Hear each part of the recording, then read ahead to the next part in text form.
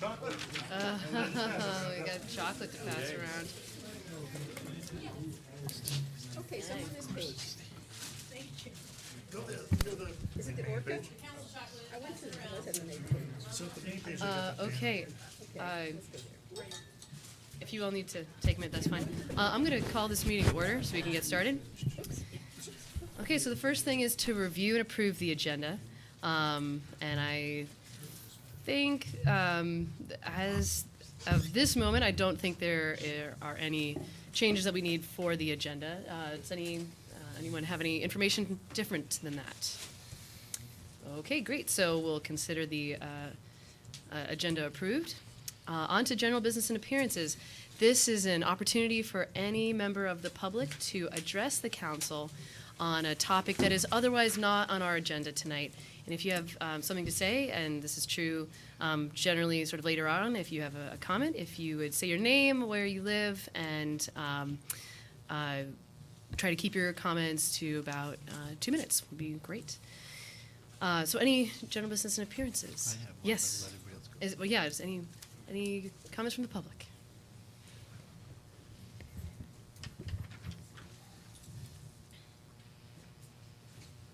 Welcome. Good evening. Laura Rose, Prospect Street. Can you speak into the microphone? Certainly. Laura Rose, Prospect Street.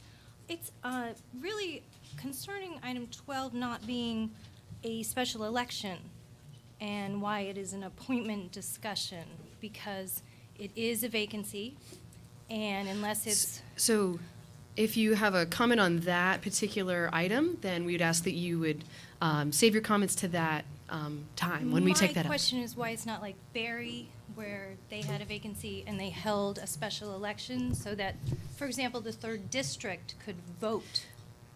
It's the way our charter is written. Barry's charter is different. Barry's charter calls for a caucus of the district. Ours calls for appointment until, so there will be a 1-year election in March. There'll be, so the rest of the term will be filled in March by a special election. This appointment is only from now till March. And I'm just going to caution, making a lot of executive decisions in private chambers in the meantime, because I don't feel that there's proper representation and that there could be potentially a hostile work environment for council members that don't agree. So just the whole trend here is concerning, and that's my comment. Okay, thank you. Any other comments or statements from the public on items that are not on our agenda? Oh, yes. Oh, sorry. Yes, go ahead. So we have an announcement, really more than a comment. We just started a brand new program to recognize employees that sort of go above and beyond, and we have there's only a small little $50 bonus that goes with it, but it's really the recognition. And this is nominated by fellow employees, and then we select. And this is the first time we've done this. We'll be doing it monthly. And our first recipient is Lieutenant Doug Jasmine from the fire department. And we had 5 nominees, which was great. So fellow employees nominated 5 different people. But Doug had done an awful lot of work. We have to buy new power stretchers for our ambulance, which the kind that lift up. And I'm sure those guys can describe them better than I can. They're going to be mandatory next year. And so Doug got ahead of the game, and he found a way to save us $34,000 on the stretchers that we're going to need to buy. So it would have been a $93,000 purchase, so he saved us 37%. So as I said, we had great nominations, but that was our team's choice of Doug. So we'd like to recognize Lieutenant Doug Jasmine as our Above and Beyond Employee Recognition winner, first one. And thank you for your work. And he is a above and beyond kind of guy all the time anyway, but this was this particular, I don't know if the chief or Doug wants to say anything. Maybe describe what it is you actually bought better than I did. Yeah, well, no, I'll let Doug describe that. But what I will like to say is Doug's one of our lieutenants, and along with his normal duties of going out on the ambulance and fire, he's an operations officer. So in that role, he takes care of ordering all our supplies. He does our building maintenance, our vehicle maintenance. And yes, he saved us a ton of money on these stretchers, but he does that routinely, day in and day out. repairs to vehicles that normally would have to be sent out, Doug fixes. Repairs to the building where we would have to hire an electrician or a plumber or something, Doug makes those repairs. So on the course of, he probably saves us that much every year, just on the work he does on the vehicles and around the building. So along with this, I also want to congratulate Doug for, he definitely is above and beyond employee. Yay.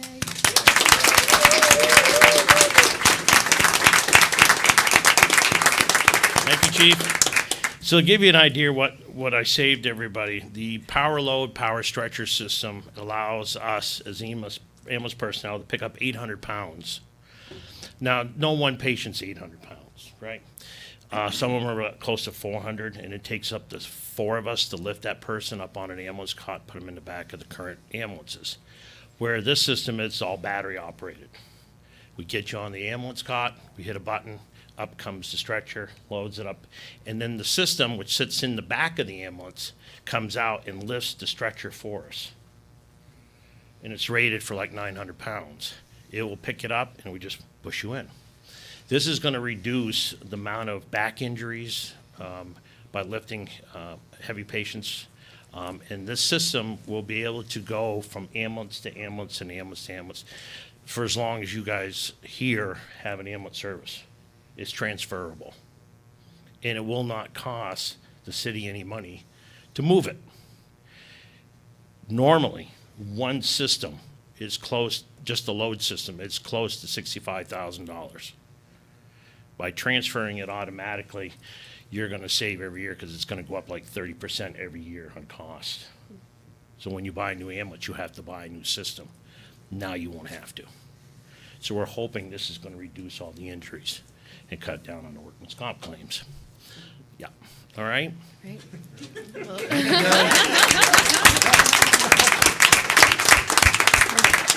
Thank you so much, Doug. And I'm so glad that we have this program in the city now. I think this is a great start. Thank you. Well, Congratulations. I'd like to give a tip of the cap to Cameron Niedermeyer, our new assistant manager, who thought this up and championed it. So, Great. good for him. All right, any further items for discussion for general business and appearances? Okay. All right, so moving on, we have the consideration of the consent agenda. Is there a motion? Move the consent agenda.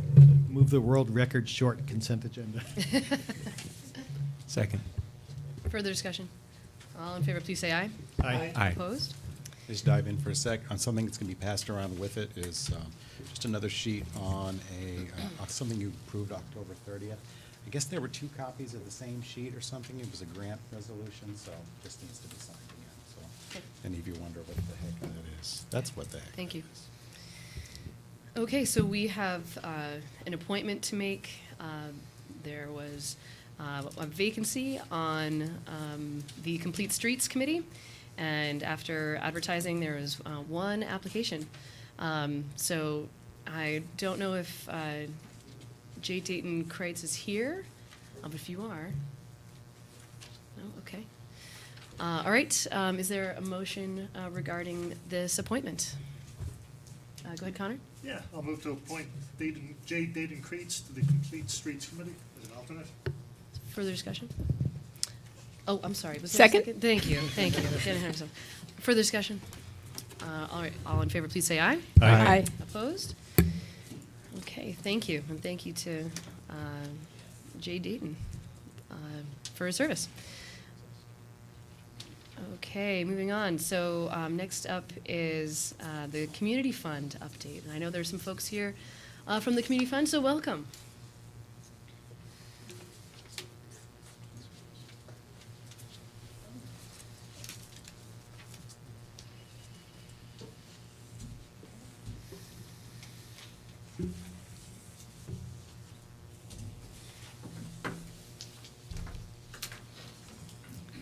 Hello.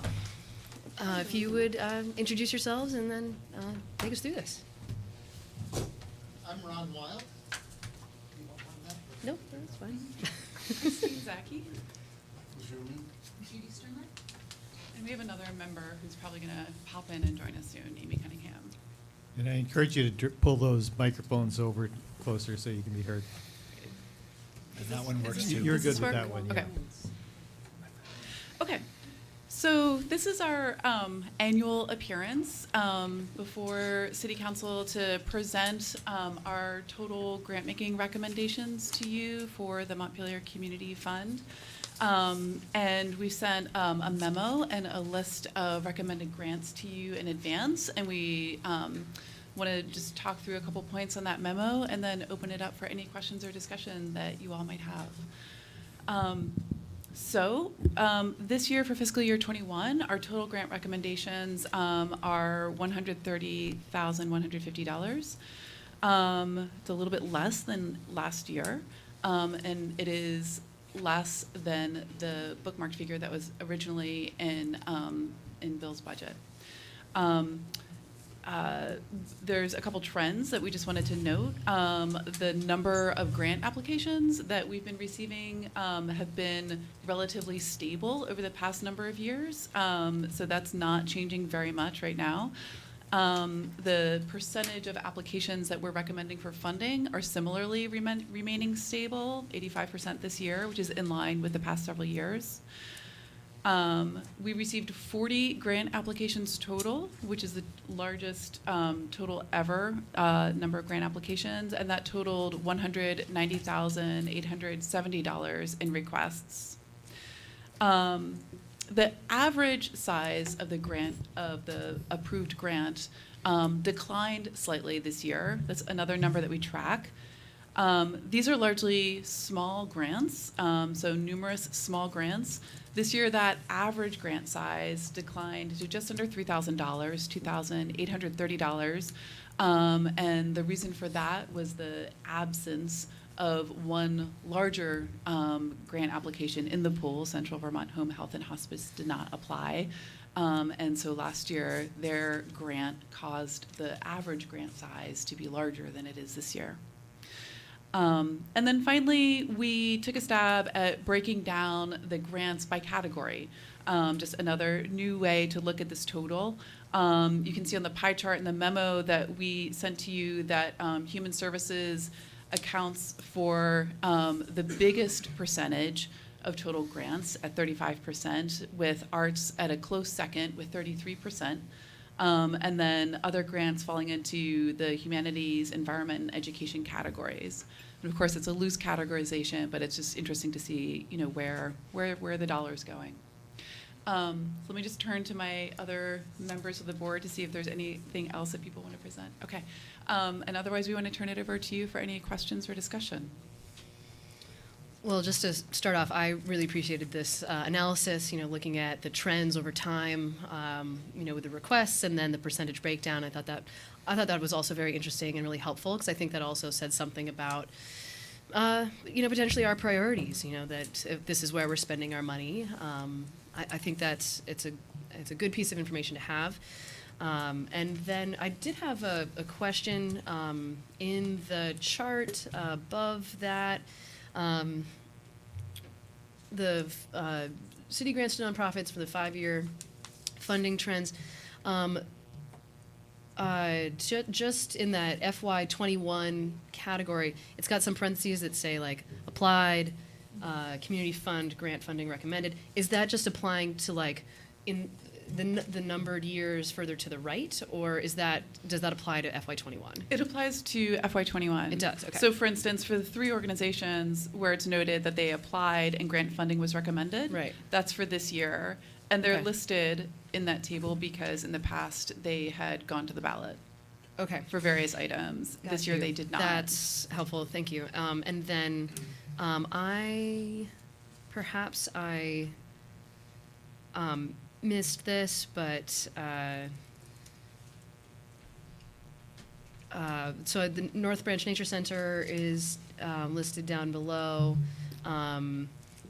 The People's Health and Wellness is listed down below. I didn't Yeah. see Good Samaritan Haven listed down below, but maybe I'm missing it somehow. Let's see. Look at our list. Oh, they didn't apply. Oh, I'm Okay. sorry. My memo is wrong. And I guess that's also just, I'm making a mental note of that too, because of our larger conversation about the homelessness, budgeting and task force and. Yeah, so- I'm sorry. No, that's okay. That is incorrect. No worries, all good.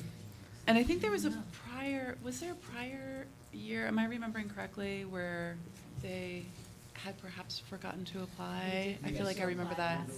Last year, and we Okay. thought that maybe they would go up to the ballot. Oh, okay.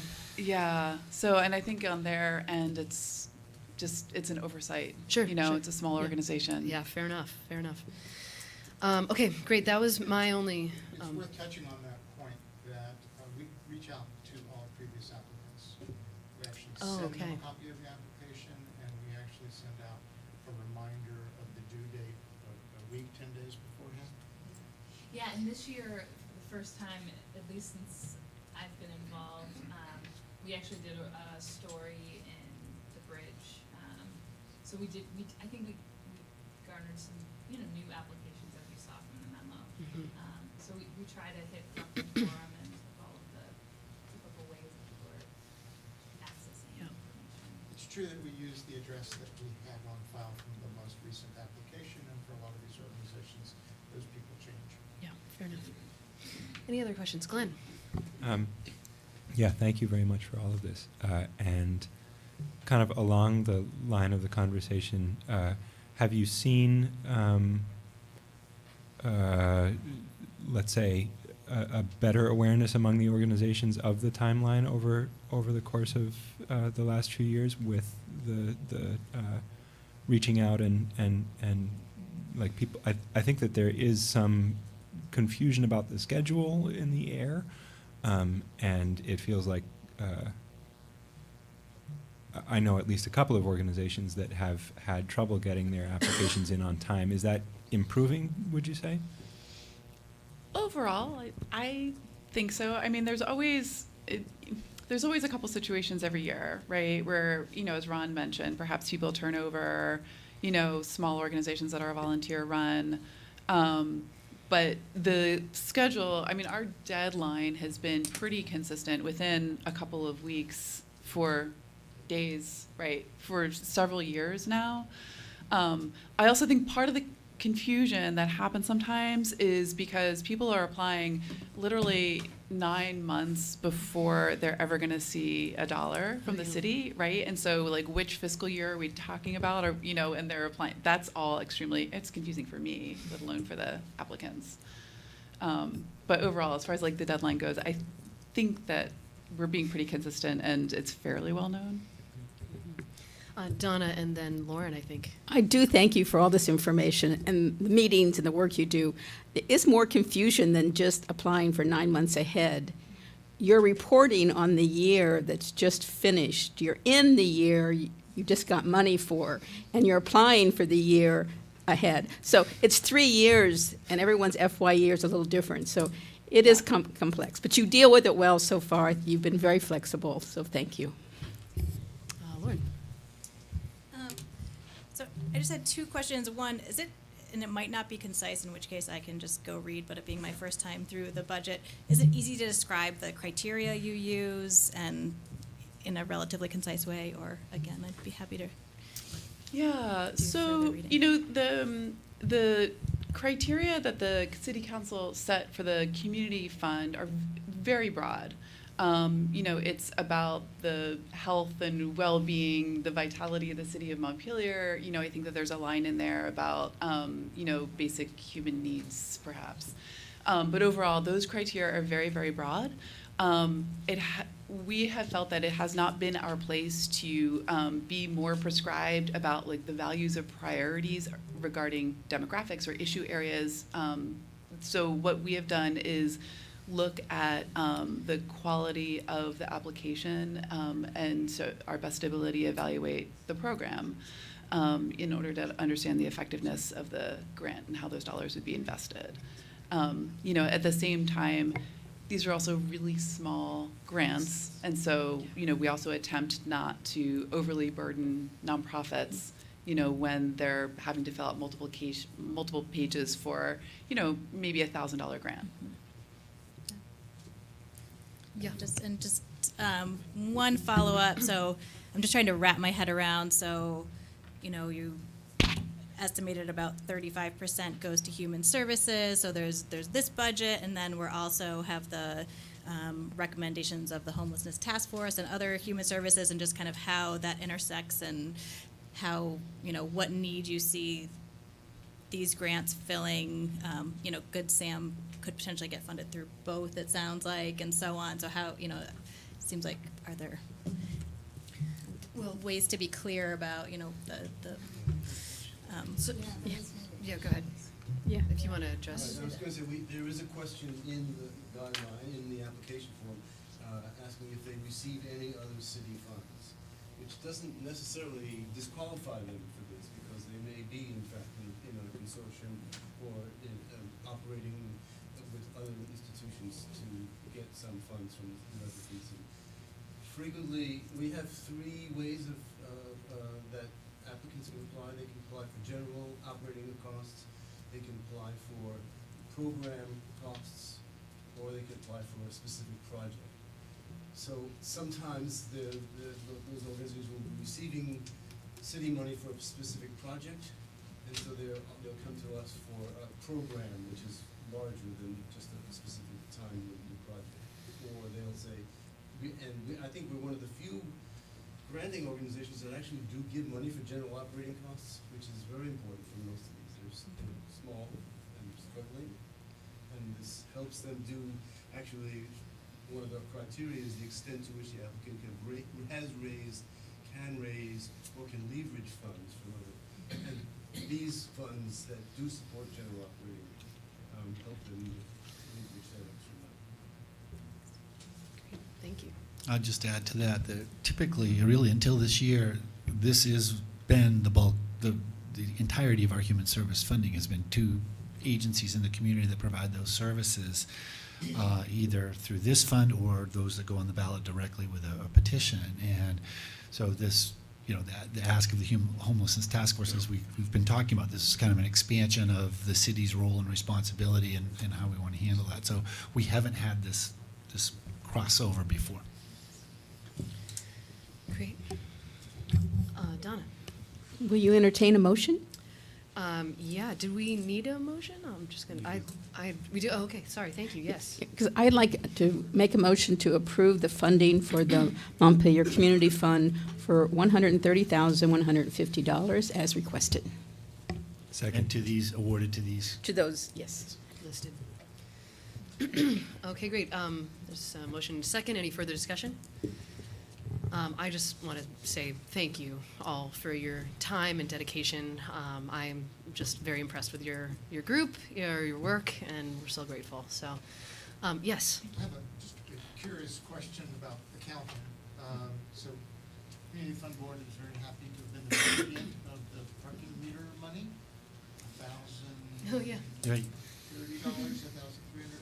I'm just curious how you do the math on that. Well, of course, that's also brand new, and I'm glad you mentioned it. I forgot. I have not been in the office all day, so I would have had a note on that.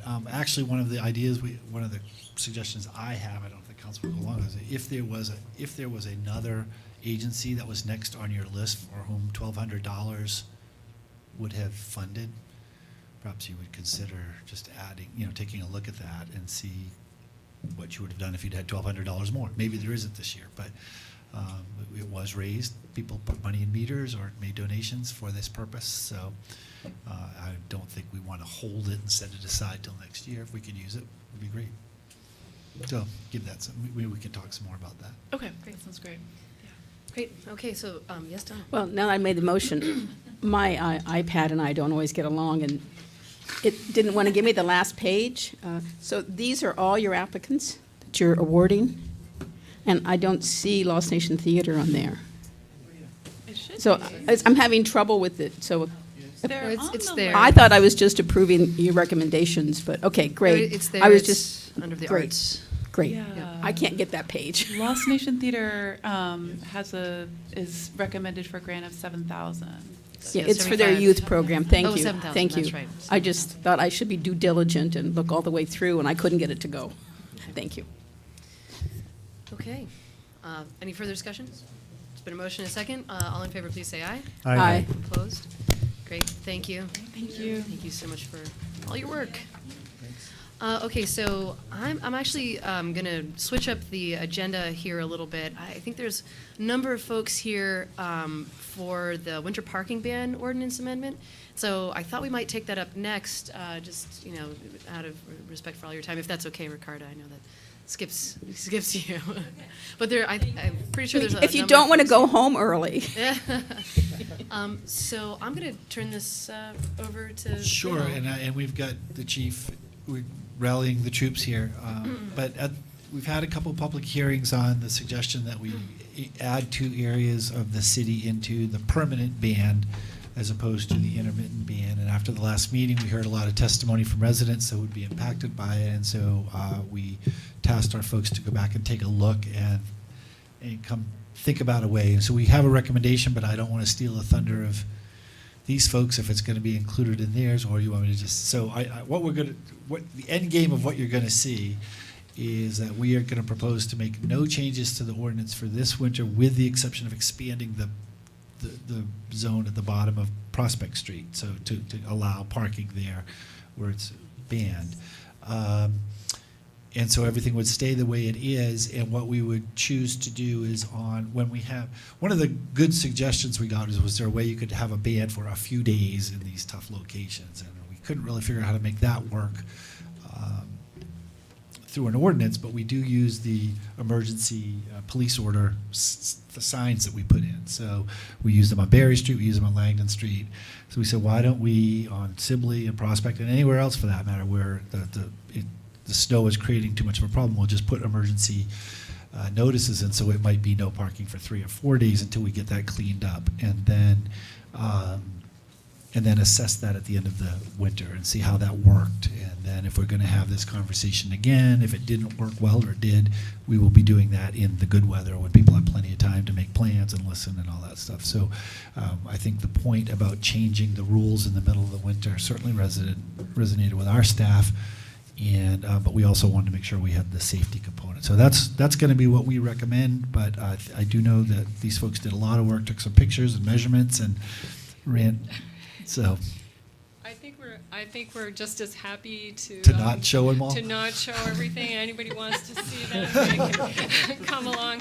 I will say I do want to shout out to our Public Works streets crew, because immediately after the last conversation, they started reverse plowing, going down or up and turning around, coming down, changing the blade so that it pushed the snow away from the area that typically got very overwrought with snow and shortened the width so that emergency vehicles were having a hard time. So that it should be a case where over a longer period of time, we're able to keep that snow at bay. And then the incidence of just putting out, notices for 1, 2, or 3 days, depending on the snow fall, will be fewer than they would have been otherwise. So, and that was really, I think that's really the result of some changes that have been made prior to my getting here in how we operate and interact with the crew down at the garage. So that was really helpful in our ability to sort of agree to this approach. Great. Yeah, we met with Dan Perry, he's a supervisor, one of the plow supervisors today, and he thought that was a real workable solution on Prospect Street. Unless we get these 12, 14, 15-inch snowstorms, then it's not going to be possible. So then we would have to put out those temporary until they had an opportunity to get up there and clean that area out, which could take a couple days. But and the same on Sibley Avenue. Yeah, there could be a possibility where we would have to put out some temporary no parking until the crews can get up and clean it up. But otherwise, I think it's a workable solution. That's great. Jack. Just as parliamentarian, I was going to suggest we Open a public hearing? open the public. Okay, thank you. That's a good call. Yay, Jack. I'm going to officially open the public hearing. Thank you. And having said that, is there anything further from you both at this point? Okay. Great. So I know there are a number of folks here who are probably interested in this topic. Any comments from you all on this proposal? Or really, non-proposal, I suppose. Yes. I'm Heather Corey. I live on Sibley Ave, and I was just wondering, how would it be paper notices on the cars, or would we get like an alert on our phones? What we do now on Barry and Langdon and others is actually we put the signs right in the snowbanks. Those, you've probably seen them, the emergency no parking signs. Yeah. And they'd be posted right there on the street, right in front of you. Are they like sandwich boards? No, they're posts. They Oh, go they're right. posts. Oh, they're they on- go- they oh, just I've post. seen those. They just get They're just, posted like, on right into sticks. the Yeah, in sticks yeah. right into the I've seen those. snowbank, and it says emergency no parking. And then we remove them when the snow is removed. There's some in front of Main Street School right now that got put out today, because that's, yep. Gotcha. Any further comments or questions? Glenn? I just want to thank the staff for Yeah. checking through all of this, and all of the public as well for coming out and for spending so much effort commenting and writing and thinking through the possibilities. I think that was in some ways a model of group decision making, and it is not always smooth or rapid, but I feel like we're balancing needs well in this result. So I appreciate that. Thank you. Thank you all.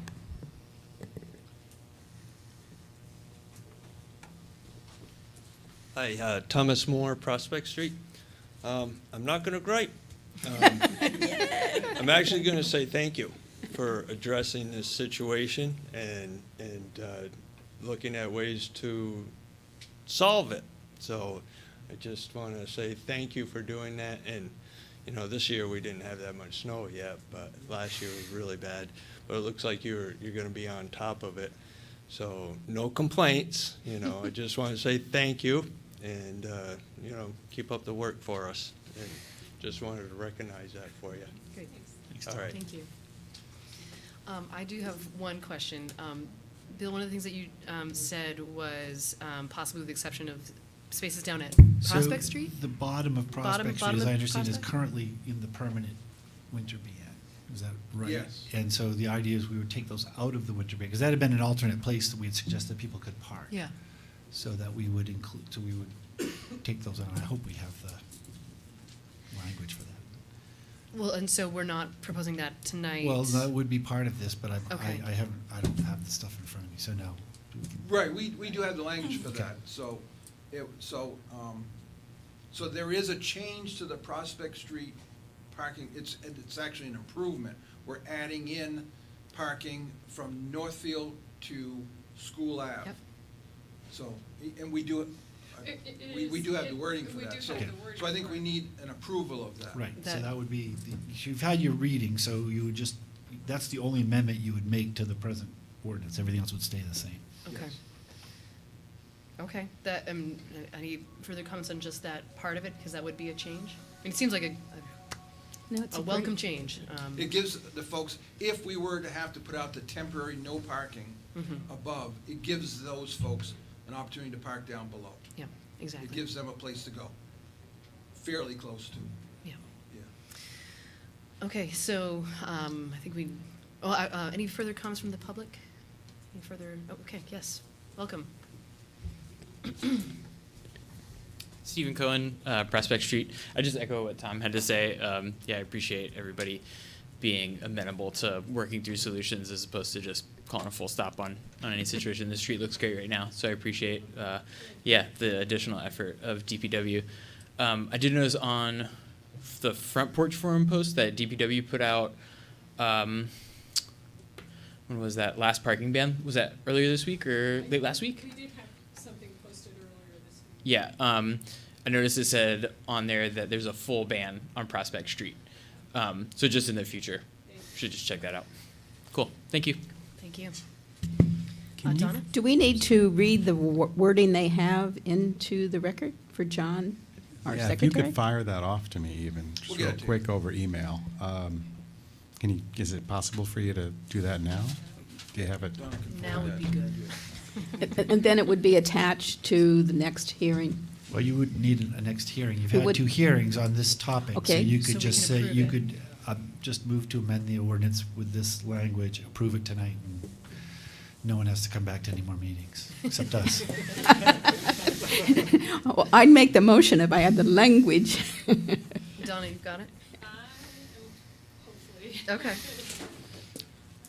Heather, Yes. Corey, I just have one more question. And if this goes forward and we use the signs to do extra days for plowing, and you said you're doing that for some streets like Barry and Maine, is that also just for nighttime, or should we expect that we would stay off the street during the day too in those areas? That's a great question. I typically, when we put those signs up, it's when it's bad enough that it has to be daytime too. Yep. But, you know, honestly, I don't think we parsed it like, oh, here we go. It just says, police order, no parking, so it is not Oh. time specific unless we have to add additional, messaging to Right. that. And the reason for that is so they can get up and get it cleaned out. During the daytime usually. During the day, they can get up, Okay. If it's banned during the day, we can clean it up faster. Yeah. I was just wondering what to look for. Yes. Okay, thank you. We And can- we'll only do that if Right. absolutely necessary. If we get up there and we find that emergency vehicles can't get through, or the plows can't get through, then we would do it. But it's mostly for cleanup, is why they do it, yeah. Donna, how you doing? Sorry, I have so many emails with prospects. Language, and I'm just trying to make sure that I have the right one here.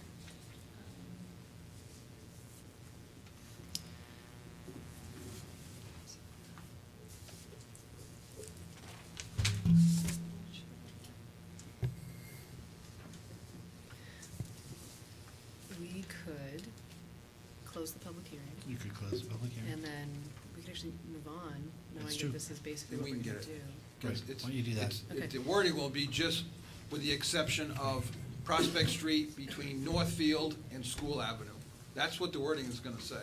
Yeah, I don't think they can vote on it without hearing formal wording, though, in the meeting. I mean, you can't vote on a concept. No, I agree. Okay, Yeah. so why don't we go back, finish it up? Right, and then- and move on to So, other yep. business. But So- is anyone here gonna not vote for this? So the people Awful. people that don't want to stay to. Do you trust us? Well, what I anticipate doing. I mean, they're welcome to stay. We're happy to have Obviously. people at our meetings. So, any further comments on this? That's it. That's it. Oh, you've got it. You're gonna Okay. get it in just one Okay. second. Great. I will read it out loud. I'm just gonna highlight it within. Well, why don't you read it out loud to us, and then they can make the Okay. motion, and we can have it. Here we go. Okay, so the proposal is to. Into the mic, please.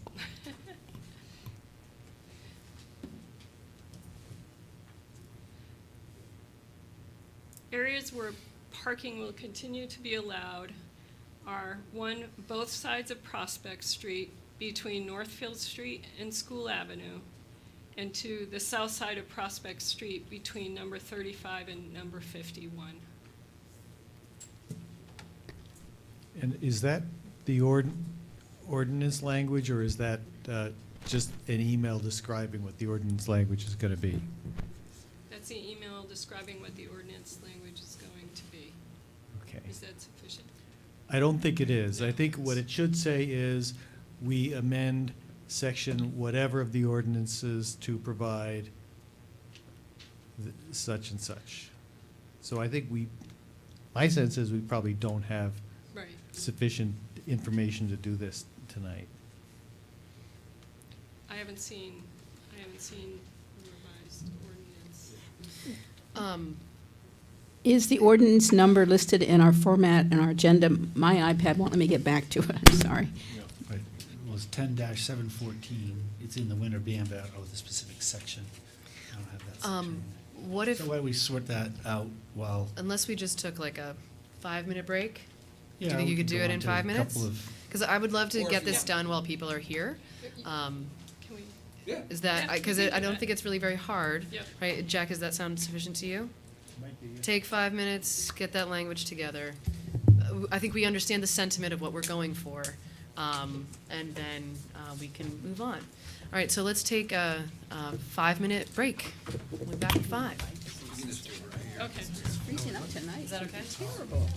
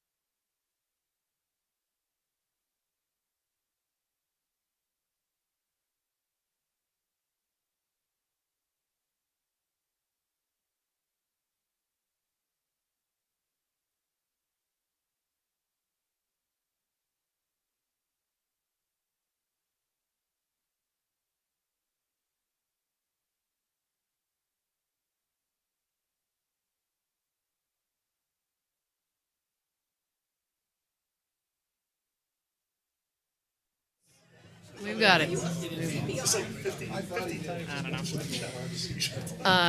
Okay, so we're going to call this meeting back to order, come back from our break. So we have the language.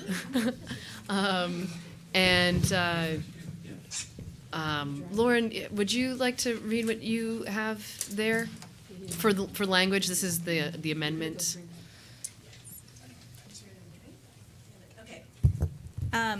So the existing language in section 10.7.14 under night parking restrictions reads Prospect Street except on the southerly side beginning at 0.200 feet, etc. So I've proposed starting that Prospect Street except between Northfield Street and School Avenue and on the southerly side beginning at 0.200 feet. So the added words are just between Northfield Street and School Avenue and the existing. Okay, is there a motion? I move we that language. adopt that language. Okay. I'll second it. Okay, before we go any further comments on this from the public? Okay, I'm going to officially close the public hearing. There's a motion and a second. Further discussion? All right, all in favor, please say aye. Aye. Opposed? All right, thank you. And thank you to the public for all of your time, and thank you, staff, for all your work on this as well. Okay. All right, so moving on. We are up to talking about Confluence Park and funding for that project. Welcome, Ricarda. Thank you. Hi, Ricarda Erickson with the Vermont River Conservancy. And I am here to request some funding in this budget that you're working on now to be allocated for the Confluence River Park. The next phase, which we are calling Phase 3. Phases 1 and 2 were funded by Vermont River Conservancy through grants that we acquired. And we are now at the point in which we could benefit from a partnership with the city with an investment in some funds for this phase as well as staff time. So the request that we would like to make is for $20,000. And this is a project that we have been discussing for quite some time and would be a city-owned project.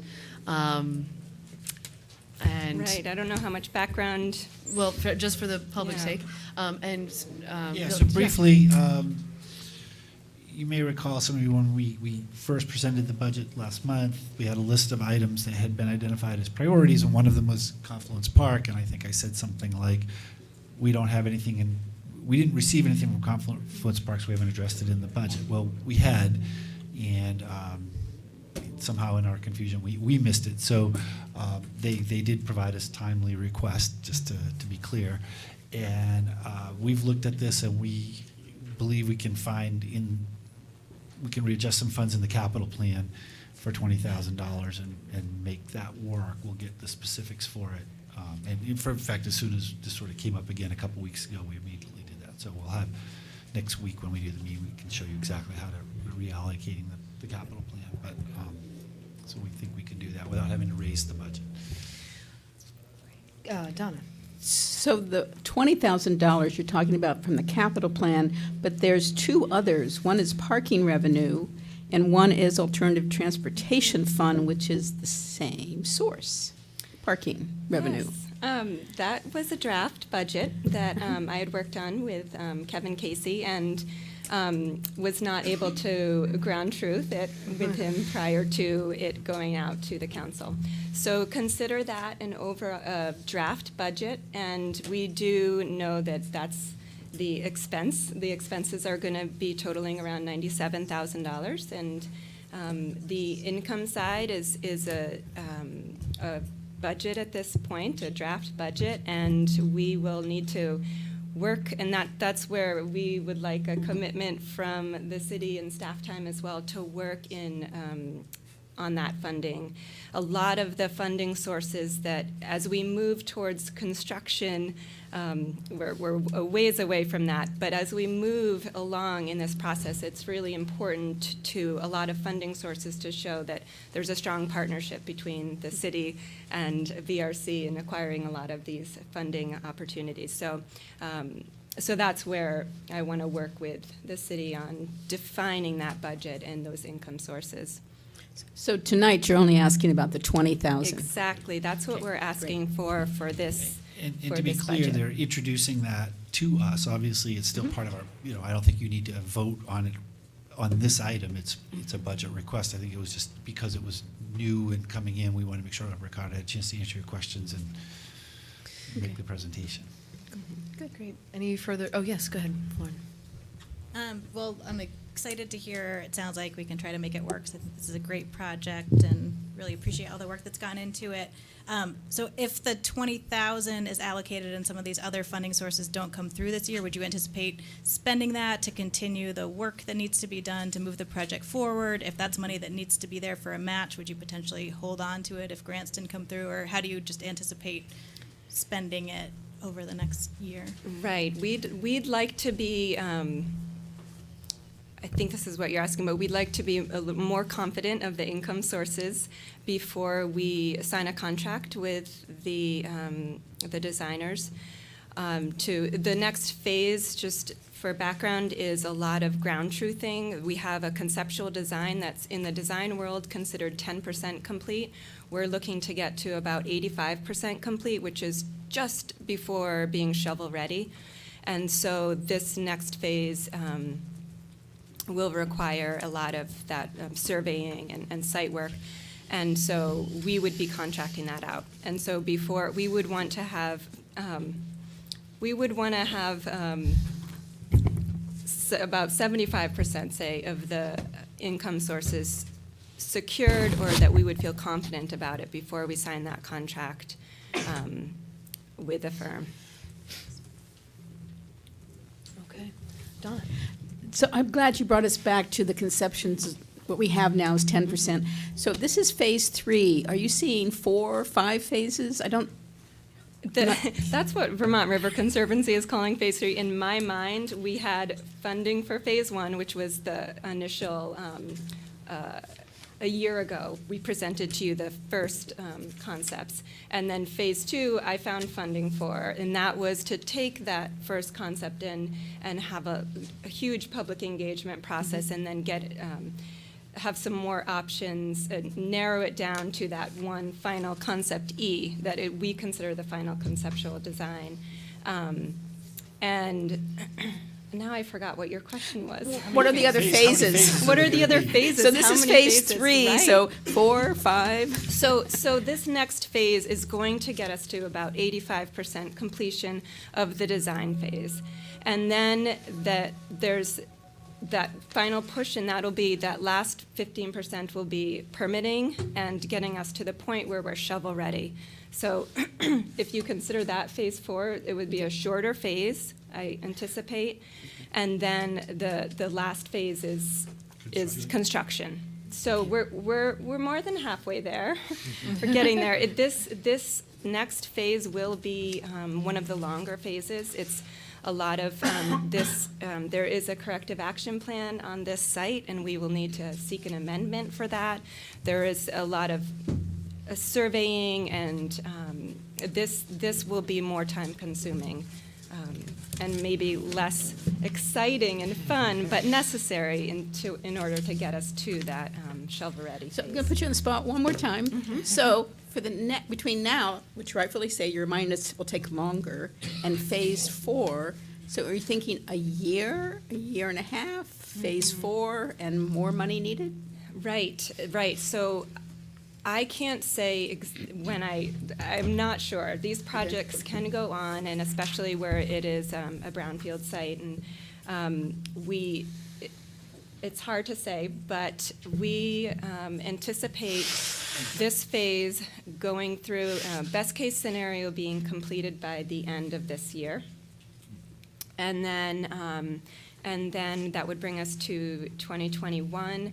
Let's say best case scenario, construction could begin in the fall of 2021. That's if hiccup-free, smooth process. And then, and that's where I'm really starting to think ahead to that phase, because that will require significant funding.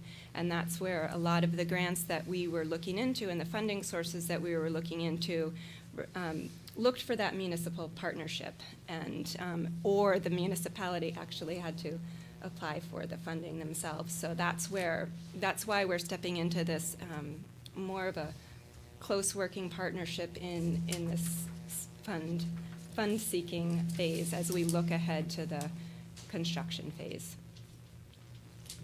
Thank you. Great. Any further questions for Ricardo? We don't need to take any action at this point. Any further questions? Great. Thank you, All right, Ricardo. thank you. Thank you.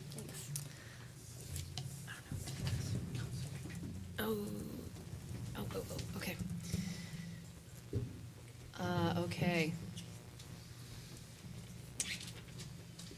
Moving on, I suspect that there may be a lot of folks here for the, sorry, Mike, maybe switching around the agenda.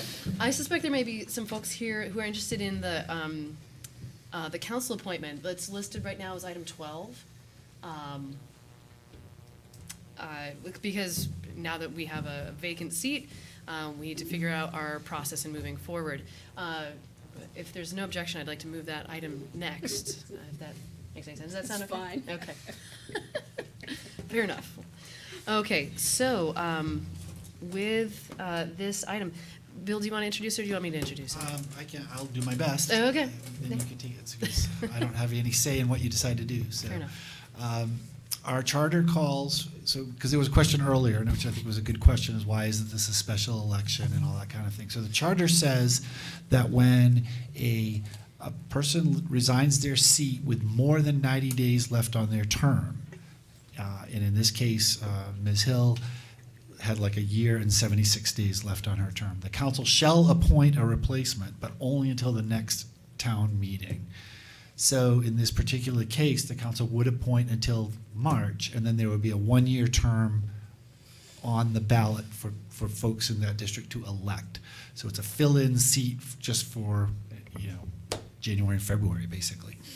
And then there would be a one-year, and because Councilmember Hutchison is not running for re-election, there will also be a two-year seat on the ballot. So in District 3, there will be two seats on the ballot. There's one for 1 year, one for 2. So the council, but the charter does not prescribe at all how the council makes that appointment. So it's really up to the council just to choose whatever process or criteria that they want in doing so. And over the years, I'm not going to go through them all, but over the years there have been several different methods used depending on the circumstances, whether it's going to be a full year or just a couple of months and those kind of things. So I think, the council is free to do as they want, and obviously I work for the city council, so I'm going to have no say in how they pick 1/7 of my boss. But they can, presumably they're going to discuss tonight how they want to go about doing it, and then set that process, and then at some subsequent meeting actually make the appointment. But I could be wrong. Maybe they're just going to appoint someone tonight. I don't know. So that's the introduction. Have at it, kids. Well, I guess I'll start, and then I'll be interested in having a discussion about this. So as we don't have any prescribed process that we have to go through, my recommendation would be that we go through a normal appointing process in which we are not appointing anyone tonight, but rather we ask a candidate to get 25 signatures, as they would potentially for the ballot, go through the regular application process as we would ask for any other person who was being appointed to a committee, like we did earlier this evening with the Complete Streets group. So filling that out as well. We could talk about having like a letter of interest. Sometimes it's useful to sort of know that maybe that's captured in the the online application, but sometimes it's nice to just have a personal statement from someone about why they're interested. And then beyond that, I mean, this is an appointment. I think another factor that's at play here is the timing of it. We could, aim to appoint someone at the next meeting, but that's a very tight turnaround. If we wait till the meeting after that, that's, I believe, the 23rd, and I think that's the last day we can vote on the budget. And then there's only 2 meetings in February before the election. So I just want to zoom out for a second to say that I will just personally say that it seems silly to me to have to appoint someone who will be in office for approximately 2 meetings. And I think that was more or less also the sentiment of those who drafted the charter. So I would love to see us take up some charter amendment language before, ideally sometime in February. I realize that's too late for us to get it on the ballot for March to be voted on, but at least it's this council who has firsthand experience with why the current charter language is problematic. So just putting that on people's radar, that we may, I will be interested in changing that language.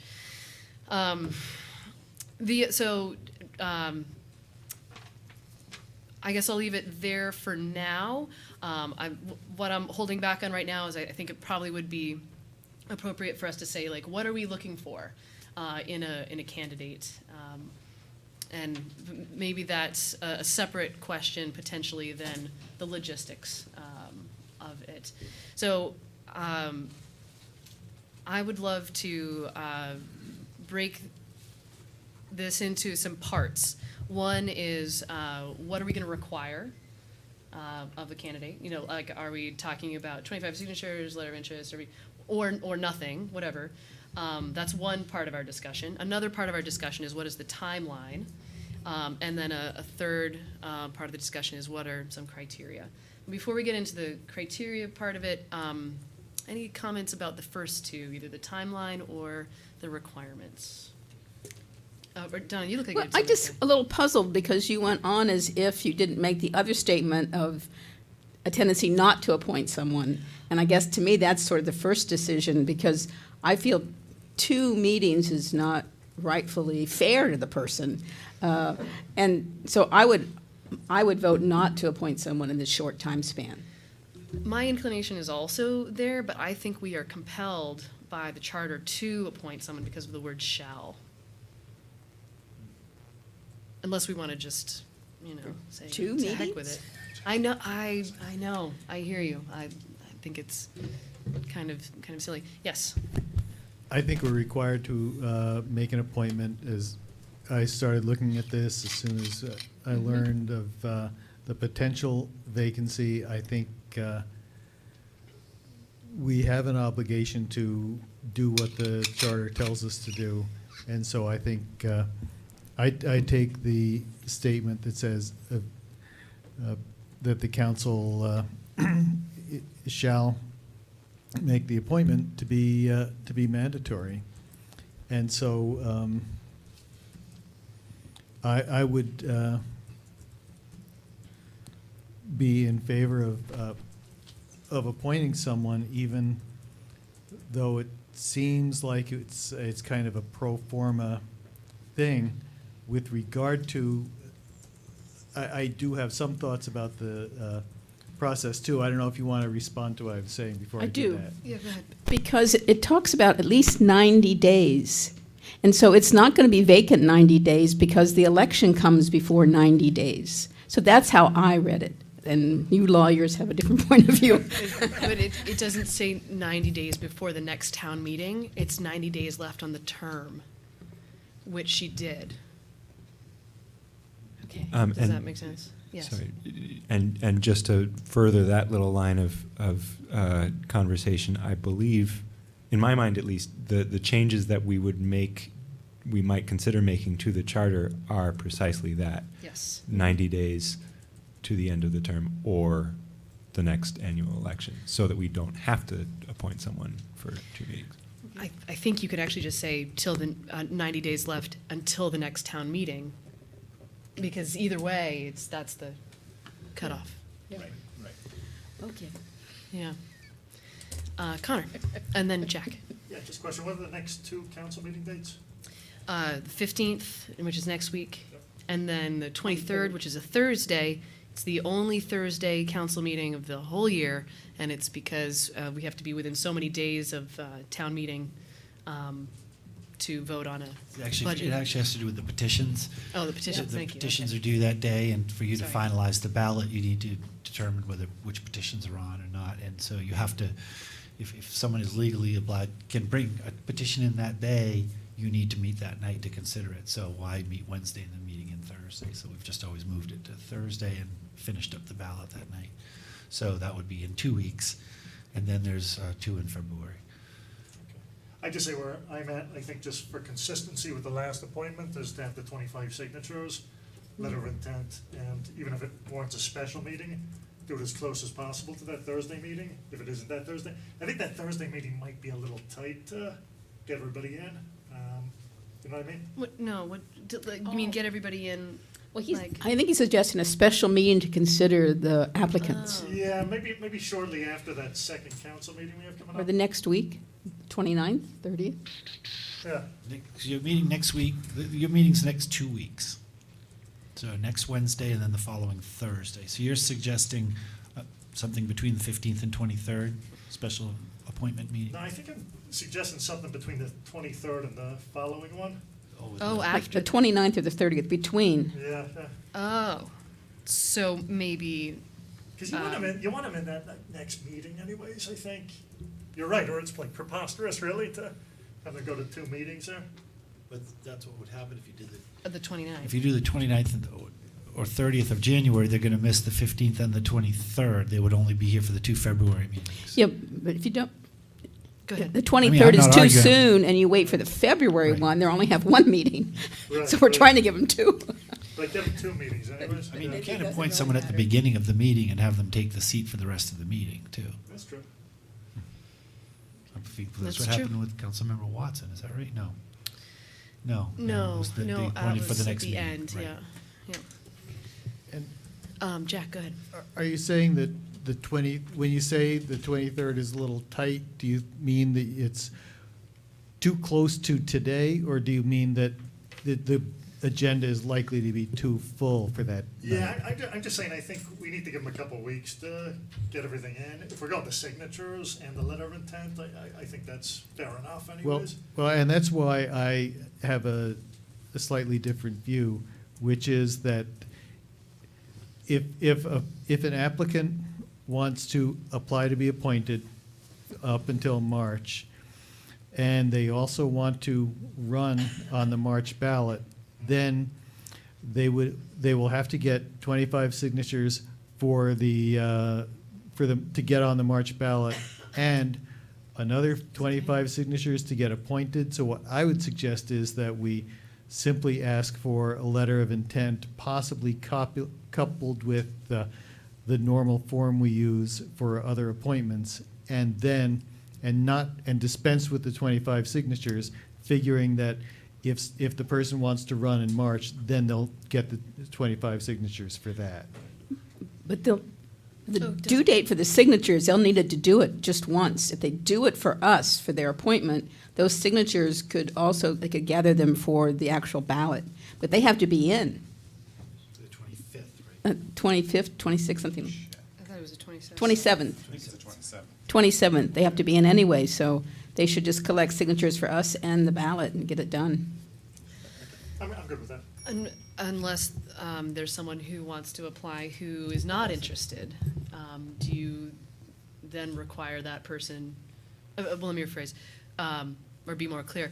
If there's somebody who's interested in this very short appointment who does not want to run in March, do we require Okay. them to get 25 signatures? Okay. Yes? That makes sense, that makes sense. Or no? I would not. I would just say letter plus a form Okay. for the short term, and then signatures for being on the ballot. Glenn? I agree with Jack more or less, that I think that since this person is likely to run and will have to collect signatures in any case by the 27th for the ballot, we needn't tack that on.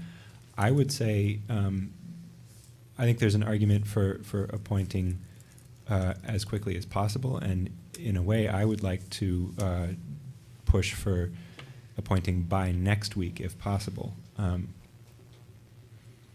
If it's just a letter of intent and the form, that seems doable. I know there are already people who are interested, so it's not like we wouldn't get anyone. And I think that it is worth having someone in as soon as possible so that they can meaningfully participate in the budget considerations potentially and everything else.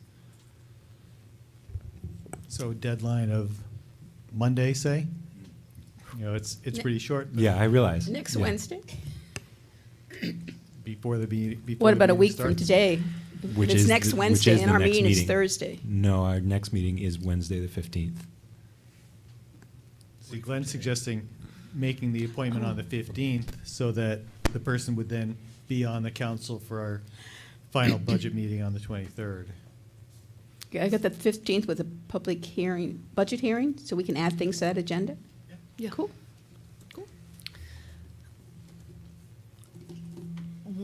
Where did we, so I would say that feels fast to me, but I'm just one person here, yes? I'm just gonna say, I think the process is under as much scrutiny with the public Yeah. in Montpelier as the actual appointment. Oh, yeah.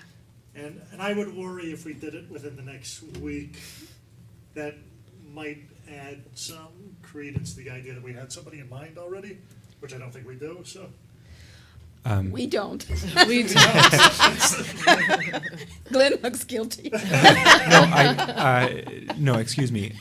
I want to, I get that, and I think that in my mind, the election coming up in March is a very reasonable counter-argument to that, that regardless, the voters are going to get to decide who gets this seat within 2 months. I realize that 2 months of incumbency could be seen as some amount of weight, but I don't know. I think I do want to balance that with trying to get someone in so that they can participate, and we have a full council with full representation of all the districts.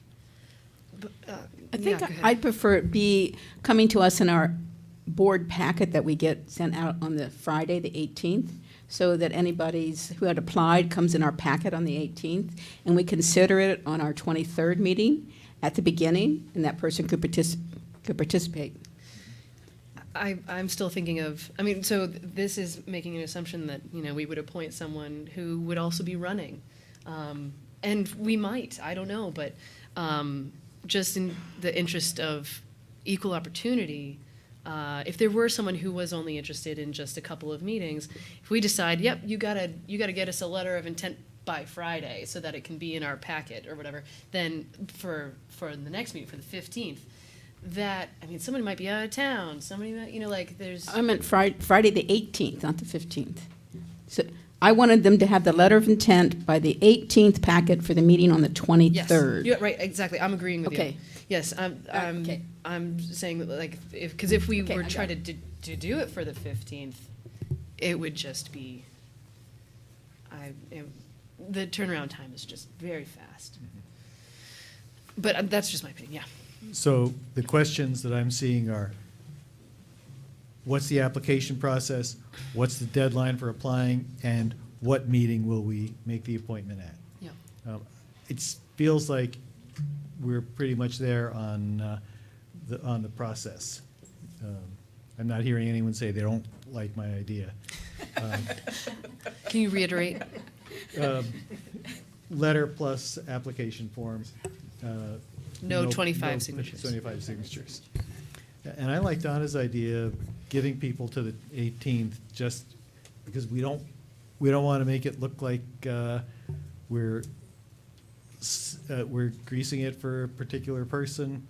We make the appointment on the 23rd.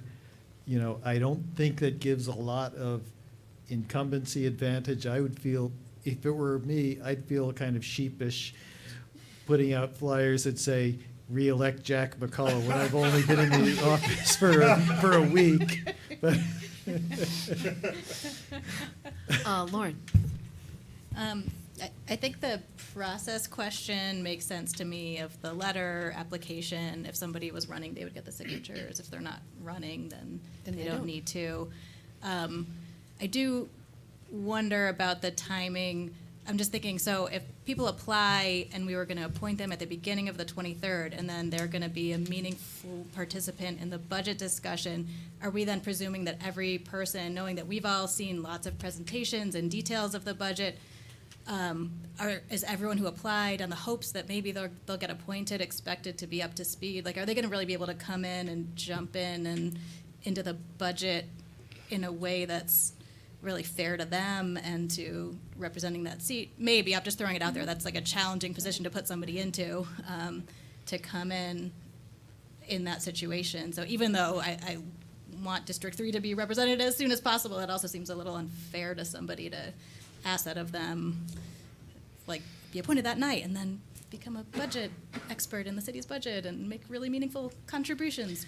Just throwing it out there. Well, to that end, I would encourage any candidate to come to our next meeting, at which we're the 15th, at which we're going to continue to talk about the budget so that they are up to date, particularly about that topic.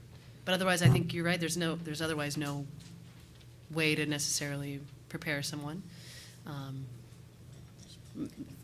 Meetings, either with council or Bill or whoever, like that can be helpful. But yeah, I mean, watching the recordings is always good fun for anyone. So yep.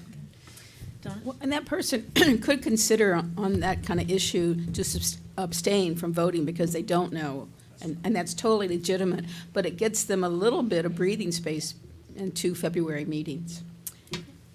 It's a little bit absurd, I know. Okay, so it does sound like we are sort of settling on a couple of things. So one being the criteria, the application process being a letter of interest, going through the regular application, filling out the application form that we have online, and then in terms of timeline, we would be appointing someone for perhaps at the beginning of the 23rd.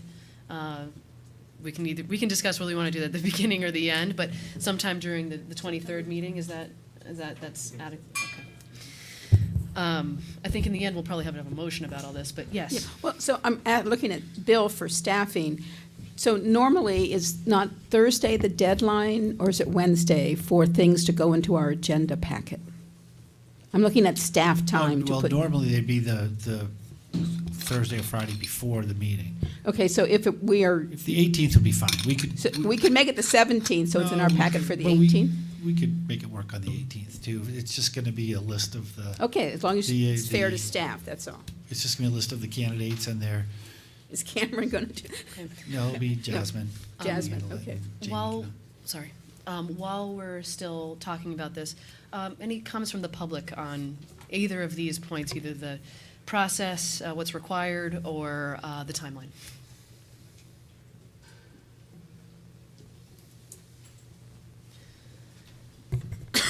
Laura Rose, just to comment on your proposed amendment, I don't think it's all right to not put somebody in.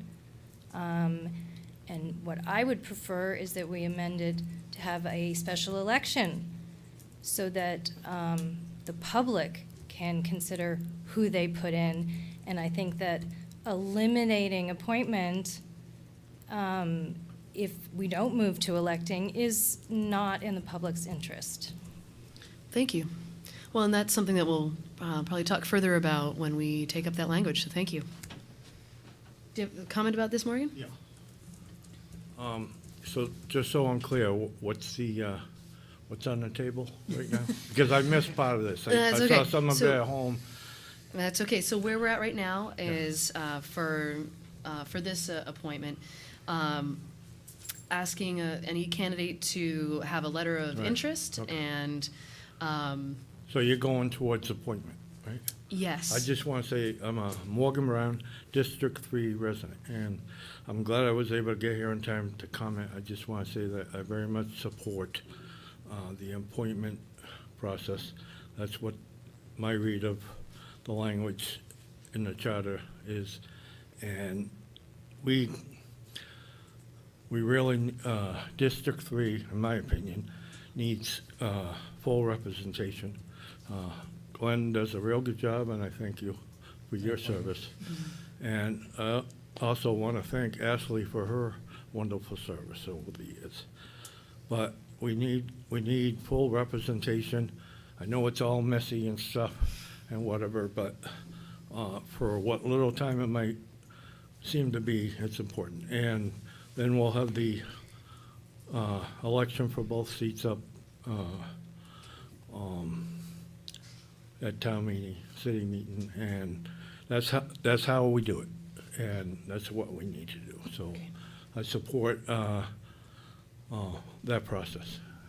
Thank you. Any further comments? Okay. Yes, Jack. I have a motion. Great. That we appoint the council member to fill the time between now and town meeting day by the following process. We require all applicants to send a letter of interest and the city's board application form to the city offices by Friday, January 18th. We would take up that the applications and make our appointment at the meeting scheduled for the 23rd. We would invite the applicants to address the council and most likely go into executive session to consider and make the appointment. I have one change to make before there's a second. I think the Friday in January is the 17th, not the 18th. Okay. Thank you. Right, it was my mistake. Second. Okay, great. Yes. This is not, probably, well, why don't you vote on the motion? Any further discussion on this so far? Okay. All right, all in favor, please say aye. Aye. Aye. Opposed? Okay, great. Yes. My only suggestion was going to be, depending on how many people we get applying, we might want to think about starting that meeting at 6. If we're going to do this at the beginning of the meeting. If it's only 1 or 2 people, probably not that big. But if we're assuming everyone's going to have speeches, sometimes people have supporters that speak for them. It's the last night to do the budget, so just unless That's we a want good to be here till point. midnight. When do we have to make that decision? Next? We could wait and see. We could talk about it next week, but we won't know till the 17th how many applicants we actually have. But maybe we could set a number if it's above a certain amount or something like that. Glenn. They both have beards. This isn't quite directly related, but while we're talking about the vacancies and the upcoming election and so on, I want to clarify a question in my own mind about the 1-year term and the 2-year term. For candidates running for the open seats in District 3, are they required to choose before they get on the ballot whether they are running for the 1-year term or the 2-year term? Is that how it works? You can run for one or the That's other? yes, but the authority is the clerk. Okay. Yes, they have to pick one or the other. Okay, thank you. Okay. And Question. Connor, then Jack, yeah. Could a candidate run for both? Yeah, they have to give me 2 petitions. Right, okay. But sure. That would create another problem if they won both. They like to stretch out. Be another appointment. Yeah, right. Jack, did you have something? same question. Okay, okay. All right, so There is one other aspect of this too that I think is probably worth discussing. I just want to say publicly, like, what I am interested in terms of the appointment. So much of what I think makes a good city councilor is someone who is willing to do the work, who is going to read the material and be prepared. Someone who's going to be willing to make the time commitment, not just to being here, but there are other committees that we do attend. I suppose if there's like, basically if you're on for the month of February, then that's a little more limited, but that's really important. And having some interest in the topics we're discussing, obviously very important, and bringing expertise, I think that helps. And then I will say, I just want to say out loud that I am interested in a person who is not running. Well, let me rephrase. I would have some preference for someone who was not running in March, just so as to not tip the scales. However, that's not the only factor. That's one of part of multiple factors that obviously we'd have to. I for my own part, I would have to consider. But that's just. But I do have a preference for a short term until March candidate. But that's just me. Any other thoughts that you all have on what you look for would look for in someone that you were appointing, or anything in that regard? If not, that's fine. Go ahead. Oddly enough, I haven't really thought about that specific question. I think because in a way, what I would look for is someone who fulfills the basic requirements of living in the district, and then after that, I feel like it's sort of case by case, and also it feels like it's really dependent for me on the circumstances. Who's on council now? What balance do we need? It's all sort of in my own mind, my own decision making process. This is all pretty vague and wishy washy. So. If they're a member of the district, resident of the district, that's about it. I did forget one attribute, and that is someone who disagrees well. Being able to disagree well with people, I think, is really helpful. Anyway. Well, Yes. just to balance your bias, Sure.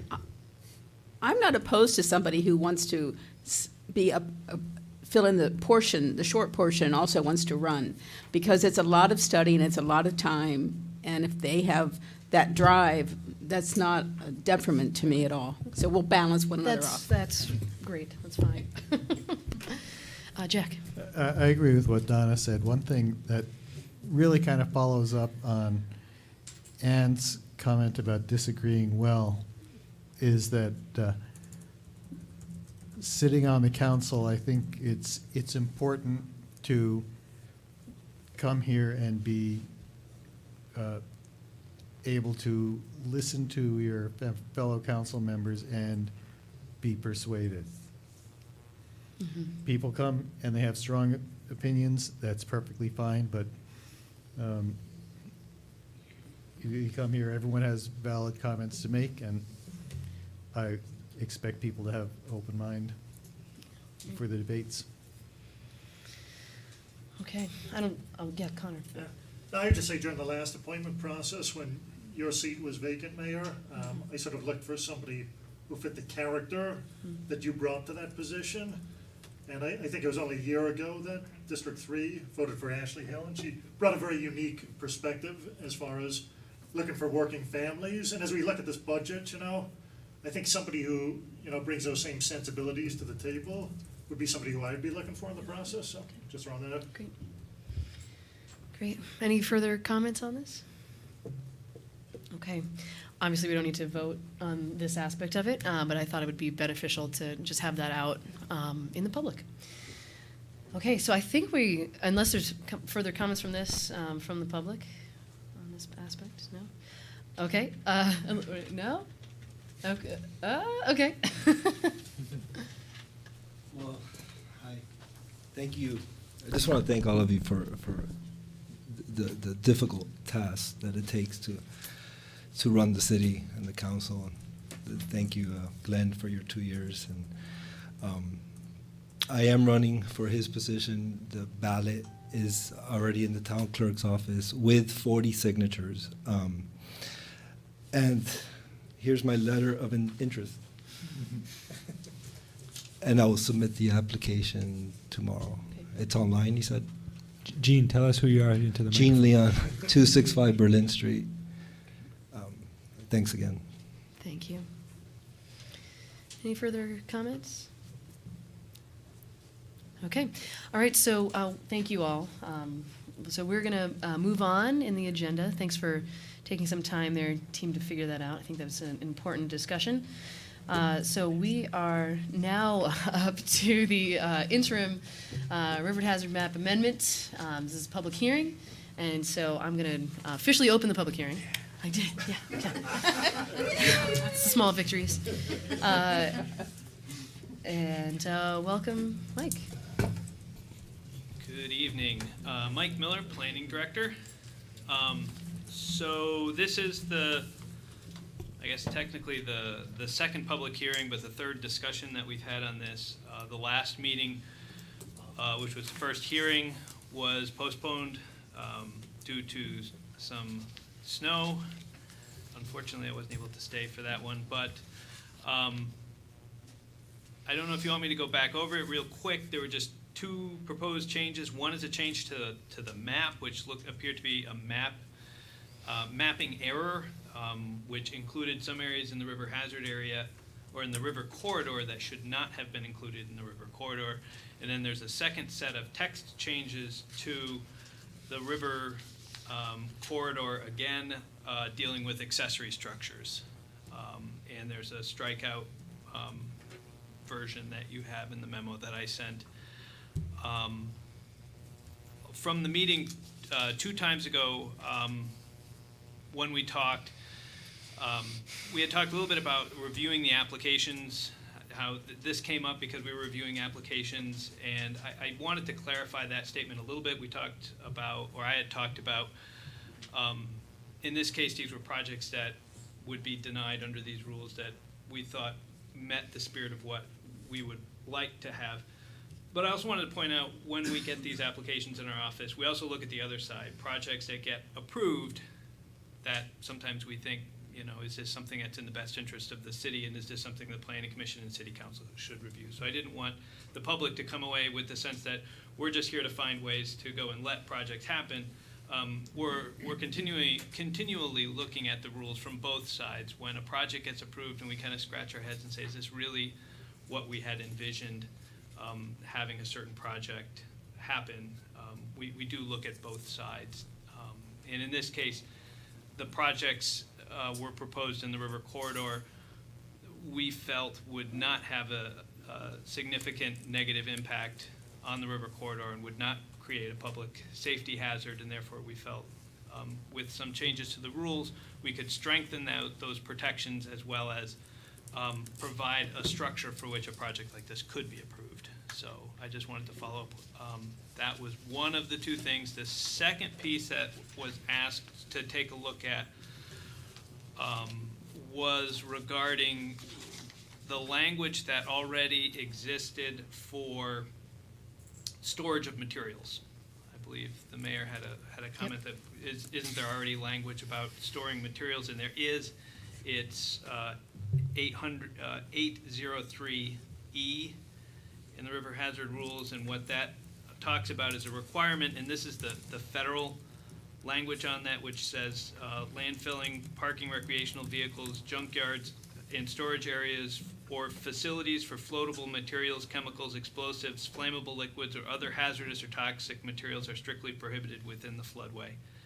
So certainly, when we were talking about this, wanting to restrict the storage of hazardous materials within the river corridor, we certainly could replicate that type of language, which is already takes place and is required in a portion we could extend that to also include the river corridor. So those were the two pieces that I just wanted to go and mention. Sorry, can you just say that last bit again, that it's not included in this, but we could include that language? Yeah, you Or, had. like, it's just yeah, a we- reference. Yeah, we had talked about allowing the construction of a structure in the river corridor, and the concern was, what if they, we had talked about the structure is of low value and used for storage of low value contents. And the Mhm. concern on council was that It it would doesn't be address it could be low content. value hazardous Right. materials, and maybe we should also have that reflected in there. And I thought that it already was in the flood hazard rule somewhere, and it was. And I found it to be able to point out that there are rules that we could simply reference or to replicate and repeat in that provision as well, if you'd like that amended to reflect that. Lauren? Thank you for looking into that. To nobody's surprise, would really encourage us to do that. It's great that there's language we can just mirror and make sure that we're not approving things that become a risk to public health later on. So I think however we can reference it or add that language and just, make it consistent with what we're doing in other parts of the floodway seems great to me. This is a second public hearing, right? It is, Yes. right? Yeah, so, Postpone the first one. so we could be theoretically like voting on this tonight, right? And so, is it, just thinking back to the previous conversation that we just had about like, oh, we need specific language, to that end, yes, go ahead. Are we positive, because we had postponed the last public hearing? I mean, it just says public hearing on our agenda, it doesn't say second So public we'd hearing. had the first one. I thought that was not yet a public hearing, but I might be. Oh, maybe. We're only, We only need because one. these are interim rules, we were only actually required to have Okay. one public hearing. Gotcha. Okay.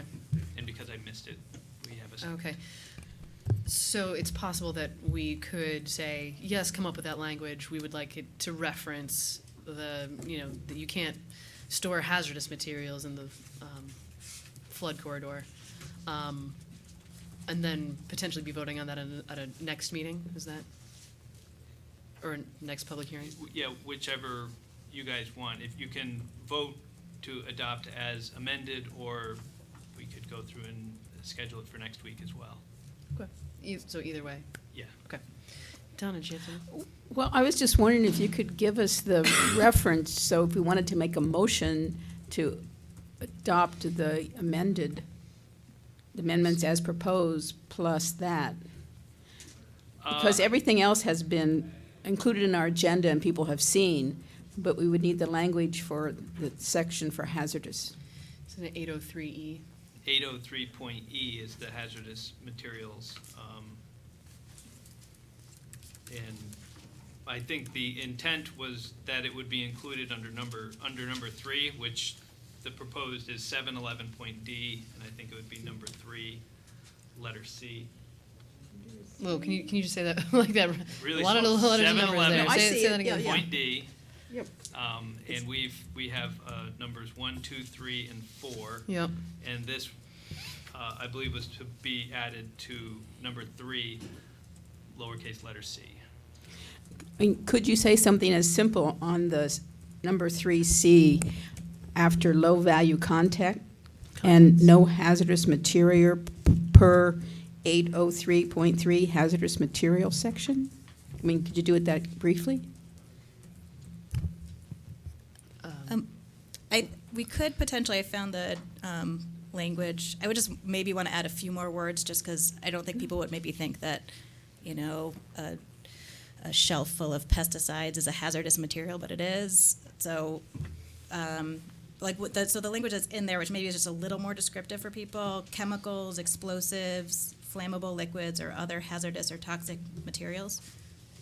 Which I is can the email language that around, from? which is the language You want mirrored to include that- the language, that not Mike the reference. referenced. Got it. So it's just a few more of the words from that, but Go it for leaves it. out landfilling and parking recreational vehicles, which So you're- probably don't either, but You're that's not proposing gonna- to add in words starting with, starting with the word chemicals, so Yeah, the thing the before that low- is used per floatable contents, materials. Low which I don't know what values that is. and does not Yeah. involve chemicals, explosives, flammable liquids, or other hazardous or toxic materials, period. Well, semicolon and. Semicolon, and, Yeah. yes. Semicolon is very important.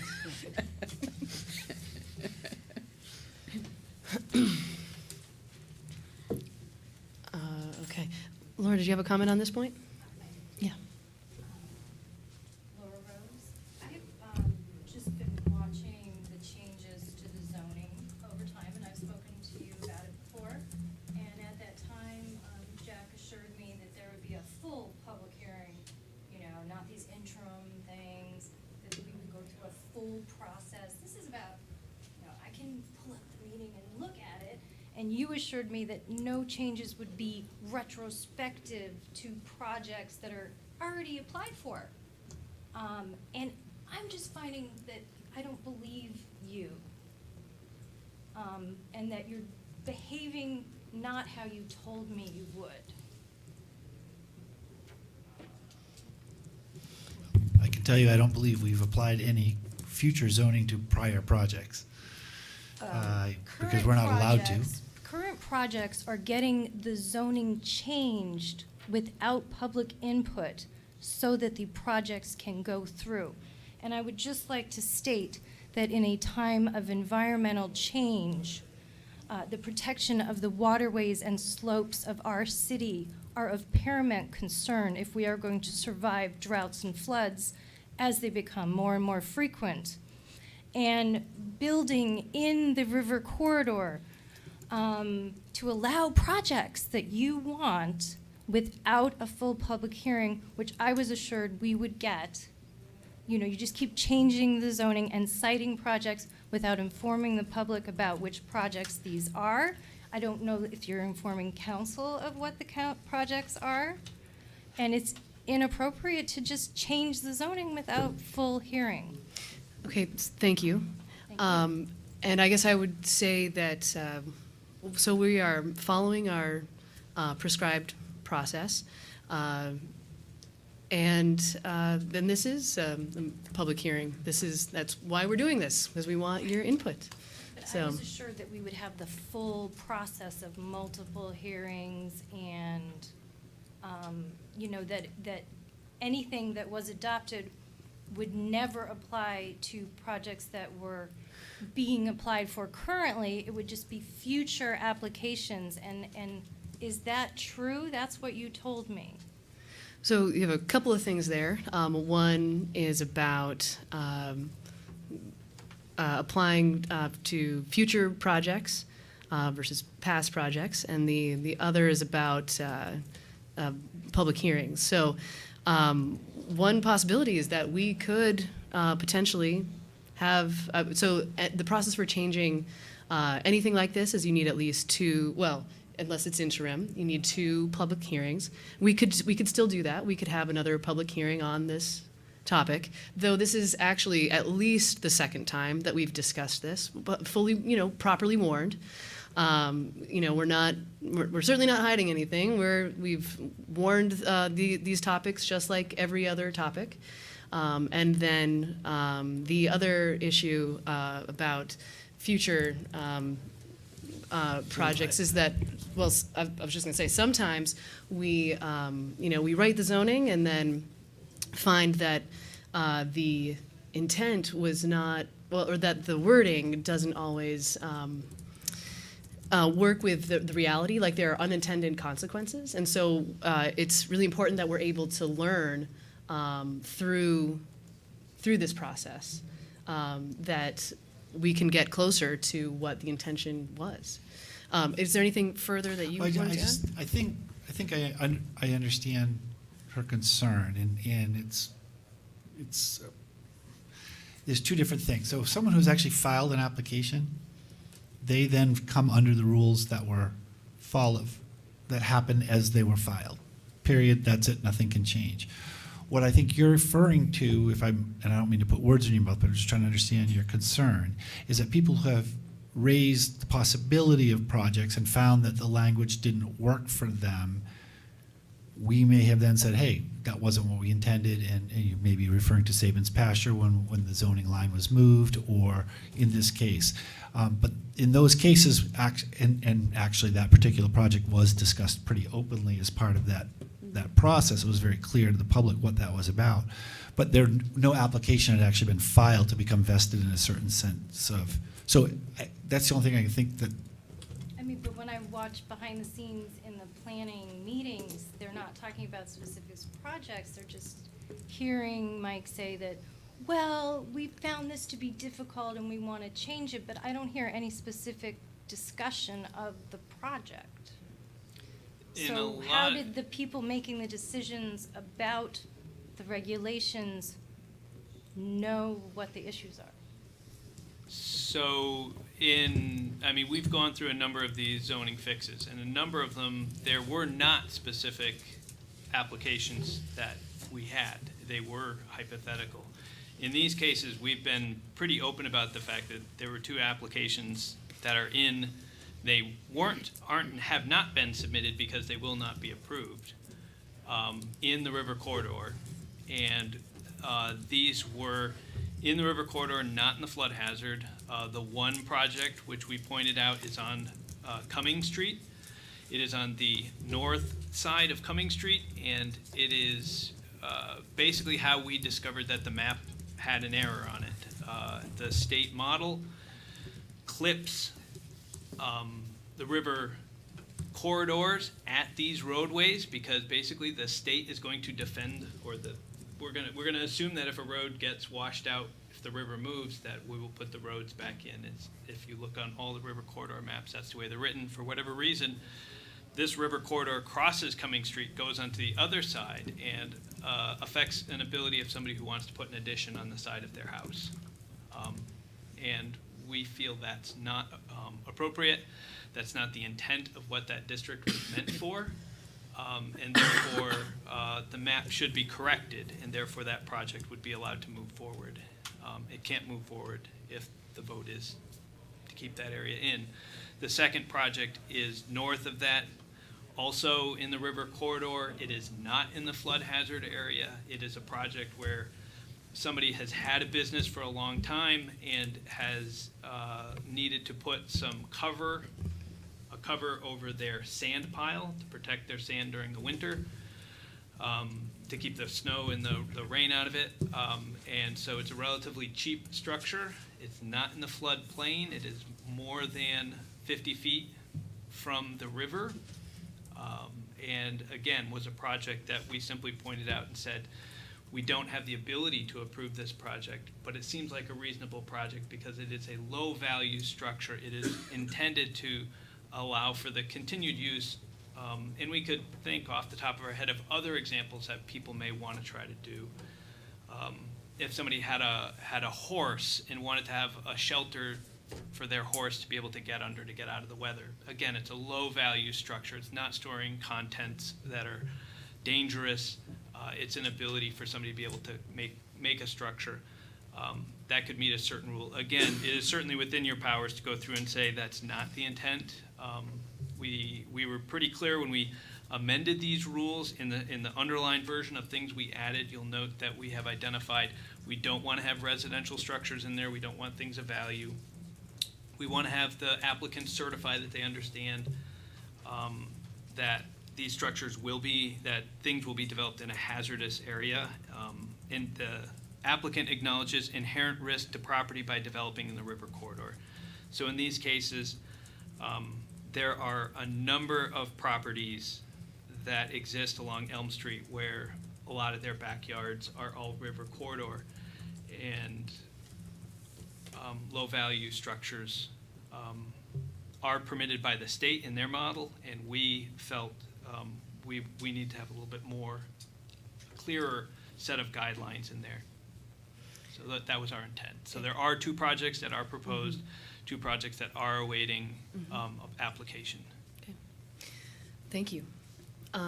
Any further comments from council or the public? Before you go again, Laura, is there anyone who hasn't spoken on this topic who would like to? No? Okay. Anything from council, since we haven't? Yes, go ahead, Jack, and then Lauren. I just want to observe that I personally, and probably other members of the council, but just speaking for myself, rely very much on the professionalism and integrity of the employees of the city, including the zoning and planning director, the zoning administrator, and other professionals who are involved in evaluating the needs of the city and the implications of changes that are being considered.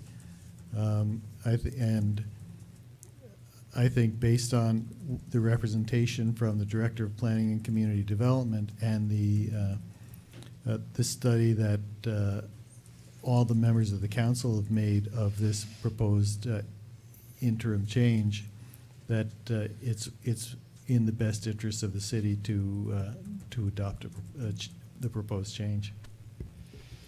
Lauren. I just wanted to echo from last time. I remain concerned about with climate change, increasing flooding. I think encouraging any development in our river corridors is short-sighted. So, I mean, I'm going to continue to generally oppose this. I do hope that the hazardous language, which I did email everyone, a proposal that just excerpts exactly what's from the floodway language that Mike had provided to us. So at least if we are developing, we're not creating an undue risk by storing hazardous material. So if that didn't come through, let me know.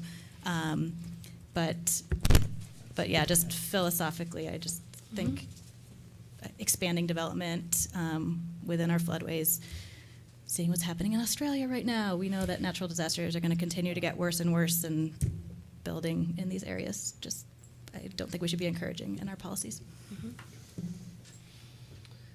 Anything further over here? Glenn, and then we'll go to Laura. Yeah. Thanks, Lauren. I'm not the expert that you are in that, and I think, in my mind, on that particular subject, I feel like in my mind, it is there is a balance between not building in vulnerable areas and also continuing to work on development where it makes sense in terms of the density of our city and where things already are. It's somewhat unfortunate in some ways, but we are centered right on many rivers, and I think it's difficult to entirely pull back from those rivers. My feeling on the proposed change is that the structures we're talking about are minimal enough that I am willing to support it with that balance of concerns in mind. And Laura. I'm just wondering why zoning has to be changed with broad strokes when a variance could be issued for a particular project, which would still leave protections in place. Of course, I want to protect against hazardous materials immediately, but as far as building and slopes, waterways, why can't individual projects receive a variance? Because that is within, I believe, the control of the design review. Is that not true? Variances are tricky. They are allowed under state law, but they're very limited in what they're allowed to do, and so it's very difficult to legally get variances. The other thing that variances open a community up to is being arbitrary. You're far better off to come up with rules that say these are the situations which we will approve, these are the situations we won't approve, rather than moving to a generically doing variances, because over time, somebody's gonna go and say, but person A got a variance and I didn't get a variance, and I have a very similar project. It becomes arbitrary, and you can end up in court for making arbitrary decisions because of the way variances are. Jack? I wasn't on the council at the time the zoning ordinance was adopted, but I was pretty actively involved in the process, and I know that one of the goals of adopting this new ordinance was to reduce the need for variances, what you might call changing with broad strokes, which I don't think this proposal does. Someone else might say, I would characterize as adopting standards that are generally applicable to any proposed development that meets certain criteria. Okay, so what's your pleasure, council?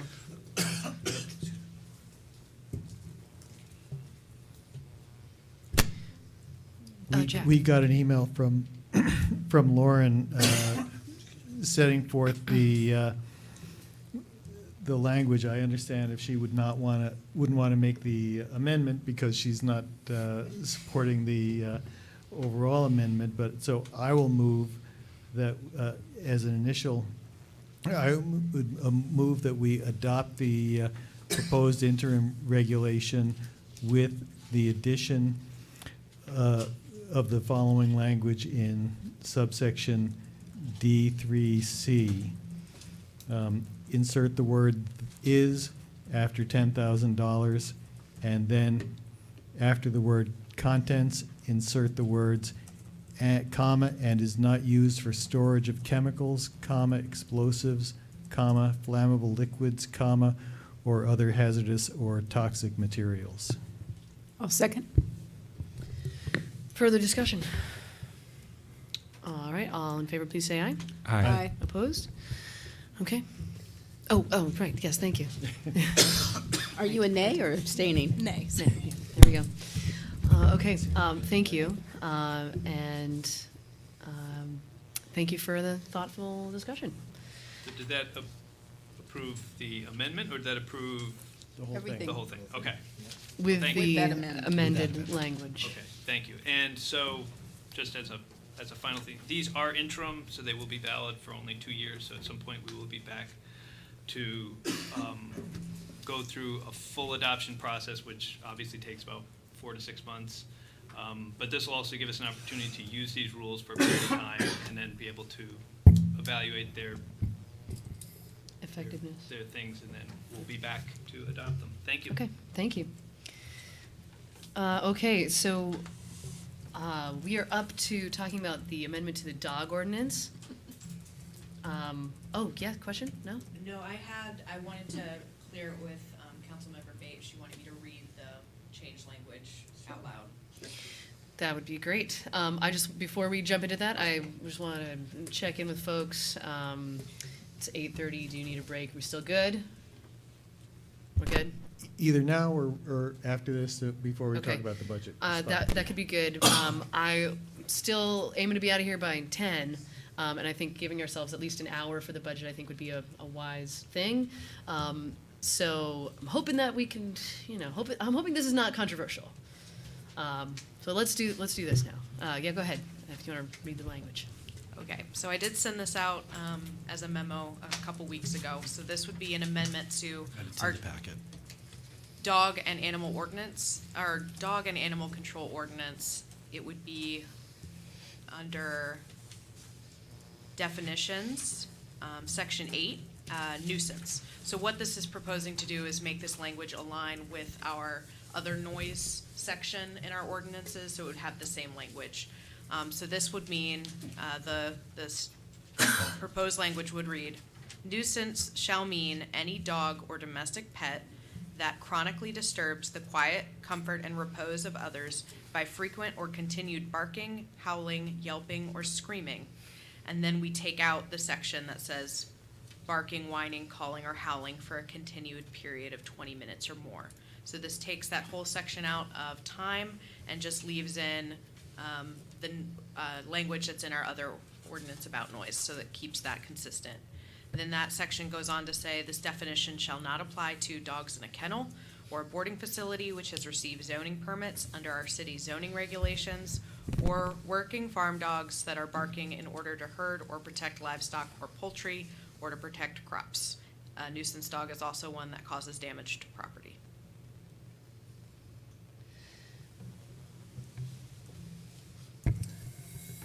Before we get into it, I'm going to clarify something. This is not technically a public hearing, but we are going to potentially vote to put a public hearing on the agenda. Okay. Yes. Thank you. Just clarifying that. And Donna, all that language? Yes, and that was our intention, was to get the dog ordinance and the noise ordinance to say the same thing, and this simplifies it very, very well. Okay. Any discussion on this? Is there a motion? I'd like to make a motion that we move forward to have a public hearing to adopt a change in this ordinance as proposed. For what, for the 15th? For the next meeting. The next meeting? Okay. We did have a first reading, right? No, we'll check. See where we're at. Yeah, I mean, the language in the packet says council should discuss options and opt to hold public hearings. No, I'm just trying to think. I know we discussed this earlier. I'm trying to remember if that was the first public hearing and then we said. We've never Okay. posted it as a public hearing. Yeah, we've just discussed it. Got it. I was trying to get the council's commitment to make it a public hearing to change it. Okay. So for the 15th then? It'd be great. Second. Okay, further discussion? Okay, all in favor, please say aye. Aye. Aye. Opposed? Okay, well, that was fast. Thank you, Cameron. Not controversial. Do we want to take a break or? Yeah, okay, great. Let's take a 5-minute break and then we'll get into the budget.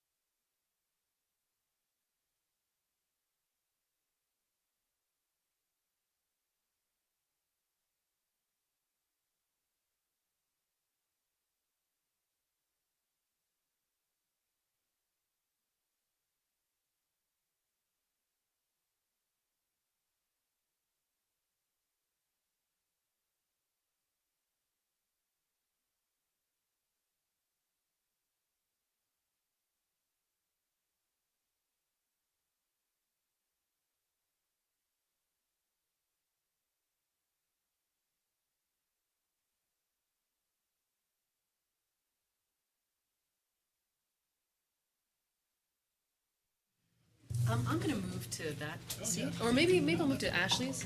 Yeah, whichever way you want. Well, I don't need to invade your space there, so. I appreciate the calendar, but the numbers are sort of small.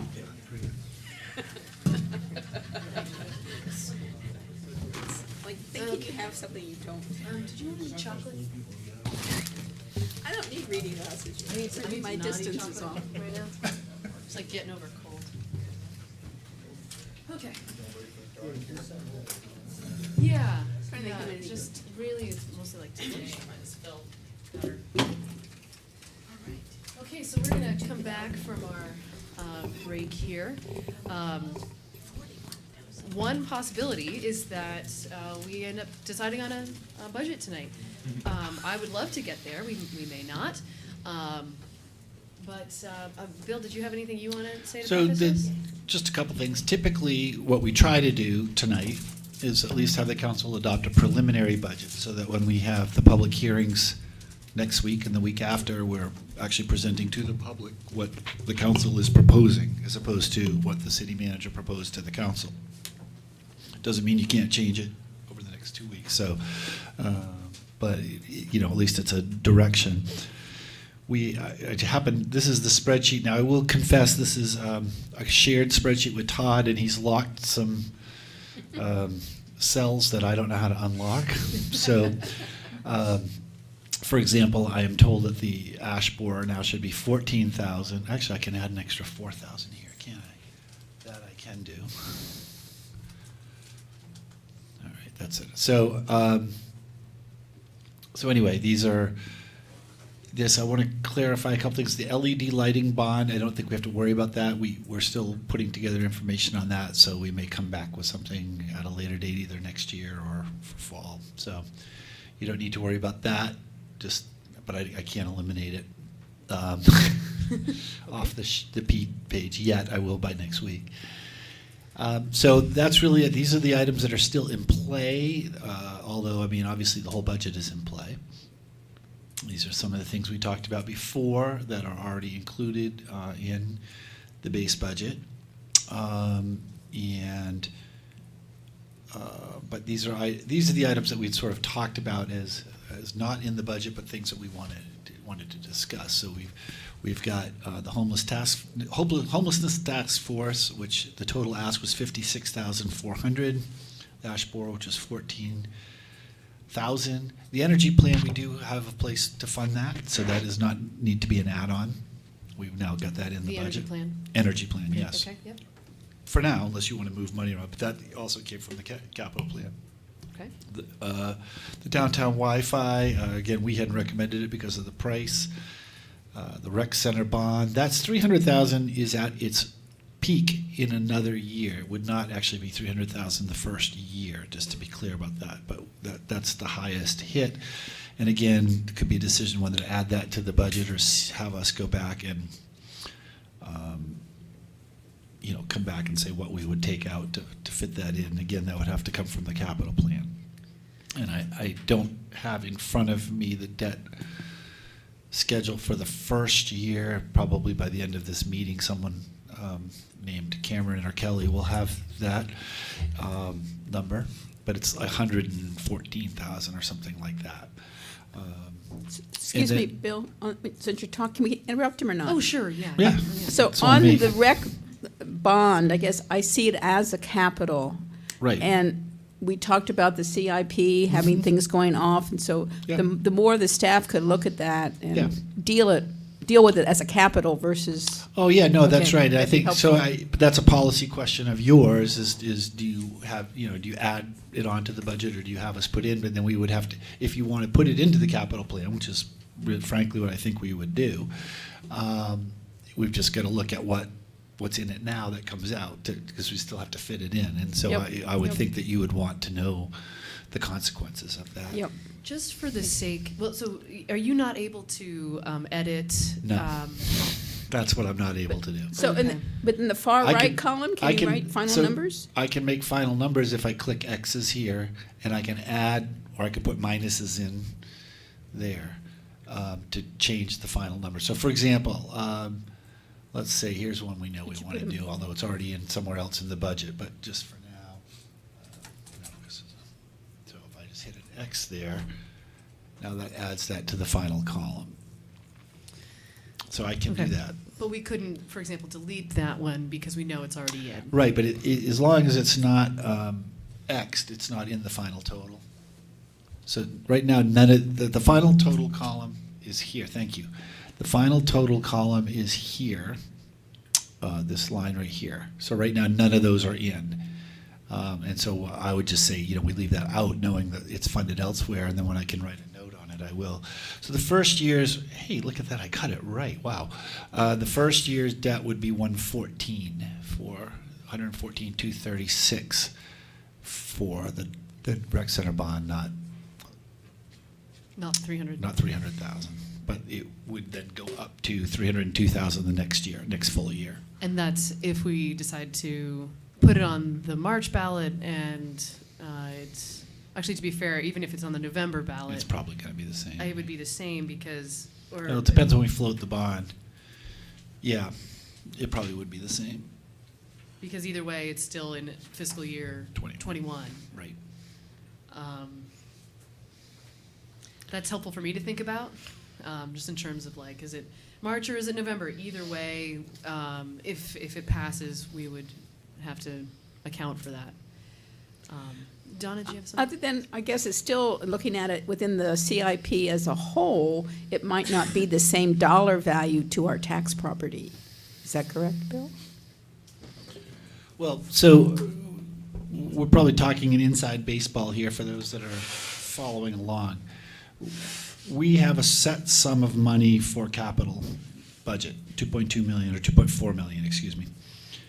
From that, we take our debt payments, and then everything that's left is what we fund annual capital projects. So the notion would be if we've added new debt, it would fall within that $2.4 million.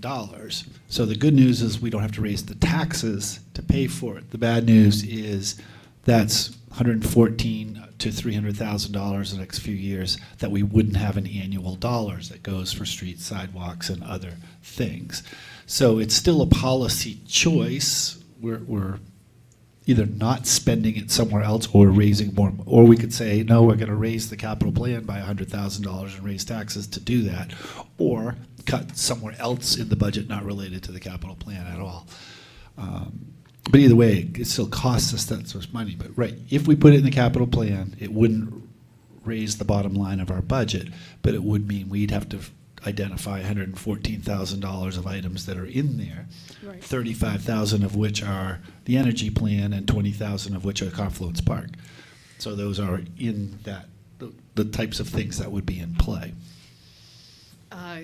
As we've been trying to make progress in our capital plan to be fully funding, Right. streets and sidewalks and whatnot, presumably if we did that, that would take away from that upkeep, or is that Well, separate? it would, and I don't have that chart in front of me. Actually, I probably should have brought my book. But the good news is that some other debt would be falling off. So even though we might be adding 300,000, we'd have to take a look at what those numbers are. I know the last couple of years we've been at a real high in annual money, so I think I figured out that we'd only be back to like last year's level of street funding. So it wouldn't be a drastic drop, but I'd want to really walk through that more carefully. I'm sorry, I'm not Wouldn't ready be to a do that drastic- tonight. I would have been had I not been doing service to the state judicial system. Any other, so before we go into proposals, any further clarifying questions people have about what is up here?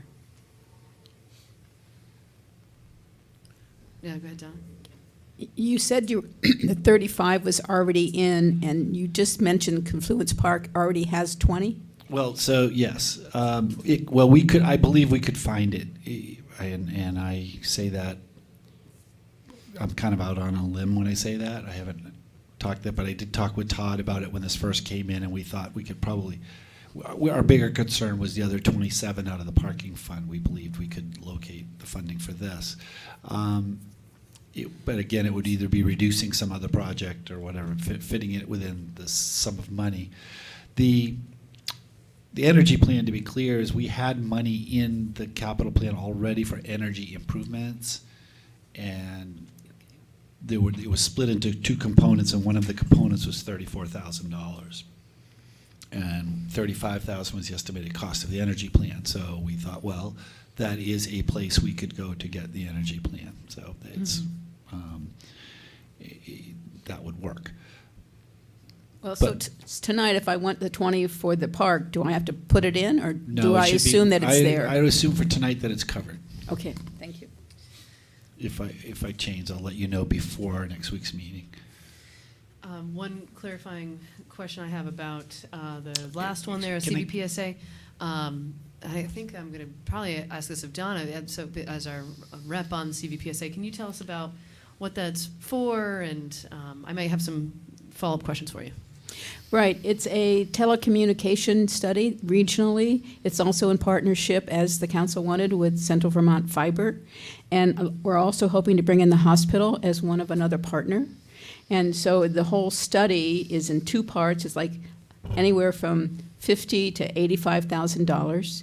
And we're asking for 25 from the city of Montpelier and 25 from the city of Barrie.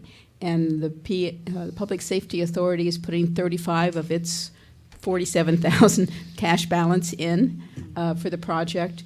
And so the first phase would be doing a full assessment of all the 23 towns in central Vermont, going in and actually looking and talking to the towns and the fireplaces and the emergency squads and seeing what has radios, what has towers, where fiber can work and where it needs to be strengthened, and even cellular service in some places.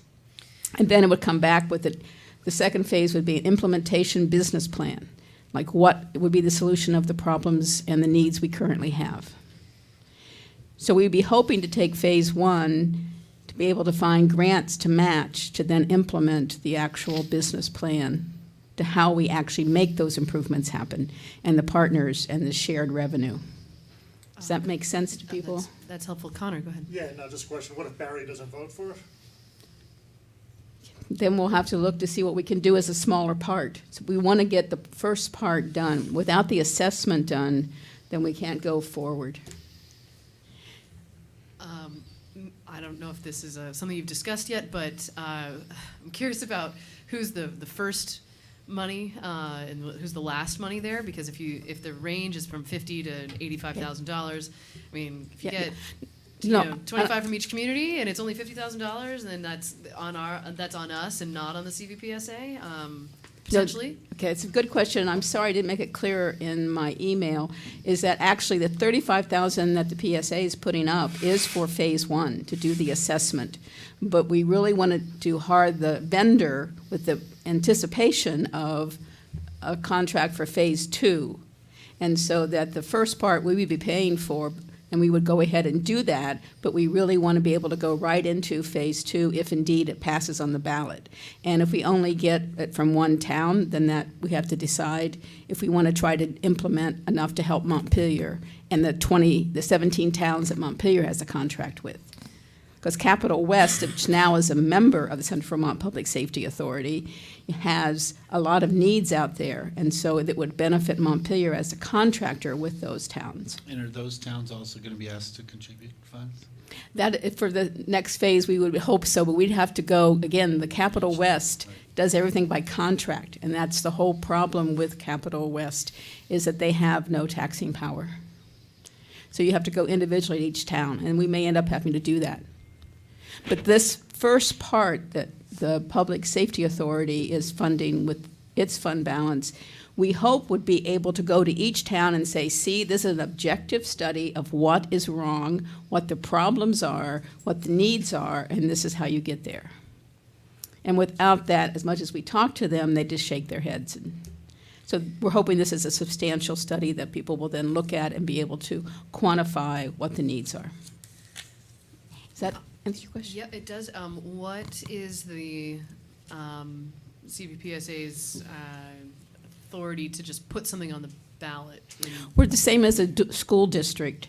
So, I guess technically John can be here. My assumption is that if you didn't want us on your ballot, then we could print our own ballot.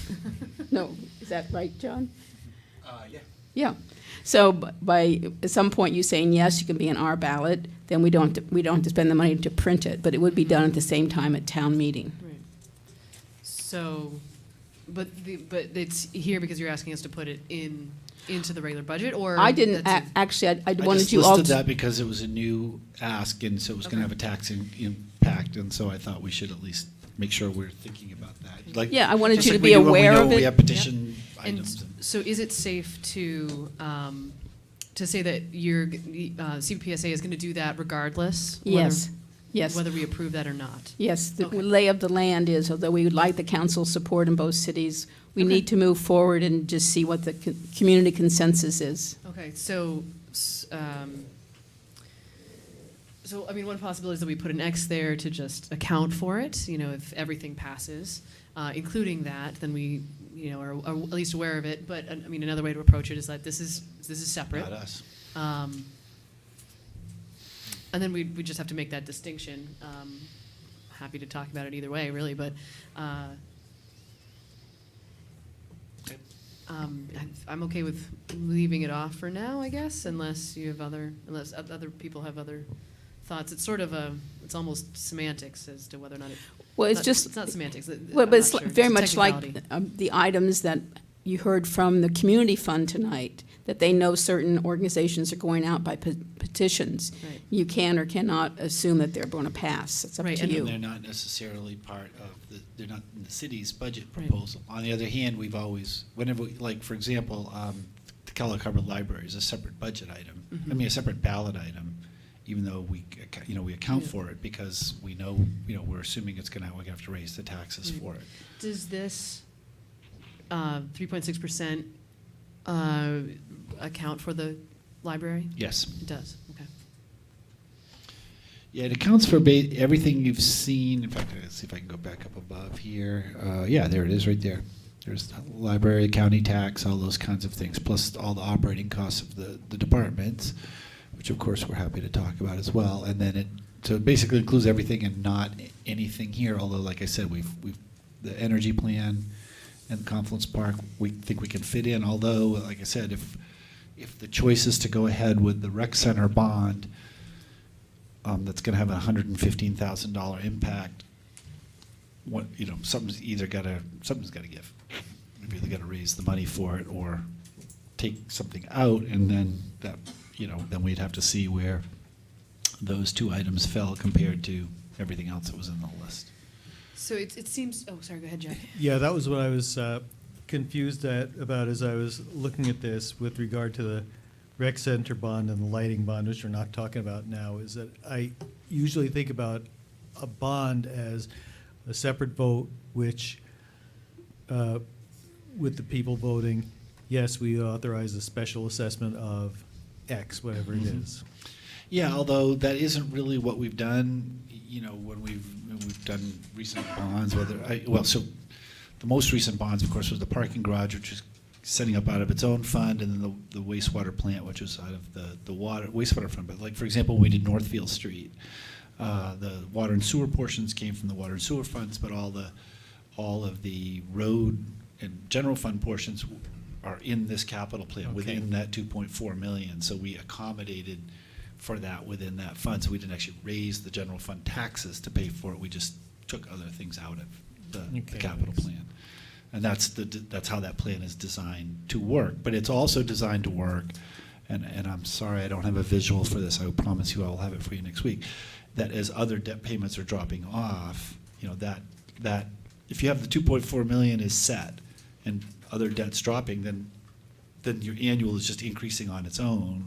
So you can fill that gap with new debt payment and still stay within. Well, I think we got an email from Cameron, I think it was earlier today, that showed basically our debt. Well, then there's the debt policy. Well, that's right, it's relative to debt policy, but one would assume that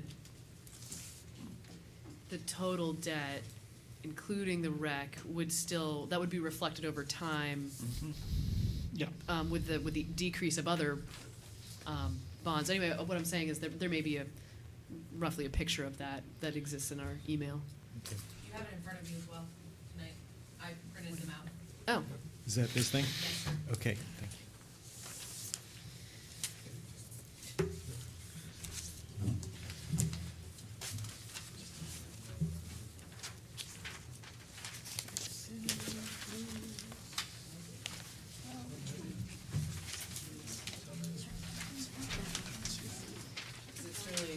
I have recreation, homeless, but I don't have a budget.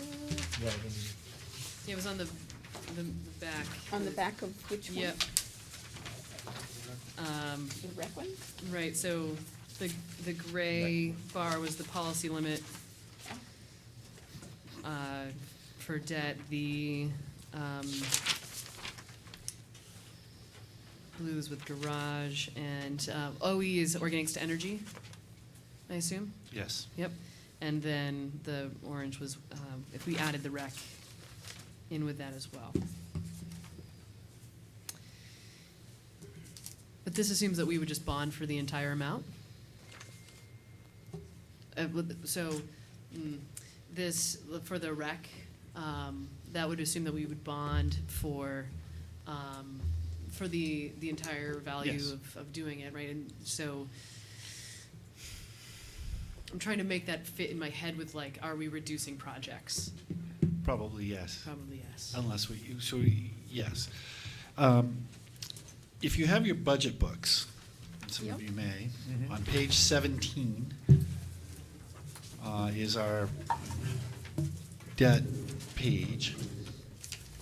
So it'll give you a little example of what we're talking about. So here we are, FY '21, and we're projecting, I can hardly see this here. So you can see we've got in debt this year $627,000, and then 1.25 million in annual money. And don't worry about the equipment line. I've actually shown that, trying to inflate that a little, because our equipment has been flat for so long. But anyway, if you look at FY '22, you can see the debt drops by $100,000, so that increases our projected, and then you can see how that continues to sort of how that plays out going forward. And then at some point I just flattened out the debt because I figured other things would be coming in. So in theory, depending on the timing, if that were 114, well, even if we had the 300,000, 100,000 would be absorbed in that, but then this 1.4 would drop down to 1.1 or something like that, which, if you look at it, is really where we were last year. Mm-hmm. So, it's not out of whack of where we are now. It's certainly not increasing funding in annual projects for a road, and, costs are going up. So I don't want to make this sound like it's something it isn't. We're putting less money in, we're prioritizing where we're putting our money. Or we can choose to continue raising the capital plan, which is a tax increase, or we can cut in other places in the budget. So we could do it this way for a year or two, see how it's going, and we could come to a point where we think our annual expenses aren't enough. We need to put more money into that. Correct. We don't have to make that decision this year. No, but I think it's good to do it with eyes wide open, and I'll try to put together a more up-to-date slide of this for next week's meeting, so you can really see it and maybe have some dynamics as we plug different numbers in. We can actually see how it works.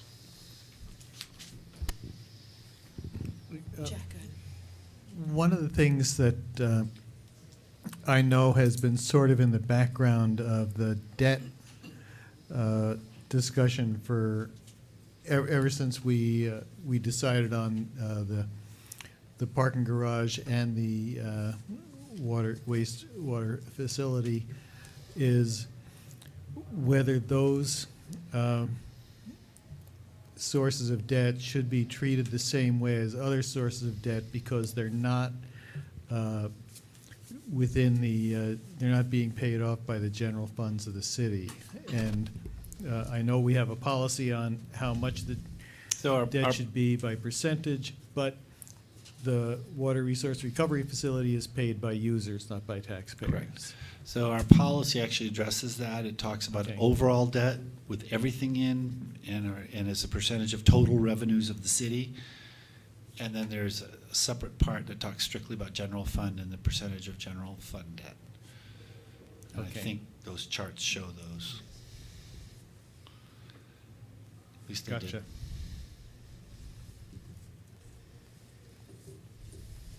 So it does show us going Over above. the general fund policy. Yeah. That's correct. At least for a couple of years. Mhm. So, Bill, do you have a recommendation as to how to treat this, in this document, how to treat the rec center line? Absent, well, I don't know if I have a recommendation because it's really a policy decision. I mean, it's really up to you whether you want to, increase Increase. taxes to cover it, or, how you choose to look at it philosophically. Absent any specific direction from the council, in other words, if you take no action, if you say we want to do the rec center, and we go forward and put it on the ballot, what I would do as a default is put it into the capital plan, and then say to you, here's 114,000 I think we need to cut out of the capital plan. Because that's how we've set up the capital plan. So that's the default system. So I don't know if that's a recommendation or just saying that's, I think, until you see, I don't think you can really decide how you want to handle it until you see whatever else you've got in there and what the total impact is. I mean, and maybe go back and revisit, I don't really want to suggest we go back and cut other parts of the budget because we're already so tight, but Right. that's always a choice Yep. that you could make. I mean, this is probably besides also the LED bond, which we're not talking about. Right, and that, again, that's another one that, what we're hoping is that, and that's what we're working on, is that the energy savings will basically pay for the annual payments. Right. So that would be kind of a net Right. outcome So, on the zero.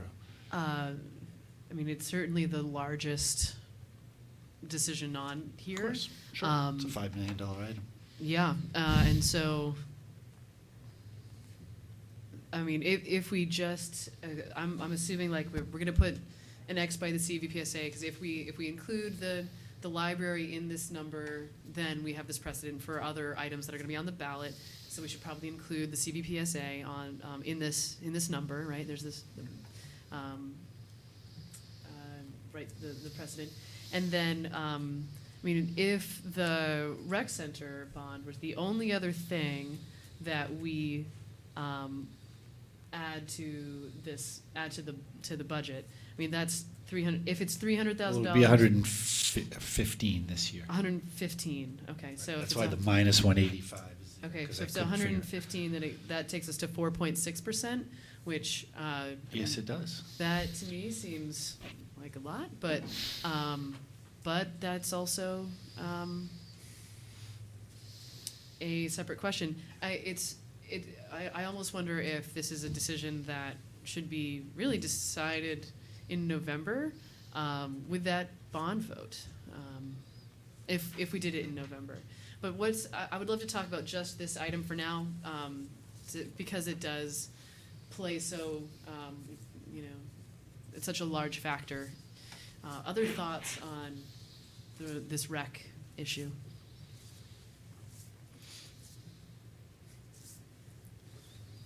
Go ahead, Glenn. Yeah. I think, honestly, in a way, I think that this, among other things, is making me reconsider my support for the rec center project as a whole. It's not that I think it's a bad project, but it is. I can't say it's one of my top priorities, and given the other items on the ballot, on the budget, and seeing the hard, cold numbers here in this form, it is, I guess, yeah. I don't know how much more I can say about it, but it is concerning. Other thoughts? Go ahead, Donna. Well, I mean, that's why my questions have been about the capital plan. I think the rec bond really needs to be within the CIP. And whether we do it now or November, I mean, I know I made the motion to have it advanced for March, but if that made a difference in getting it supported, then I would make another motion to move that to November if that's what it needs be. But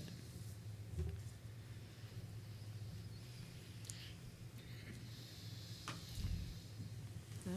Lauren? Yeah? So I went to the rec center public hearing last night. There was definitely a really good crowd. There was a lot of enthusiasm in the room. A lot of love of pickleball. A lot of pickleball love. And, you know, it seemed from the really nice and quick turnaround summary Cameron did from the input, people took the time to write down after, you know, a good hour and a half of presentation and conversation. I mean, I left with two impressions from that meeting. One, there seemed to be a lot of support and enthusiasm for the project. I also felt like there was a lot more community discussion to be had. So November, I'd gone in kind of being like, let's see if we could make March happen. And I left feeling like having that conversation with people led them to get more comfortable with it, but there were a lot of questions people came in with, so I think giving the time to have that conversation with the community, to me, made sense. So, I mean, I would love to see us move forward with that. I'm still, you know, probably in November I would push for, I'm still struggling a little with capital and how that actually changes the the number. Well, so if we put it entirely in the well, you know, again, it's a shell game to a little bit. Not that our budget is a shell game, but it's moving money around. Yeah, sorry about that, Steve and Tom.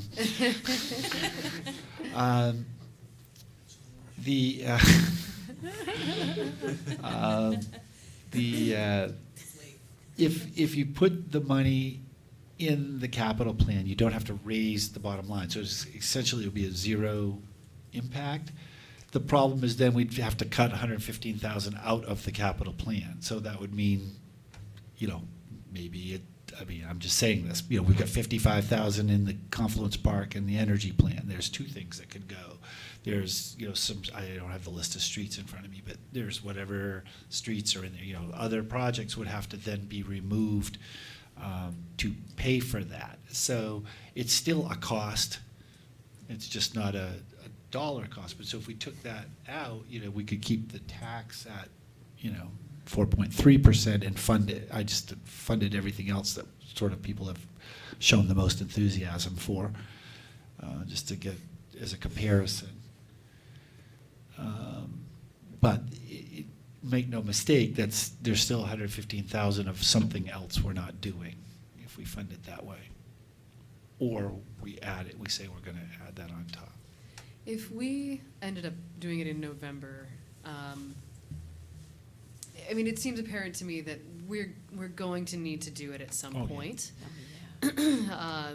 That was pretty clear, I think, as well. And so if we did it in November, that shifts things. Yeah, we could slightly. look at that. We could lay that out and see exactly how that looks. That would be. Because we'd have to think about when we actually issued the bond. Right. For the construction. So it might actually push that whole bond payment into the following fiscal year. Right. Depending on when the work was done. And well, and so one of the conversations I had last night about the rec, potential, was that even if we had it on the March ballot and then approved it, presumably that money wouldn't be available until July 1st still? Or is that not follow the same rule?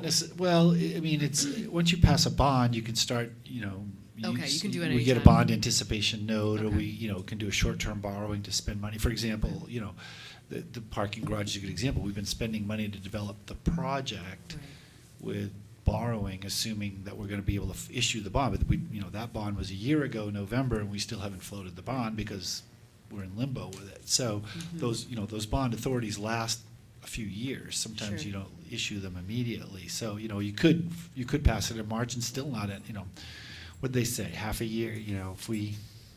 It's like 12 months. We would, you don't usually float the bond until after the project is over. So, we just would do short-term borrowing. So it is possible that even if we pass the bond this year, I'm saying this, and I am, with all the caveats that Todd and Kelly may tell me I'm crazy, but for reasons other than normal, it is possible that the bond payment wouldn't happen in this fiscal year. Right. In which case, then we build it into next year's budget, Right. regardless of which time we do the balance. He's first, but. Connor, No, then no. Donna. Go ahead. I would just say right off for me, I think I would have trouble putting the whole thing in the capital plan if a constituent were to ask, Mhm. okay, where's that money coming from, 115K? And I could just say, I don't know at this point. That seems like that's a pretty big policy decision in itself that we'd be charting at this point. Yeah, and I, in all fairness, regardless of where you come down on this tonight, even if you just say we'd prefer to do it in March or November, my thought is we would come back in next week and say, here's the list. I mean, we're not talking about indefinitely. This is just unless you say, no, we don't want to cut anything out, we want to raise the taxes. I think it's that kind of specificity. Again, you're not doing anything final for 2 more weeks. So this is the discussion of the options. Well, I feel bad that new council members have not attended the capital improvement plan have one this committee year. meetings. I mean, the education by the staff there, I think we should have a workshop with them, because it does make it very tangible. To me, it did, and so I would invite us to make sure we do that in the coming months. But I'm really very supportive of the rec building being made totally usable. It's a very used but could underutilize building. I mean, the multi-generations, the multi-activities that are there, and the ones that can be there, I think it's really important to move forward. November may make you feel better, but it's still money out of the budget, and the bonding takes a while. We have to set up where people are going to be while we're building this, renovating it. All these activities, whether it's the daycare, seniors, the basketball, the pickle, so I would rather have many more public hearings, every other week if we have to, and move it forward. That's all. I think it's a real important statement of our quality of life and services. And to feel that we have a fitness room and an exercise room, I think we'll be amazed how much it'll be used.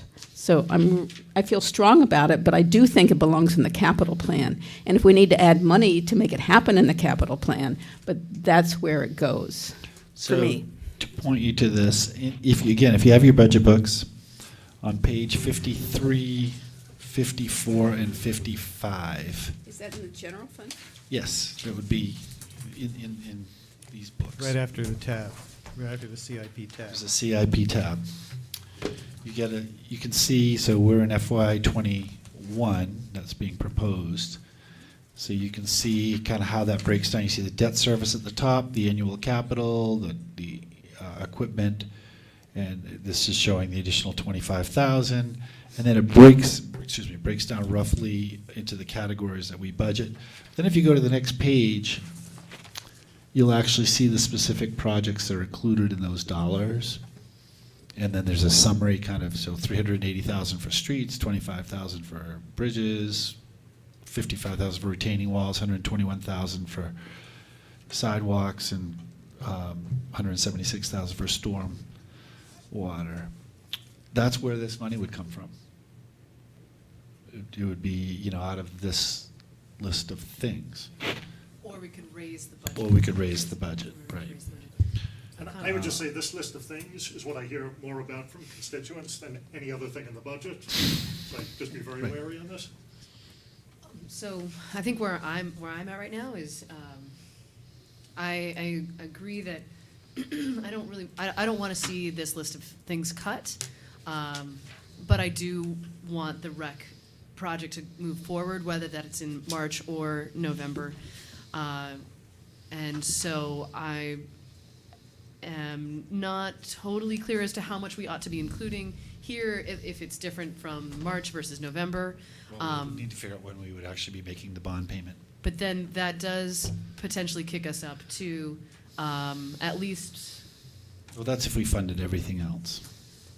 So I took out the bond payment for now Yeah. and funded the Ash Borer, Foley, the homeless task force, just as a starting point. yeah, And I left out the other things, the energy plan and the Confluence Park, assuming they're in the capital plan already. The survey, we can do that, we can figure that out. That's my annual.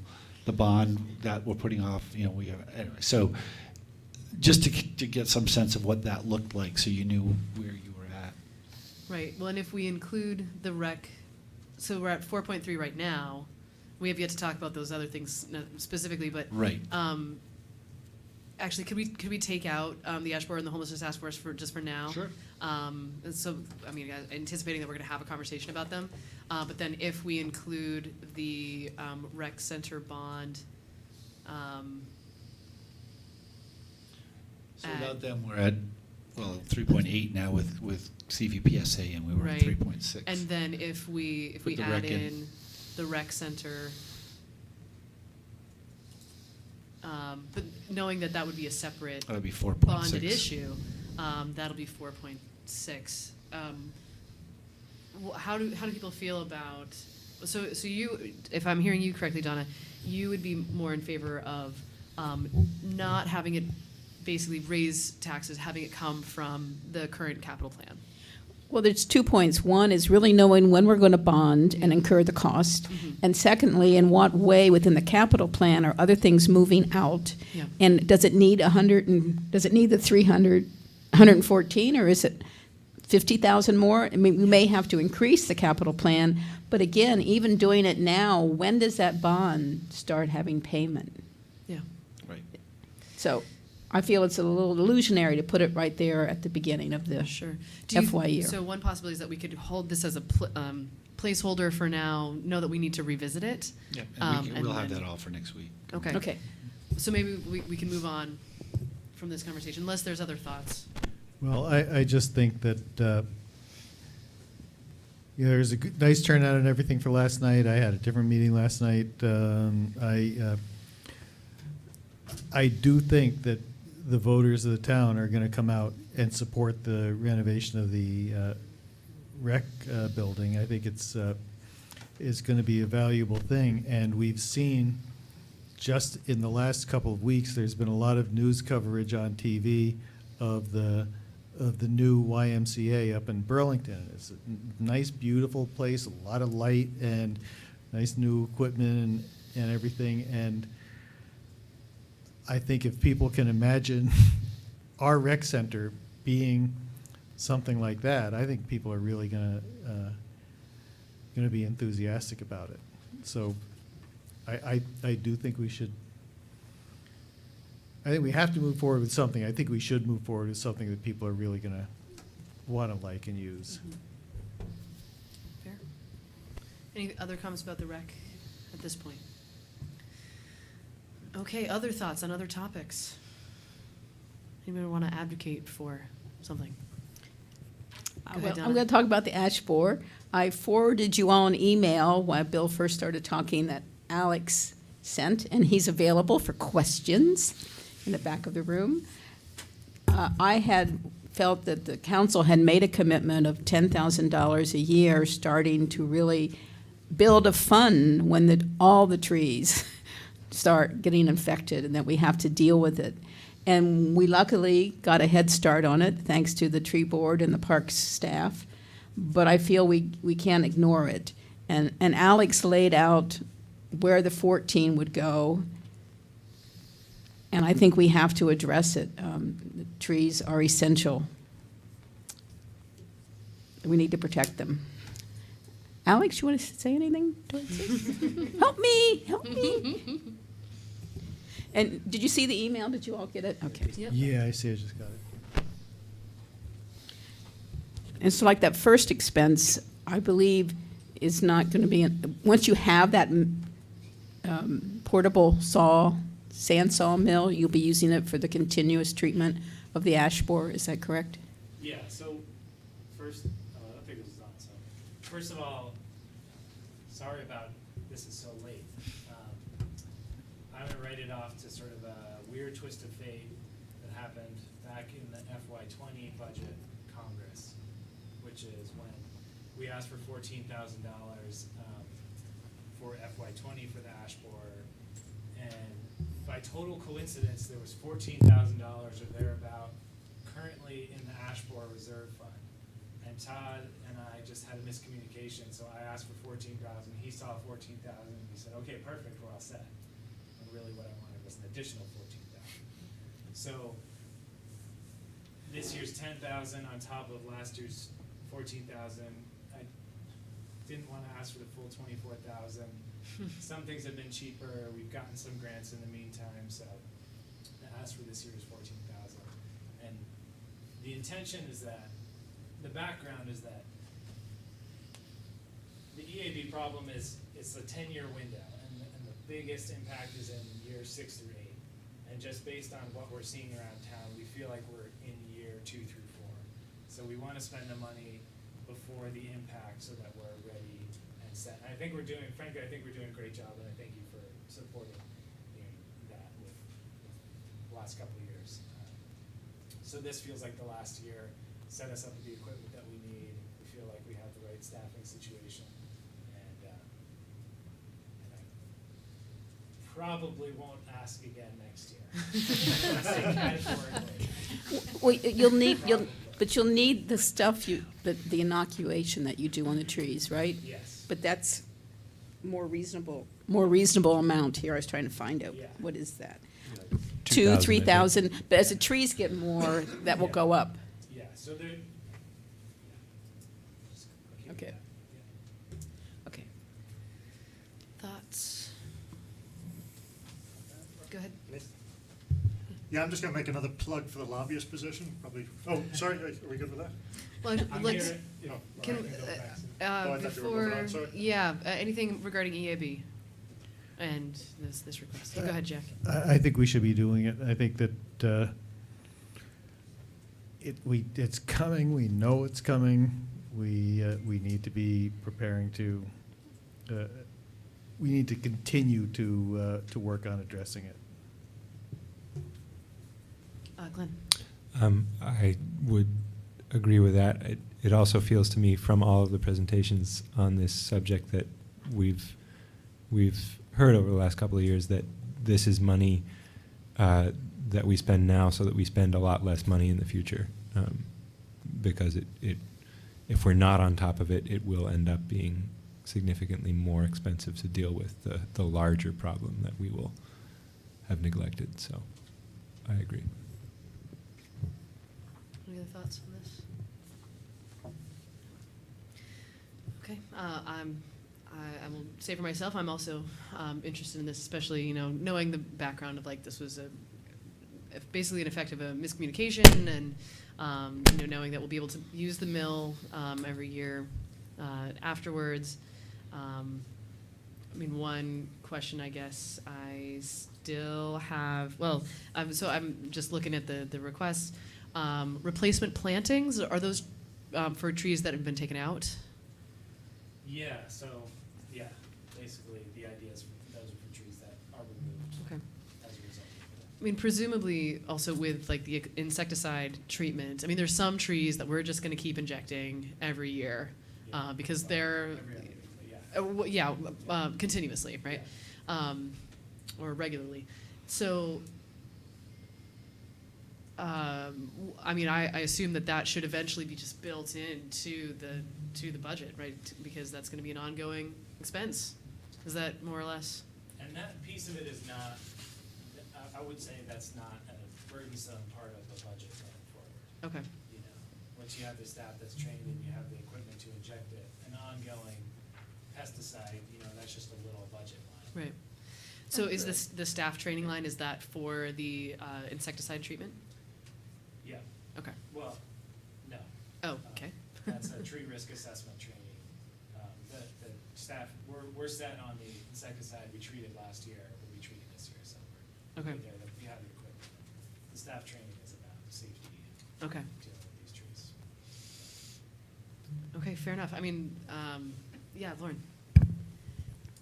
And just confirming, this is equipment, like that you need enough of the season? This isn't something you could like share with another town, or where it's used that much that there's no opportunity for like a regional bandsaw. Yeah, no, we absolutely can share it with another town. And part of what our approach has been to say, let's be a model community for how to respond to Emerald Ash Borer and show people what the right way to do it is.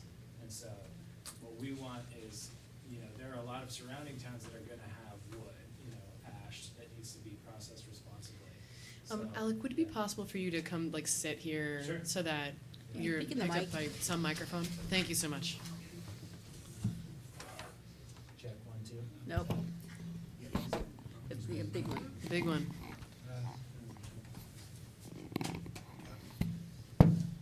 Check 1, 2. There we go. All right.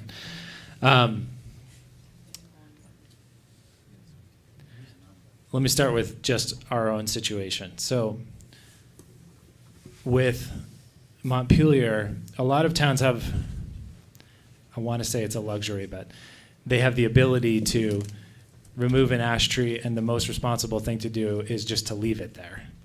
Because if it is infested, it's not going to spread.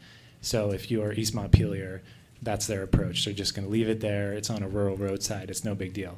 For us, that's not an option in most of the places that we're removing ash trees.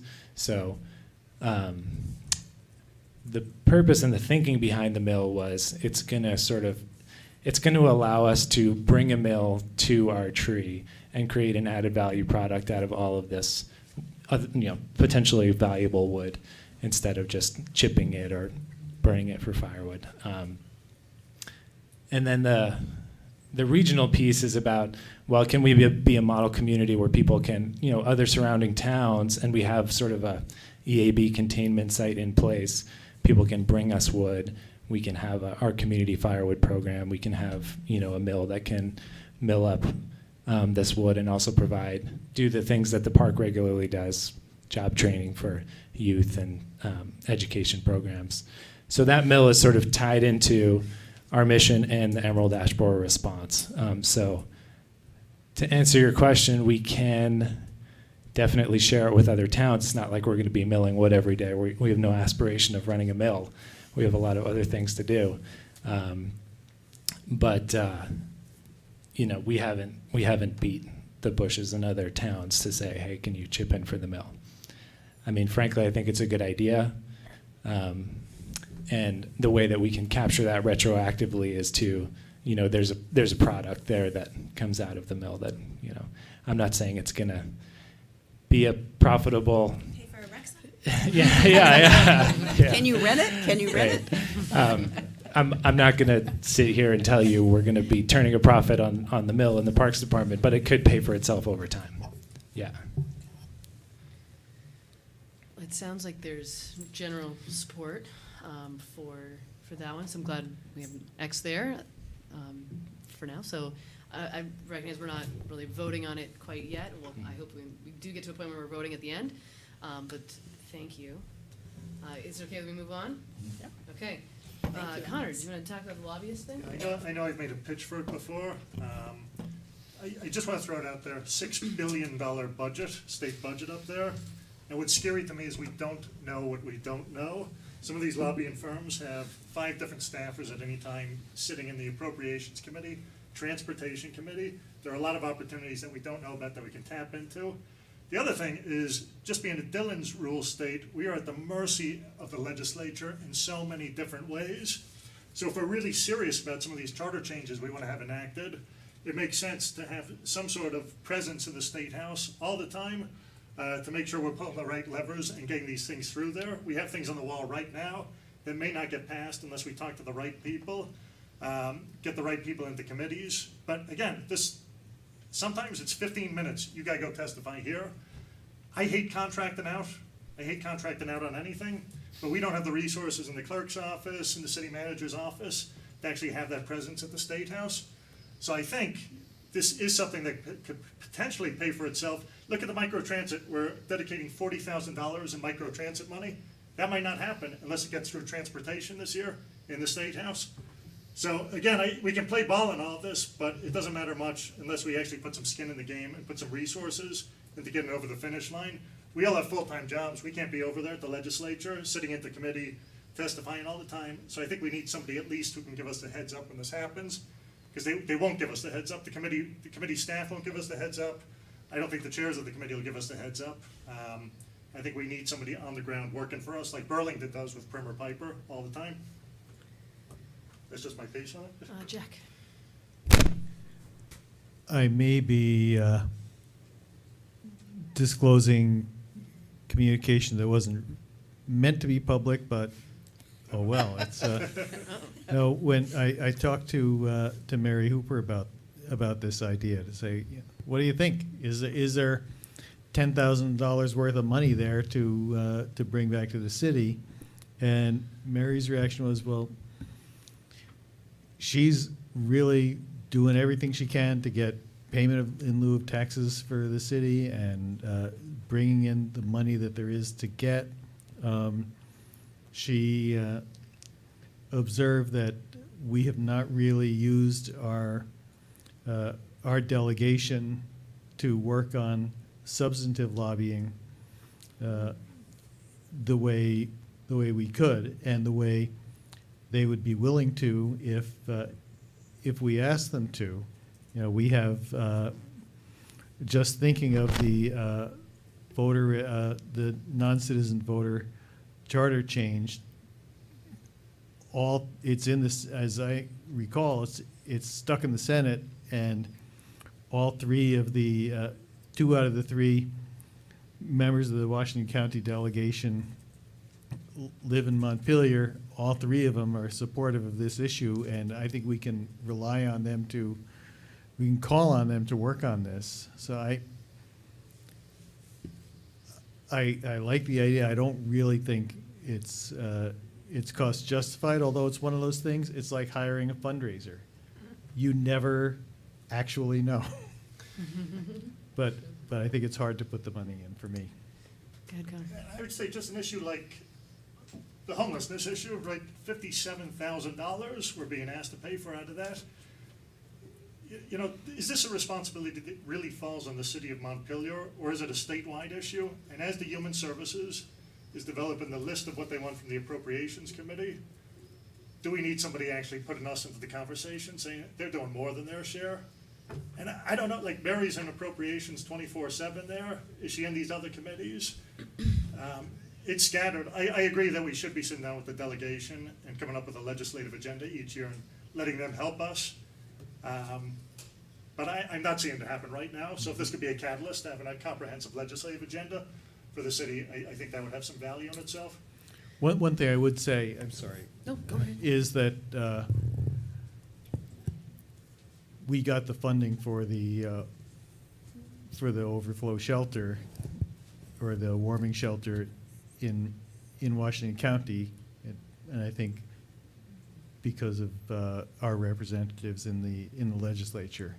And I think what's going to happen in the future, I think there are serious questions about what's going to happen in the future, but I think we're getting some state money. Would there be more? I don't know. I am very interested in this idea of, do we as a group have a platform that we would want to advocate for at the State House? Are there issues that are in our interest? I think that makes a lot of sense to at least do that, and which is something that we'd probably have to flag for another time. But if I could weigh in on this too, a number of years ago, we did have a fairly significant staff presence there. We used to go up and maybe like on Tuesday mornings meet with the delegation, and we would actually have the council that, usually probably by now we would have had the delegation in, and we would have laid out our top 4 or 5 issues for the year and communicated with those. And obviously the League of Cities and Towns helps us on more general items, but not specific things. And then, more recently, Mayor Hooper did a stint where she was also a legislator. So we had our mayor there every day, and then Mayor Holler was there every day. So the city had its mayor in the State House every day. And so they kind of handled that for us, you know, and then would call us if there was a need for some of it. You know, it's so handy, we would just scoot down and get into whatever committee we needed to be. And I think it's been one of those things that we're just sort of feeling that now that we've got that separation that we didn't have, and we need to be thinking about how to try. So, you know, I think it's up to you guys. What do you want? Whether you want to spend this money, or whether we want to think about the issues we really want to focus on and communicate that to our thing. And you know, we have some staff that could go up. We don't have unlimited staff, but if that's a priority, we can make it a priority, especially once we finish up with our budget stuff. Lauren. As someone who basically does spend my days at the State House, but on a narrow range of issues that are not often in the committees where most of the issues that the city's working. So unfortunately, cannot step into that role effectively, I don't think. But I mean, it's a totally different thing to ask your particular lawmakers to be an advocate for the city, which I think they all are and do a great job. It's different to say than that you're paying a lobbyist who is pushing for, monitoring, taking notes on committee hearings. That might be a different committee than where our lawmakers happen to be. And I mean, I know, you know, the energy ordinance didn't all go through. You know, there's been a number of issues on the policy side. I do think, you know, we've talked about the Vermont Health Exchange as one idea. Can we get the city to be able to be part of that? That would be a lobbying effort. You know, let alone looking for funding. So I think there are both policy, and that is a funding opportunity to potentially look at, could we save the city? I mean, knowing the pressure that healthcare is putting on our budget this year and, you know, forcing a lot of hard decisions here. So, I mean, I think it very well could pay for itself, or it could be something we try and see, you know, how effective are we finding it and what are we getting out of it? I think it would make total sense to say what are the, you know, the possibilities, and maybe even sitting down with somebody between now and January 23rd, and, you know, like, would they see that there are things in the budget and pots of money, people who do spend a lot of time in there, like, that this would make sense as a contract. But I think we could do a little due diligence on that and look at an agenda and what opportunity really is there. But it's a very different role, I think, than what any of us are playing or what our delegation plays. Jack. The other thing, obviously, this would start next legislative session, but now is when we have to decide it, unfortunately. Well, I would rather see us take a more active role with our legislators. I remember they used to come into council way before my time here, and I would come and attend those. And I also think we could try to look at some staff time to have some regular touch base, but I don't think $10,000 will buy you much lobbying time. I know with the Berlin Pond issue, the small group hired lobbyists several years ago. That was around $7,000, $8,000. And it was, you really have to use the time so carefully. And it's, you know, it's even hard for them to be where you want because they have more clients than just you. So I'd like to see us work on our own agendas first before we lay out money for a lobbyist for such a small amount of time. Morgan, did you have something you wanted to add?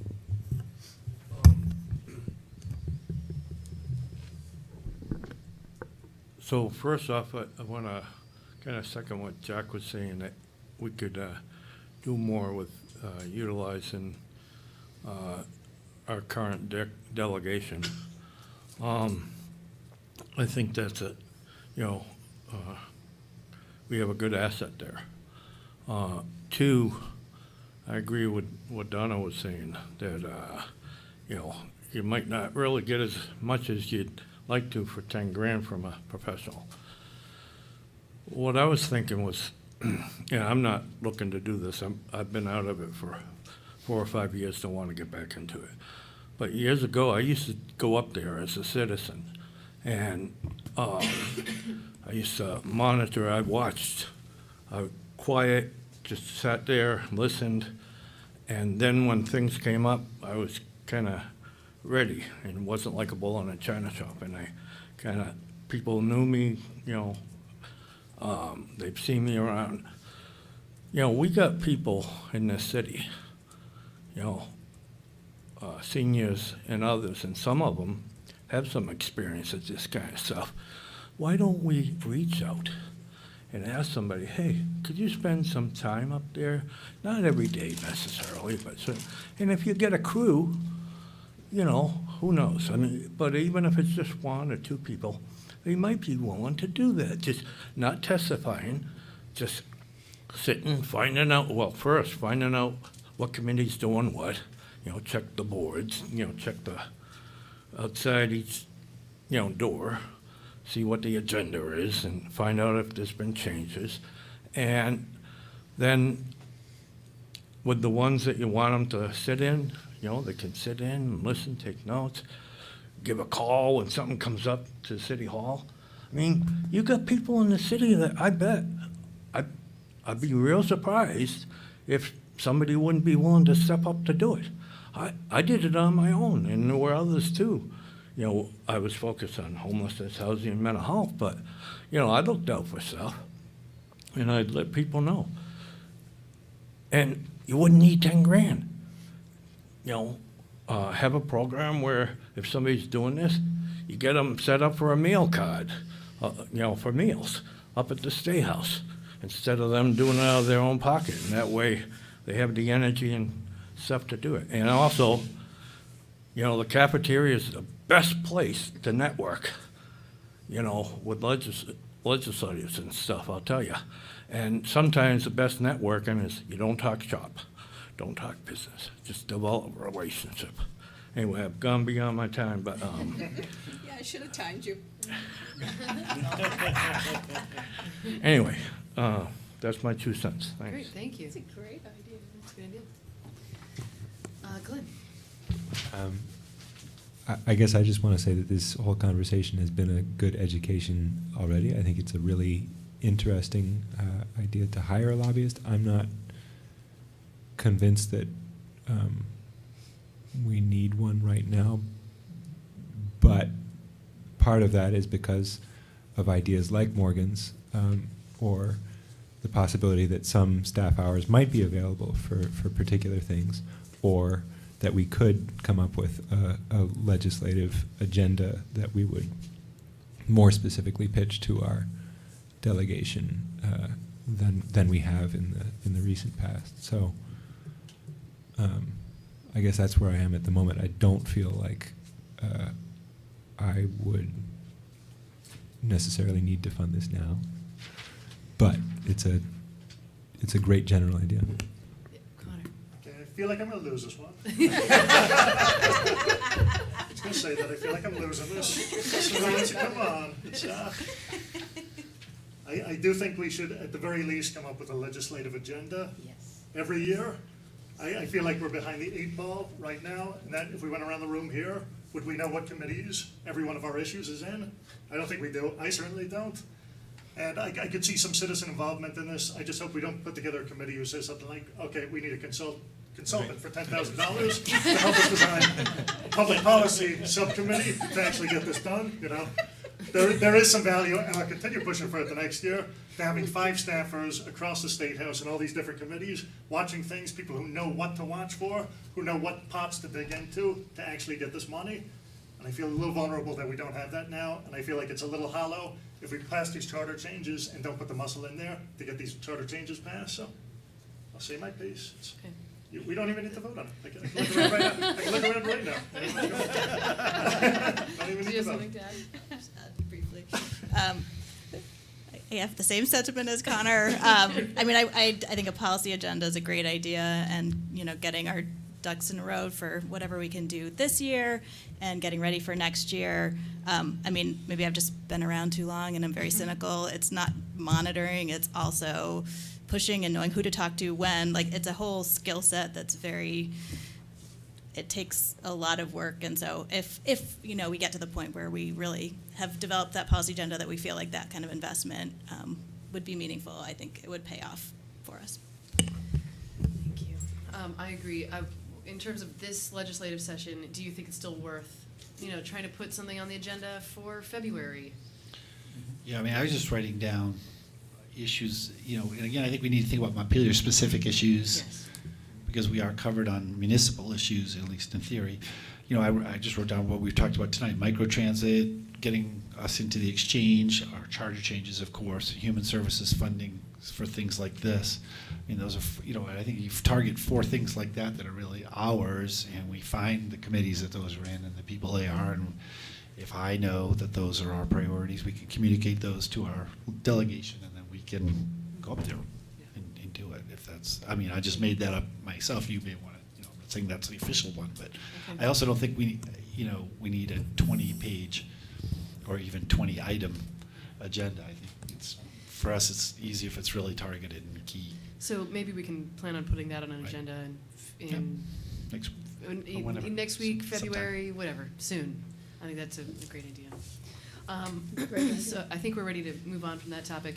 I know we're going to want to talk more about the homelessness task force, but just really quickly, can we talk about the downtown Wi-Fi? Does anyone want to advocate for downtown Wi-Fi? Seeing no. Okay. Does it make sense to talk about the community survey right now? Community survey? That was the intent of putting 5,000 a year away, and then every 3 years doing it for 15,000. Glenn? Only to say, I think I spoke up in favor of this last year because it feels like a small and useful thing to do for a group that depends on data. I don't feel terribly strongly about it, but it feels like it's totally worth considering. Other thoughts? I will also just express that as someone who loves data, I am interested in that, and it doesn't, if we add it, it doesn't seem to budge the 4.7, which I recognize is not the only reason to do it, but. Now you added the, Oh, did you mean to add the rec center too? So I'm going to go out on a limb here. I've been fooling around with dates. Subject to change, I really don't think we'll be issuing that rec center bond in FY21, regardless of whether we do this in March or November. Just what, it's a 12-month process. I started looking at, time you get started going through this, even if, we pass it in March, they're not going to start the next week in March. Mm-hmm. It's going to be April, May, we get going. It's going to be completed the following May, and then whenever that next, even if we were to issue the bond, which is usually do at the end of the project, the following May, the first payment wouldn't be due till the following fiscal year. So I stand to be corrected, but I believe that we would not have that for next year's budget. So would you take it out? Because you put it in. Yeah, I did, but I wanted to say it before I took it out. And That would be helpful. Okay. Lauren? Would there still potentially, if there's like design and whatever, like would there still be costs? so once the potentially that we'd be bond is incurring once this the year? bond is approved, we are authorized to spend that money. So we do what's called a bond anticipation note. So it's a short-term borrowing, and that provides the funding just on an as-needed basis, and then, because that's how we pay for construction, and then once we know the final cost, as long as it's sometimes it's less than the actual bonding authority, so then we bond for the actual amount, pay back the short-term notes, and then we just start paying off the long-term notes. That's how we finance all our capital projects. So we would have short-term borrowing and maybe a little bit of interest cost or something, but we wouldn't have the big bond payment due until the end of the project, because that's when we'd actually borrow it. I could be corrected, but I believe that's correct. Okay. Great. Any other thoughts on the community survey? No? We'll just keep moving. Well, it's funny.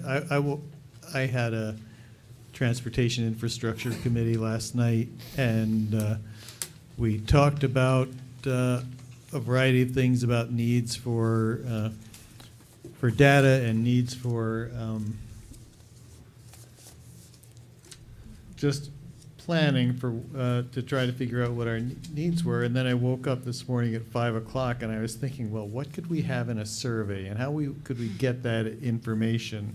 And I recognize that's not the survey that you're talking about necessarily, but it could have some of those questions. yeah, exactly. So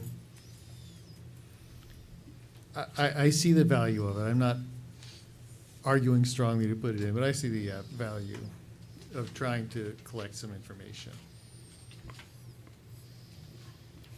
If we don't, we can always change it later if people have further thoughts or want to take it out or whatnot. And I can Yes. barely hear you. Oh, And it's one of okay. those tricky Oh. things because it's not in front of you. Got you. It's got a. Okay, thank you. You're not used, you have the other one in front of you. Yeah, that's fair. For now, other thoughts?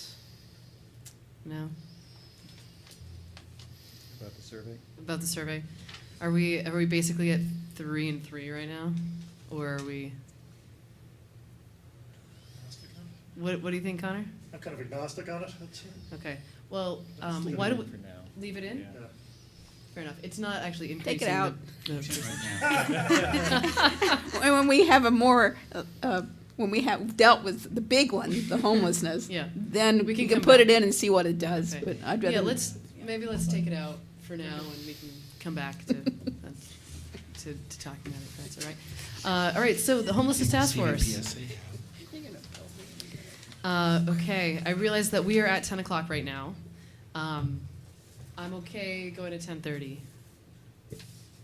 I'm gonna lose functionality rather quickly, but hopefully we can make it. 10:15. Thoughts on the homelessness task force? What would you like to do, Glenn? I want to advocate as strongly as possible as I can for this funding. When we talk about priorities, I think that for me that often starts with the people most in need, and I think that when we formed the homelessness task force, which I was very happy that we did, the purpose of that group is to come up with the best ways that the city can help with these issues. I think the task force has done an enormous amount of work over the past several months. Unfortunately, I haven't been there for the last few meetings, so my detailed grasp of the last couple of things is lacking, but I'm really pleased that Cameron has given us some memos that I think are on all your desks about some of the different parts of this request. In order of my priority, and again, I think it's all extremely important. In my priority order, I think most important would be funding the peer support workers. There's a lot of good, solid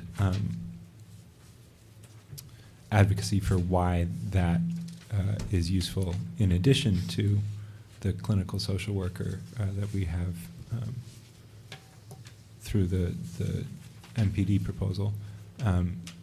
And I just think it's really an important role to try to support. Second, I would say, would be the bathrooms. And I think that that's because I like universal programs. Bathrooms help everybody. More public bathrooms in Montpelier would be great, period. The fact that it is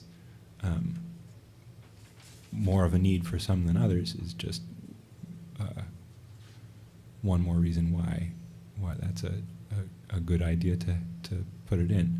And then, of course, the lockers are a really small amount of money, and potentially a huge impact on, again, people who have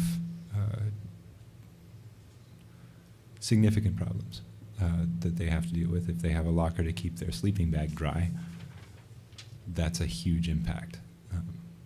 So Can I can't say interrupt anything. you Yeah, no, go ahead. on that? You don't even need to interrupt me. I think I'm Well, done. so I just want to be really clear that as a part of this request for this budget, I'm assuming that we're not talking about lockers and we're not talking about bathrooms, because that request was for FY20, which is what we're in presently. And for this sake of expediency, I would actually like to take that up separately at a different time, because that's not a part of this budget discussion. Okay. Is that a fair statement? Is that how they went from 56 to 51? They took that out? I was wondering. Cameron's shaking her head yes.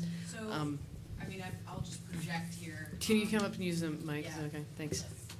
Because the bathrooms were for both years in their initial proposal to us. Oh, that's fair. The bathrooms were for both years. So yes, all of our proposals are fiscal year, some of them are 20 and some of them have a 21 component. Okay, never mind. It's not, stand corrected then. We do have 2 representatives of the task force here. If I would, unless it's a process thing, I think if you have any questions about the content, I'd like them to speak for the committee.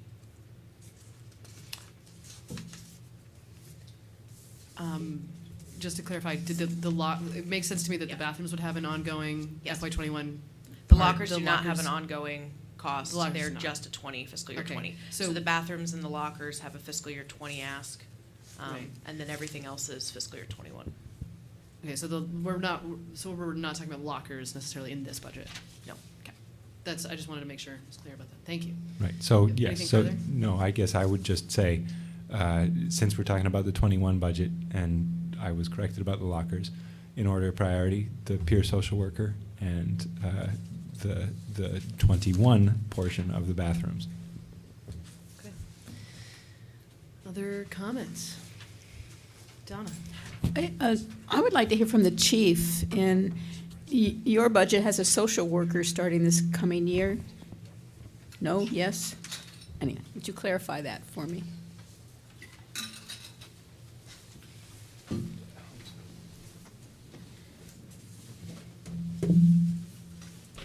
Where we're at so far is that it's going to be a clinical social worker that is going to be split between Barry and Montpelier.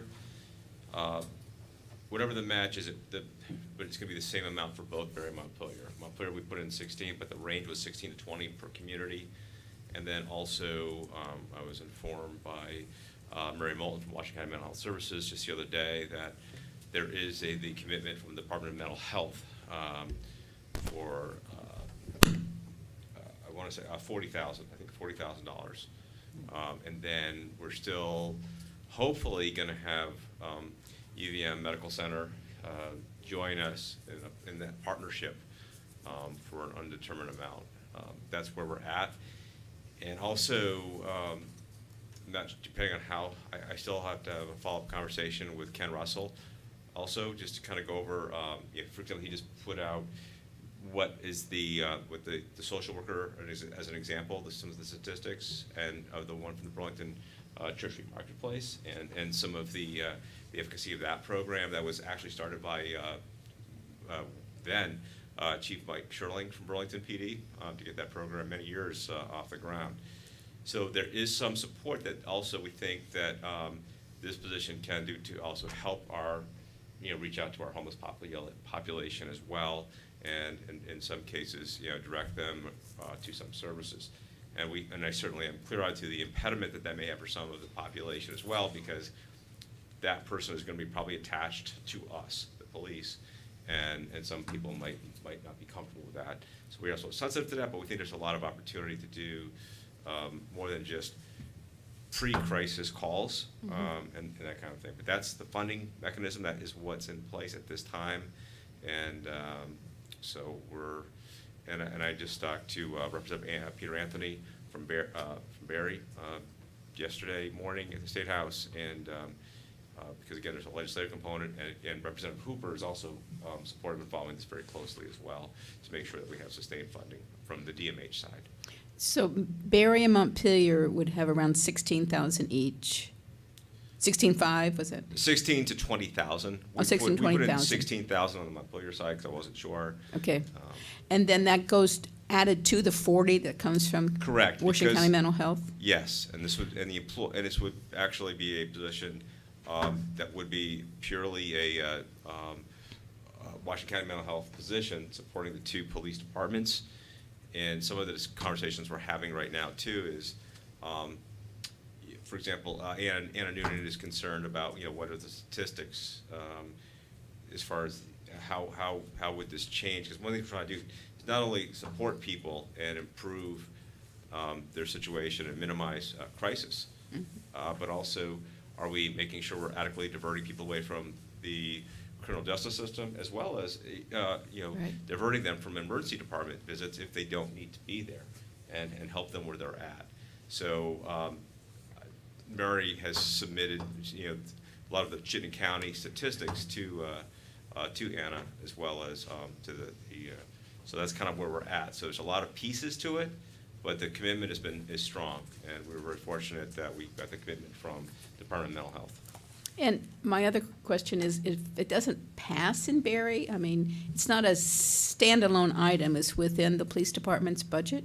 I'm not sure the mechanics of it, but there is definitely a commitment, is what I've been assured from both Chief Bombardier and certainly from Representative Peter Anthony. I'm just checking to see if we were possibly going to be responsible for the whole thing. So, No. thank you. No. Okay. Thank you. Other comments on homelessness task force? Go ahead. Connor. Yeah, question for the task force members. Who's actually employing the peer support workers? Okay, that's a detail that has not been decided. I think there are a number of things. If you that- wouldn't mind just coming and speaking into the mic. Thank you so much. Again, Dog Little Task Force and Street Outreach. That is flexible, actually, and a comment that I was going to make. I'm sorry. We really want you recorded for the public, I'm so sorry. could you talk into that? There are a Thank you. couple of things that I wanted to comment on. One is that both in terms of the function of street outreach and peer support, there are a lot of things that were not touched on, either in the budget request or in the comparison letter between the embedded social worker and the street outreach. And if there's a point at which that sort of detail becomes a determining factor in whether that position is funded, we can go into more detail. Some things are flexible and they may vary with the geography. Burlington has slightly different needs than we do and different capabilities.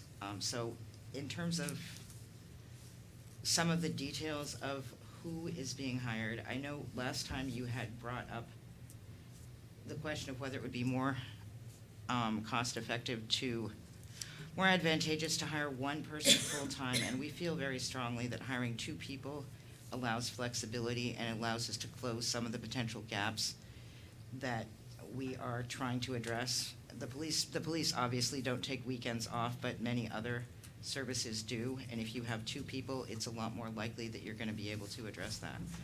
So I think it would depend on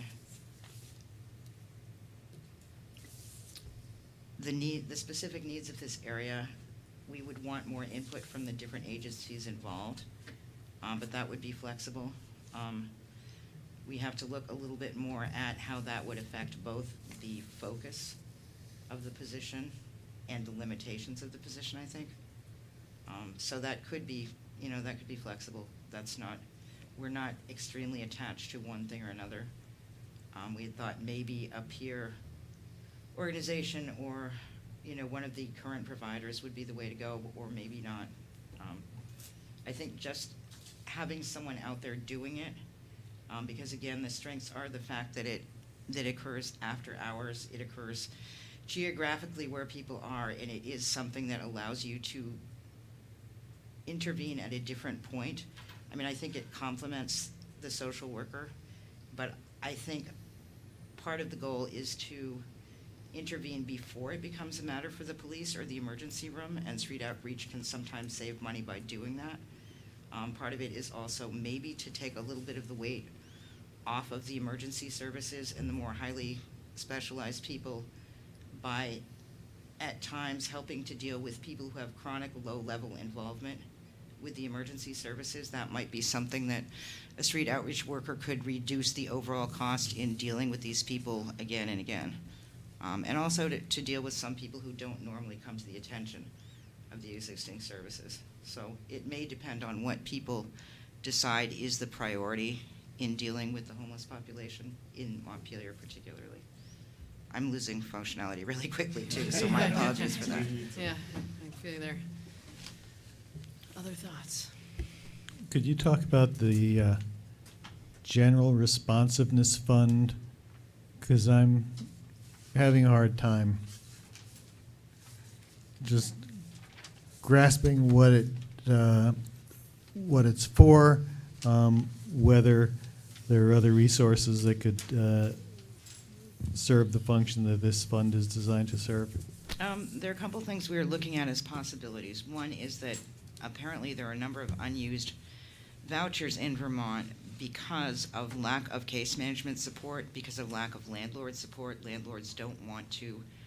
Part of it is lack of housing, but even the existing housing, people wait sometimes years because there are no landlords that want to take a chance on someone without a rental history. And we were thinking that there might be matching funds for, if there were an initiative to help get people housed, that if there was someone who could match funds in terms of supporting the landlords, doing more case management to help people get through the process, that would be one thing. I don't know specifically where the money would come from. Ken Russell or perhaps Cameron would be better able to speak to that. I think hospitals have done it in some areas. I'm not as familiar with that part of it. But that would be the type of project, as well as the sort of gap-filling things, like having a system that people can't utilize because of some sort of minor mechanical glitch. That would be an example of a low-cost application. I know we very definitely want to look at other funding sources that might include hospitals, the state, private donors, grants from foundations, but at the moment there has been so much work to do with the holiday season and the shorter term goals that we are fairly certain that things will come up. We do not know exactly yet. There's a range of possibility. That probably doesn't answer your question very specifically, I'm sorry. It's okay. Did you have something, Lauren? Just kind of in the vein of the general use fund or a flexible fund. I mean, part of me is like, there's a lot of good ideas and a lot of good work that's been done. A lot of it still needs to be fleshed out, understandably, given the kind of short timeline that the committee's been working on. I mean, I'm almost like, does it make some sense to pick an amount to allocate? I think city government helping, some of the most vulnerable in our community is what we should be doing, and then give some flexibility, and we could keep in touch on what that money's being used for, but not be kind of line item by line item at this point to some degree, but say, let's, set up to a certain amount or something that we'd can see that there would be good uses for, and not have to be totally prescriptive at this point that it's going to be this, this, and this. There are changes. We can't tell what specifically they will be, but for instance, Economic Services is talking about restructuring the money that went into the 211 system, and we don't know yet what that's going to look like. But one thing would be to be able to respond, part way in the event that is something that heavily affected people in Montpelier. And we don't know what their decision will be. A couple of us have met with them and talked to them about possibilities, but at the moment they're just sort of looking for input, and we don't have any idea what that will look like. But things do, in certain areas, things may change, either with the churches or with Economic Services or other services, and we'd like to be able to respond if an opportunity comes up. So I have a bunch of thoughts on each of these items. I'm trying to see if now's the right time. I'm just going to jump in, I guess. I'm just going to go through each of the sections real quick. not going to talk about lockers right now, but let's talk about that soon. I am very interested. It's something that I was hoping that there would be some specificity around, and it sounds like we might have that, but I haven't got a chance to read through that section or that email yet. So we got it today. But as far as bathrooms go, I am interested in setting up some porta potties around town in addition to what we have currently, though I want to recognize that this is, and this is kind of my impression of this, kind of the whole thing, is that this is all very new. This is all very much in the, we're kind of testing some waters here. So I would propose that we have a 6-month trial with the porta potties, that we try them in the proposed locations, and honestly, together with trash cans, because I think that would be important, and see how it works, and then reevaluate. You know, was that successful? Was it useful for the purposes that we thought it would be? So that's thing number one. So that wouldn't be $3,000. That would be $1,500. If we do a 6-month pilot. As far as the shelter extension, I want to be in favor of that, but I'm not right now. And the reason is for a couple of things. One is that I think it would make sense to do this if there were, in-hand commitments, excuse me, from Good Samaritan and the church to say that they are, that they're committed to doing this.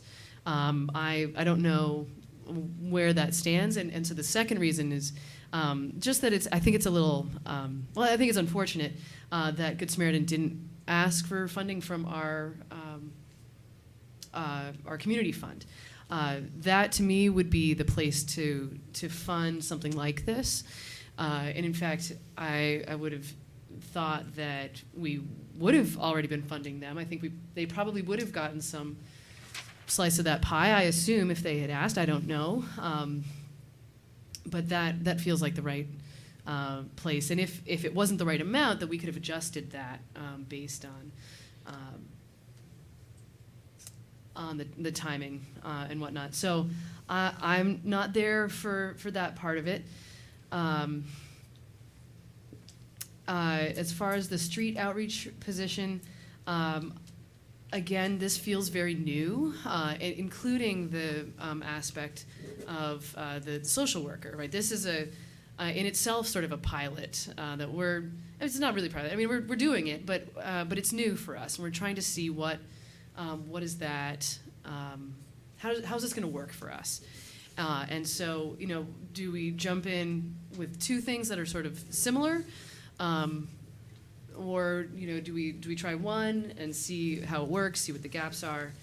To be fair, I think I feel like I've heard enough to know that no, it is separate and it's different. In some ways, there is, it sounds like, some overlap as well, but I also wonder about whether or not that's the kind of position that we could contract out, instead of having it, knowing that we're not really a social services provider exactly. There are other great organizations in the community. Could we be contracting with them to provide this service? I have hesitations about this amount, based on Councilor Connor Casey the other day. I'm talking about the value, or not the value, but the amount that somebody might be paid for that. If we were going to do this, I would advocate that they be paid something more than what it seems like they're getting now. And maybe that's a point that we can continue to talk about, but that's, just so you're aware, that's my hesitation about that position. There's a few aspects there. As far as the General Responsiveness Fund, I have, even since the last council meeting, gone back and forth about how I feel about this. Because on the one hand, I appreciate that it is, you know, maybe we don't need to specify what everything goes towards, but then at the same time, that ambiguity doesn't necessarily feel super responsible. So I have very mixed feelings about it, and I guess I would say at this point, if I were to fund that, I would recommend that it be at $5,000 and not $10,000. So anyway, those are all of my thoughts on all that funding. Anything further? Donna, yes. I think perhaps we're a little bit on the same page. I just find this such a huge amount that it becomes a much more social service than I think the city should be doing. But I like the idea to do something that also gets a match, that we go out and help people get grants, just like the social worker that the police did with Worcester County Mental Health, that if we're going to do some peer support, and it sounds like they are really valuable, the information we've got both before and recently overstates that again and again, but I do feel we shouldn't pay for it all. The city has a responsibility, but I do feel it has to be balanced with also lobbying the state, ourselves, and our representatives to go after that. So between looking at grants, looking at partnerships, I think it has a lot more to be done on the backside before I could put this much money into it. And I like the idea of some sort of a trial with the bathrooms. We've had so much problems with some of the public interface with people when a service or helping the public and the homeless share porta pots. I mean, I think there's a lot of communications and community work that we have to work together on. And how does the homeless help us keep things in order and clean and respectful for one another? So I think that really takes a lot of community, whether it's workshops, meetings, it's back to the social justice kind of community forums we need with experts to help us do this, that I just can't think it's us providing services that's going to make it work. Because this is trying to get people out of their place that they're in. And maybe not everybody can make that move, but I think the more that we can look at this as a way to help people reestablish a relationship and help us, all of us, to work together so that people aren't on the streets is important. And I know you have to do some safety net catching, but I don't want to do too much from the city side. I want us to help generate more from the right sources that have the expertise to do this kind of work. I think the lockers are great. I think we need to think outside the box. I made an email to Bill and Ann thinking about the pool house at our pool on Elm Street. It's empty. Why don't we try to do something there with showers that has specific time, some way to use that resource when it's sitting empty in the winter? And maybe that's not the place, but really start thinking about what we have and how can we then use it in a different way to help meet this need. So I just think there's a lot more work to go before I'm ready to put $50,000 to this problem. So I do feel if we can get an agreement to do the extension for the shelter, that would be great. In FY19, the Good Samaritan got $4,000 from the community fund. And maybe we could allocate $4,000 more to the community fund and direct it to the Samaritan and get them back in that pool of money and thought. So that's some of my scattered thoughts. Yeah, I was wondering if there were any way to do that, because I'm sure I don't know why they didn't apply for it, but I don't For 2 years, they haven't. that's odd. So we could. That's possibly one of the things we could do. Yeah. The one comment on the bathrooms, which isn't completely relevant, but just in terms of the 6-month thing, I think it's a good idea. I will say that the usage patterns change with the seasons, and the places where people go change with the seasons. Okay. So particularly the one that's further out of town, is a lot more likely to get a lot of use in the spring and summer, and obviously not much use right now. But having said that, I suppose we wouldn't have to start now either. Right, exactly. Well, other than the proposed site is in the floodplain, and I don't think we can put it there.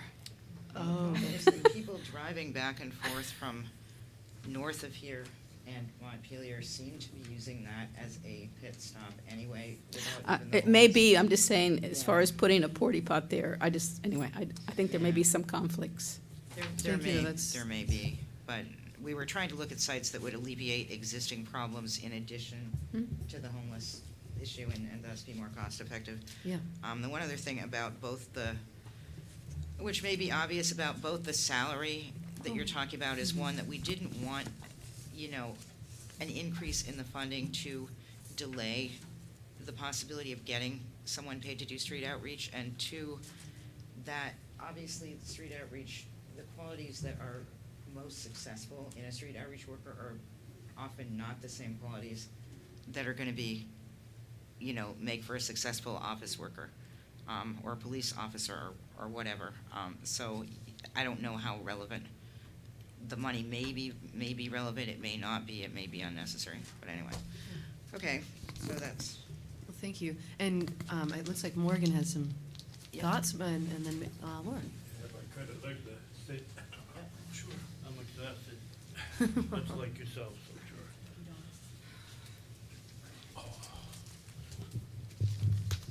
First off, Morgan Brown, District 3 resident. First off, I want to thank the council for what it has done thus far, including the overflow shelter funding. It's only for 20 cots.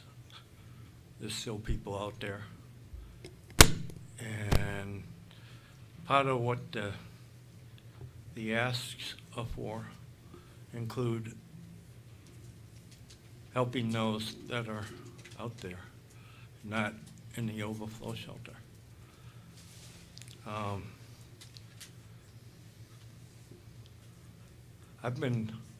had been previously homeless since I was 17. The last go around was 12 years. That was spent in and around Montpelier. And one of the reasons why I lived homeless so long is I didn't have somebody doing outreach to me. And if there had been,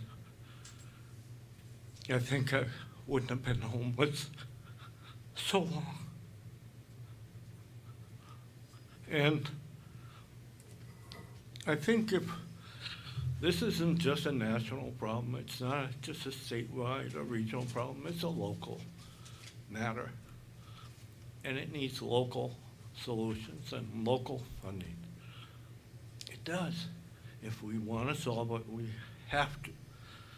We really have to find creative solutions. I thank you for creating the homelessness task force. You've asked citizens to come together and pitch in and try to find solutions. And so these funding proposals are part of that. And street outreach is essential,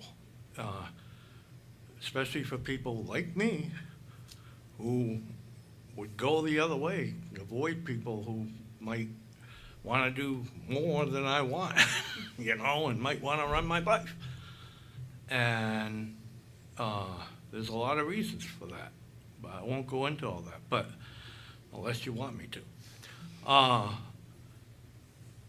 But everybody's situation is different. It's not all the same. I'm just speaking for me.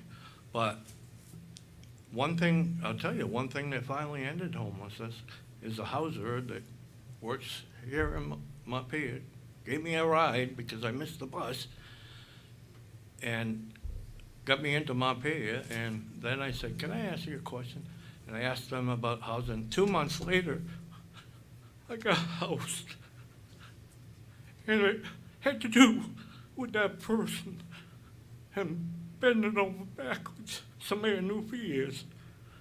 And other people, family, others, and I got housed, and that's what it takes. It takes people building relationships and trust.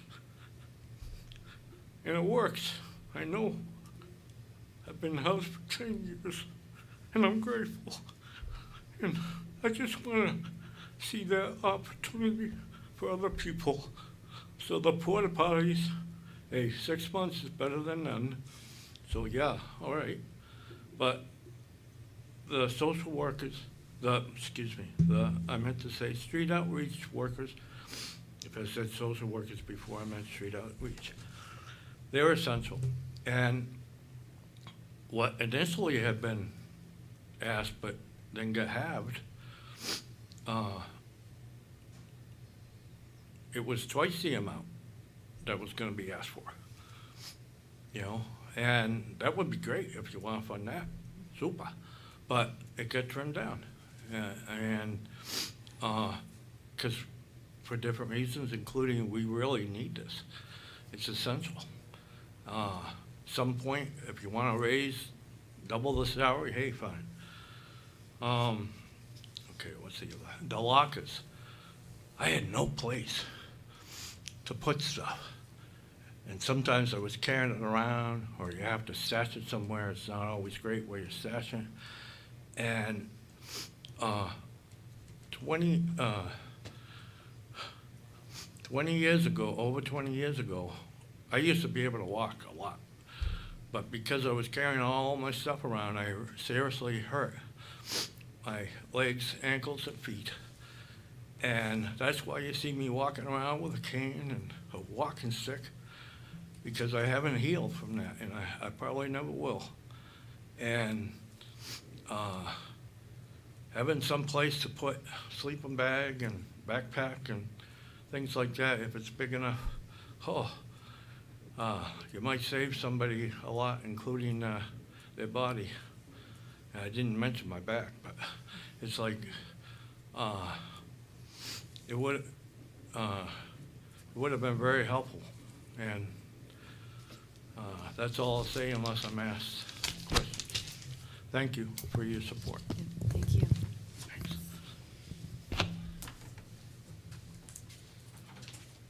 Donna, and then Laura. I just want to really thank Morgan. You came down to support further earlier discussion, and you stayed for this. So thank you so much for sharing so openly. Thank you. And he made me think of something else, and it's that it is not just Montpelier's problem, and hence I feel if we don't get other communities to buy in, people cluster here, but guess what? They come from other places. And I would hope that the region, particularly Barrie, Montpelier, and Berlin, would work together to fund some of these programs, just again, as they're doing with the social worker. And I'd like us to keep that in mind. It's a regional problem, and we can be the catalyst for it, but I don't think we should fund it all by ourselves. Thank you. Laura.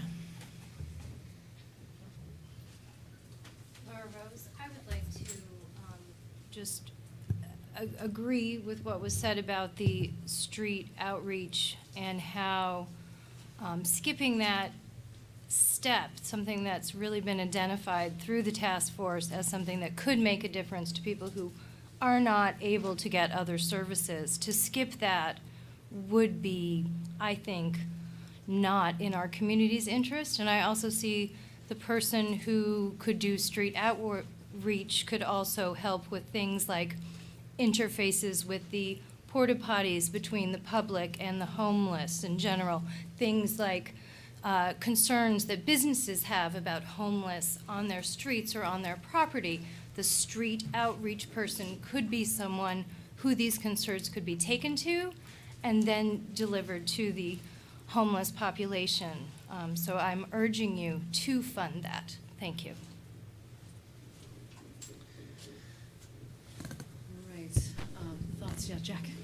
As I think of this, I think that the street outreach position is probably the highest priority in my mind for this. I'm not sure how to think about, and so I support that that we do that.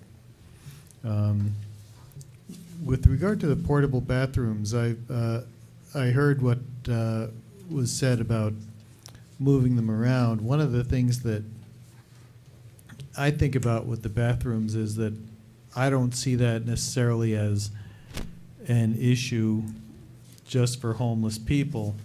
that I think that in general, cities don't do a good job of providing public bathrooms for people, and I can see this be a transitional approach to having one or more locations for permanent public bathrooms for people. I know we have during the business day, City Hall has public bathrooms. The police station has a public bathroom 24 hours a day. But I think that's probably not enough to meet the need. With regard to the idea of saying, well, let's do a 6-month pilot and then see how it goes. If we get through 6 months and we decided it's a success, at that point, we will not have allocated the money for the next 6 months. So it's kind of a tough thing to do a 6-month pilot as part of an annual budget. I think that the extension funding for the homelessness shelter is pretty hard to know where things are going, because I think we have a much bigger question, which is, are we going to have a partner who is going to be willing to provide a shelter? I don't think there was ever a commitment that the church would be providing a permanent shelter for the city, and I don't think that we can count on that. So if we're looking at something other than where the shelter, where it is now, $15,000 is a pittance compared to what the need is likely to be. So I support the outreach position. I support the portable bathrooms. I'm awfully vague on the, still on the general responsiveness fund, and so I would like to see more detail about that. I talked to Ken Russell, the newly elected chair of the homelessness task force today, and he wasn't able to be here tonight, but he also, I expect that he'll be coming next week, and I would expect we would have more of a discussion of this next week when we have our first public hearing on this. But I would put something in for this as of tonight. Would you fully fund the street positions? Yeah, I would. Outreach? Yeah. So. Well, if you take 5,000 off, which was Ann's suggestion for the general fund, then it comes to the 51 that's up there. If we were to add the 51, I guess I wouldn't want it to see necessarily committed to these line items. I'd like to have a further discussion, and I'd also like to have a deep discussion before any distribution, because again, we could still use some of this money to try to find matches. Well, what we see in that column there is 41. Is that what you were But there's talking about? 15. Plus 15, so that's 56. Oh. Yeah. So.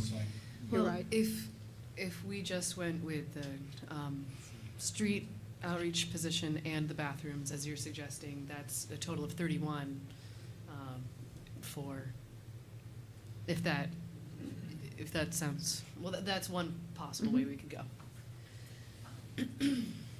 I think one of the, I'm sorry, Donna, I think one of the stipulations that we put into the ask for the contingency fund or responsiveness fund or whatever was that it would be subject to the approval of the council before it was actually spent.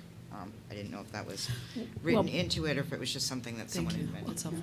But the way that fund was talked about, it's for emergency. When they can't get into housing, they can't get into a shelter, they need transportation. I understood that at least a great portion of it was so to help whoever's in charge of That's- it be able to act right away. Okay, that's a relatively small portion. I think that Okay. particular usage is something that could be set up in advance. If the entire fund wasn't used, it could be recycled back into the fund.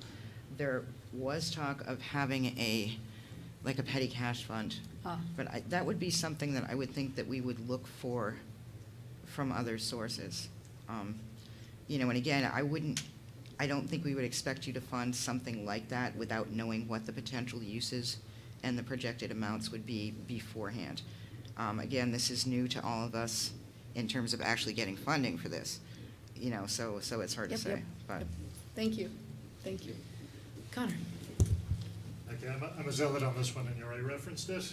And I know the task force would fund these positions probably at like $20 an hour if they knew we would fund it, but I just can't justify by the nature of the work that these positions do, that they should be paid less than what we consider a livable wage for our own tax incentive program, which is the lowest paid worker in Montpelier municipal government there. I think if it's worth doing, you pay them a livable wage. And so I would consider, like, again, trying to move this into one position, but make sure we professionalize it. Otherwise, I would call it a stipend, because it's not a job, I think. Somebody making $12 an hour in Montpelier is gonna be homeless on a long enough timeline, if that's their one source of income that they're getting. So I have real discomfort with just paying $12 an hour on this. So would you want to keep it, but increase the pay? One position. One position at what, like, what's the math? I mean, to me, 15 is the floor, and I don't have the calculator in front of me, but I'd like to see something more like that. Okay. I take it you're not talking about job sharing, you're talking about one person doing the job for a salaried amount? Okay, I mean, I don't think anybody would turn it down. I think part of it is that the people that you get who are highly qualified to do it, nobody says, hey, I'm gonna be a street outreach worker and get rich. I mean, people tend to do it because they have a passion for it, or because they're able to do it, so they find themselves doing it. And I think for a lot of people, it's more important that it be done than, you know, on the other hand, you're right, you have to survive in order to continue to do it, or there's nobody there to do it because people are out spending their time getting a decent salary somewhere else. So but I think it's a balance, and I think that often the people who do look at that are gonna be almost more concerned that it gets done than they are that they get a lot of money, she said repetitively. But anyway, I mean, if you wanted to pay more, I don't think anybody would really argue with that. Yeah, I just worry about setting the precedent for that hourly salary. Can you for any call it job an that we're funding. introductory rate, or a trial period, or a half rate trial period, or, I don't know. Well, again, I would call it a stipend if that's what we're doing. Well, if that's the nature of the work. Call it a stipend. You know, anything is better than nothing, and that sounds terrible, doesn't it? But, just getting it to happen would be really beneficial, I think. Lauren, do you have any thoughts on this?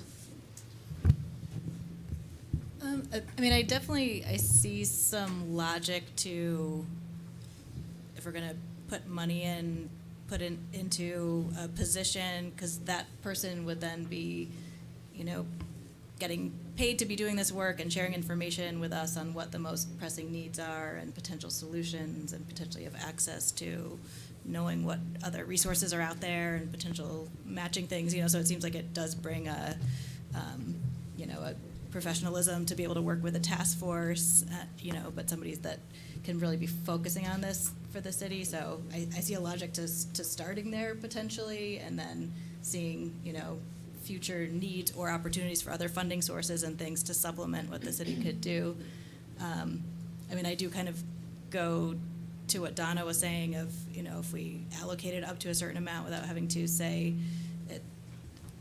I've never been through the budget before, so I don't know how often you do this, but, you know, that because it does seem like there's still a lot of questions, you know, who would actually employ that person? Is that a contract thing? I don't know where in the city. If that would be a city employee, that seems, I don't know where they'd be housed, or, so it seems like there's a lot of questions to answer, like we'd probably contract this out. Right. I mean, I think, and I defer to Cameron on this if she has a better idea, because she and I haven't talked about it, but it does, you know, we don't really have necessarily the supervisory capacity to handle it, so I would think we would want, you know, I'm not sure it would be our employee anyway, it would be us partnering with another agency that knows knows how to do this, would be my thought. I mean, one thought is that we, I mean, even if we were going to contract it out, put out an RFP for like who could do this work, is, I mean, we would still, I assume at that point, put some money in the Right, budget we'd to have to do pay that. them, right, yeah, yeah. And it's also conceivable that that money could serve as some kind of a match to help leverage other dollars. You know, if let's say we, you know, put it in at the current rate, that no, you know, anticipating that that's not enough, you know, that could be a point of, you know, leveraging other dollars. But it's approaching 11 o'clock. I would, excuse me, I would love to have some kind of, like, I think this is the only point about which we don't have a lot of clarity. If we can nail this down, then we can vote on something and be done. Does anyone have a budget number for the homelessness task force, or that you would like to propose at this point? Well, my scribble numbers, I came up to 45,000, and that was 3,000 for the toilets, 15 for the extended time on the shelter, 20 as seed money for a position, and then the balance being for the contingency fund, or general fund.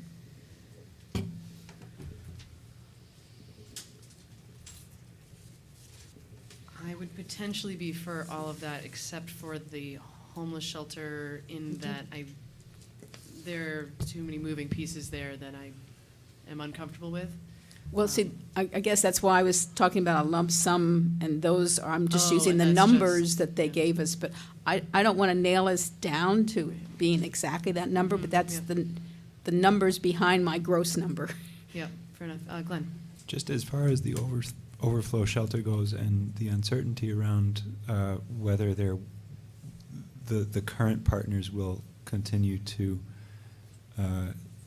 provide that service that we are assisting with, I guess it's not clear to me why we can't put the money in the budget hoping that that will be the case, that they will continue. It's not that we have to spend the money if one of those partners falls through. Is that not true?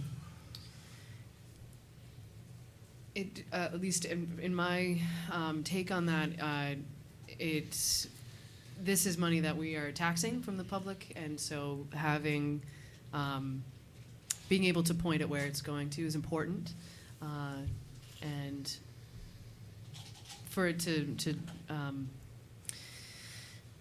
be going towards something that is has some question marks around it, to me seems not the responsible thing to do, but it could just sit there, potentially, or not if it's sort of a lump sum and we haven't decided what it all goes towards. Other thoughts on this, on Donna's? What was your I number offered again? 45,000. 45. So that brings us up to 4.2. Would you be game for that? Would you want to see it modified? I was just doing some math on my phone, and the proposal for the outreach workers is about $11.70 an hour, not counting any kind of overhead, Social Security or anything else. If you consider a full-time 40-hour work week adds up to 2,080 hours per year, if we peg that at $15 an hour, that's 31,200. So I think I would start with 31,200 and then do that incorporate that into the figure that Donna raised, which is which makes it more than Which- 45,000. Yeah, it's about $11,000 more. Yeah, you're back up to 51. So we're back up to 56,000 or whatever, which, and with not paying the rec center bond in fiscal 2000. Sorry, that's already gone. Right, I know, but that gets us to ballpark 4.6. Right, but if you didn't, I mean, I'm just suggesting, but if you know, if you followed, I mean, one of the issues I think maybe also with the, and I'm with you, I think obviously, I advocated strongly actually for us to extend the shelter season this year, and we came up with the money, but it also, to some extent, we just talked about lobbying the state, and if we're showing their hand that we're gonna pay for it, then you know, how do we go to them and say we got no money to pay for extending the season? You know, you should be covering this time if we're going to do it. You know, so if you did I don't know. The other thing to do is to pick a number that you're comfortable. I think Lauren suggested this a little earlier, and go send it. You know, the task force meets every week. They'll be here next week and say, what, you know, if we gave you $45,000, how would you propose to allocate that? How would you prioritize that? They are the folks you've asked to look at that. The real quick point of order, we're not meeting next week Oh. because the state is having their homelessness awareness day. So we're freeing up time for our task force to be at the State House. Beautiful. What day is that? I'll give you Wednesday, the information 15th. right now. Oh, good. Morgan, did you have something to add? Yes, I'll try to be quick. Morgan Brown, District 3, and if I didn't mention it before, I'm a member of the Homelessness Task Force. In fact, I was voted vice chair today. All right, so what you're discussing right now is the 2021 budget requests from the Homelessness Task Force. Right. I'd like to remind the city council that there are also the 2020 budget requests for the initial funding of the bathrooms and the lockers. Yes, we would take that up at another time. Okay, thank you. Yes, thank you. Okay, so Donna, your proposal was 42, is that right? 45? 45. And Jack, you would make that more like 56. 56 or something, yeah. Other thoughts? Where are you at? Glenn? I'm with Jack, 56. Connor? I'd like to see what the task force could do with 45. I realize that the time's not syncing up well, but this is kind of a big one. I don't know if they could meet again next week or something. This is the culmination of everything we're doing, so Yeah. I think it makes sense to get a sense of what they want. Lauren? Yeah, I guess I would also be interested to see with a 45,000 budget what they'd come back with. Okay. Yeah, no, I'm definitely more on the 45, and I really like the idea of having seed money for the street outreach position and seeing what we could do to get some matching grants, get some partners, because that's, again, this is new, this is not, you know, something that we know how to do really yet. So that and, yeah, so anyway, that's where I'm at, and that I think takes us to 4.2, which is, you know, more than I would really like. I mean, if it were up to me, it actually, I know I'm being the stingy one here. I would have been proposing something less, but if that's where we're at, then that is it. And it's really I mean, what are the biggest chunks of the additional stuff here? It's really the homelessness task force that's pushing us sort of. And the CVPSA, which is new. And the CVPSA, that's true. It's pushing us sort of over the edge. So Okay, so we have potentially a budget here. I would, yes, Jack? I should just point out one thing that isn't reflected in these figures yet, which is that we, unless we don't know what petitions are going to come in, but we just saved almost $6,000 in the Montpelier Community Fund appropriation because we plugged it in at 137. But we'd already made that adjustment in the budget before tonight. Oh, okay. Yeah. I'm Good using, try, Jack. I'm using the previous version of the spreadsheet. Can I just ask a procedural question? Would you all be comfortable getting a response from the homelessness task force on the 23rd? Would that be okay? Well, sure. I think we should vote on a budget tonight, and we can always adjust it. Okay. But, so, whether or not we hear further detail from them, great, but that's where we're at. Yes? I really need to go to the restroom. So do we have to vote? Are we going to vote on this, or was it nods enough? Well, I think we should have a vote. I think we need a vote. For real. Sorry, okay, yeah, fair. Is there a motion regarding this budget as Do you it wanna- currently stands? Do you want to go out and do that and come back? No, before- let's Okay. do it. No, it's almost, let's Yeah. do it. I've been- Is there a motion? So moved. I move the proposed budget. Second. Okay, further discussion. All in favor, please say aye. Aye. Opposed? Okay, thank you. And we can change it, go ahead, from this point, but at least we have a place to start. The one, if Yes, I go ahead, could say Jack. just make one observation. When we came in with the very scary health insurance increases at the beginning of this process, there was a lot of offline discussion about what should we be doing with our budget, and there was a lot of discussion of, well, maybe with that increase, what we should be doing is status quo and nothing more. And this isn't much above status quo, so I don't feel like we're being irresponsible with our money if this is where we wind up. Okay. All right, so we're moving on. We've made it through our agenda. Council reports. We're not going to start with Donna. Maybe we'll come back. Connor, do you have I'll anything? pass. Glenn?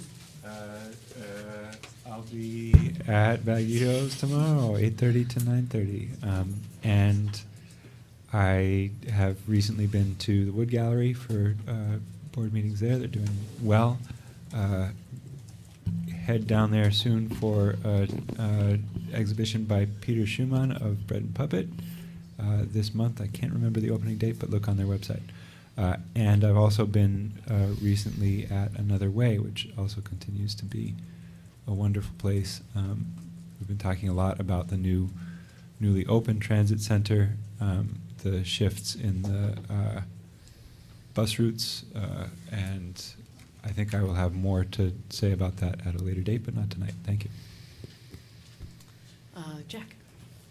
The main thing I want to say is that all of us on the council received an email the other day, and it's been in the news that Chief Fakos has announced his retirement, and we will have a chance to honor him before he leaves, but I want to recognize the great professionalism he's brought to the job over decades, and thank him for his service.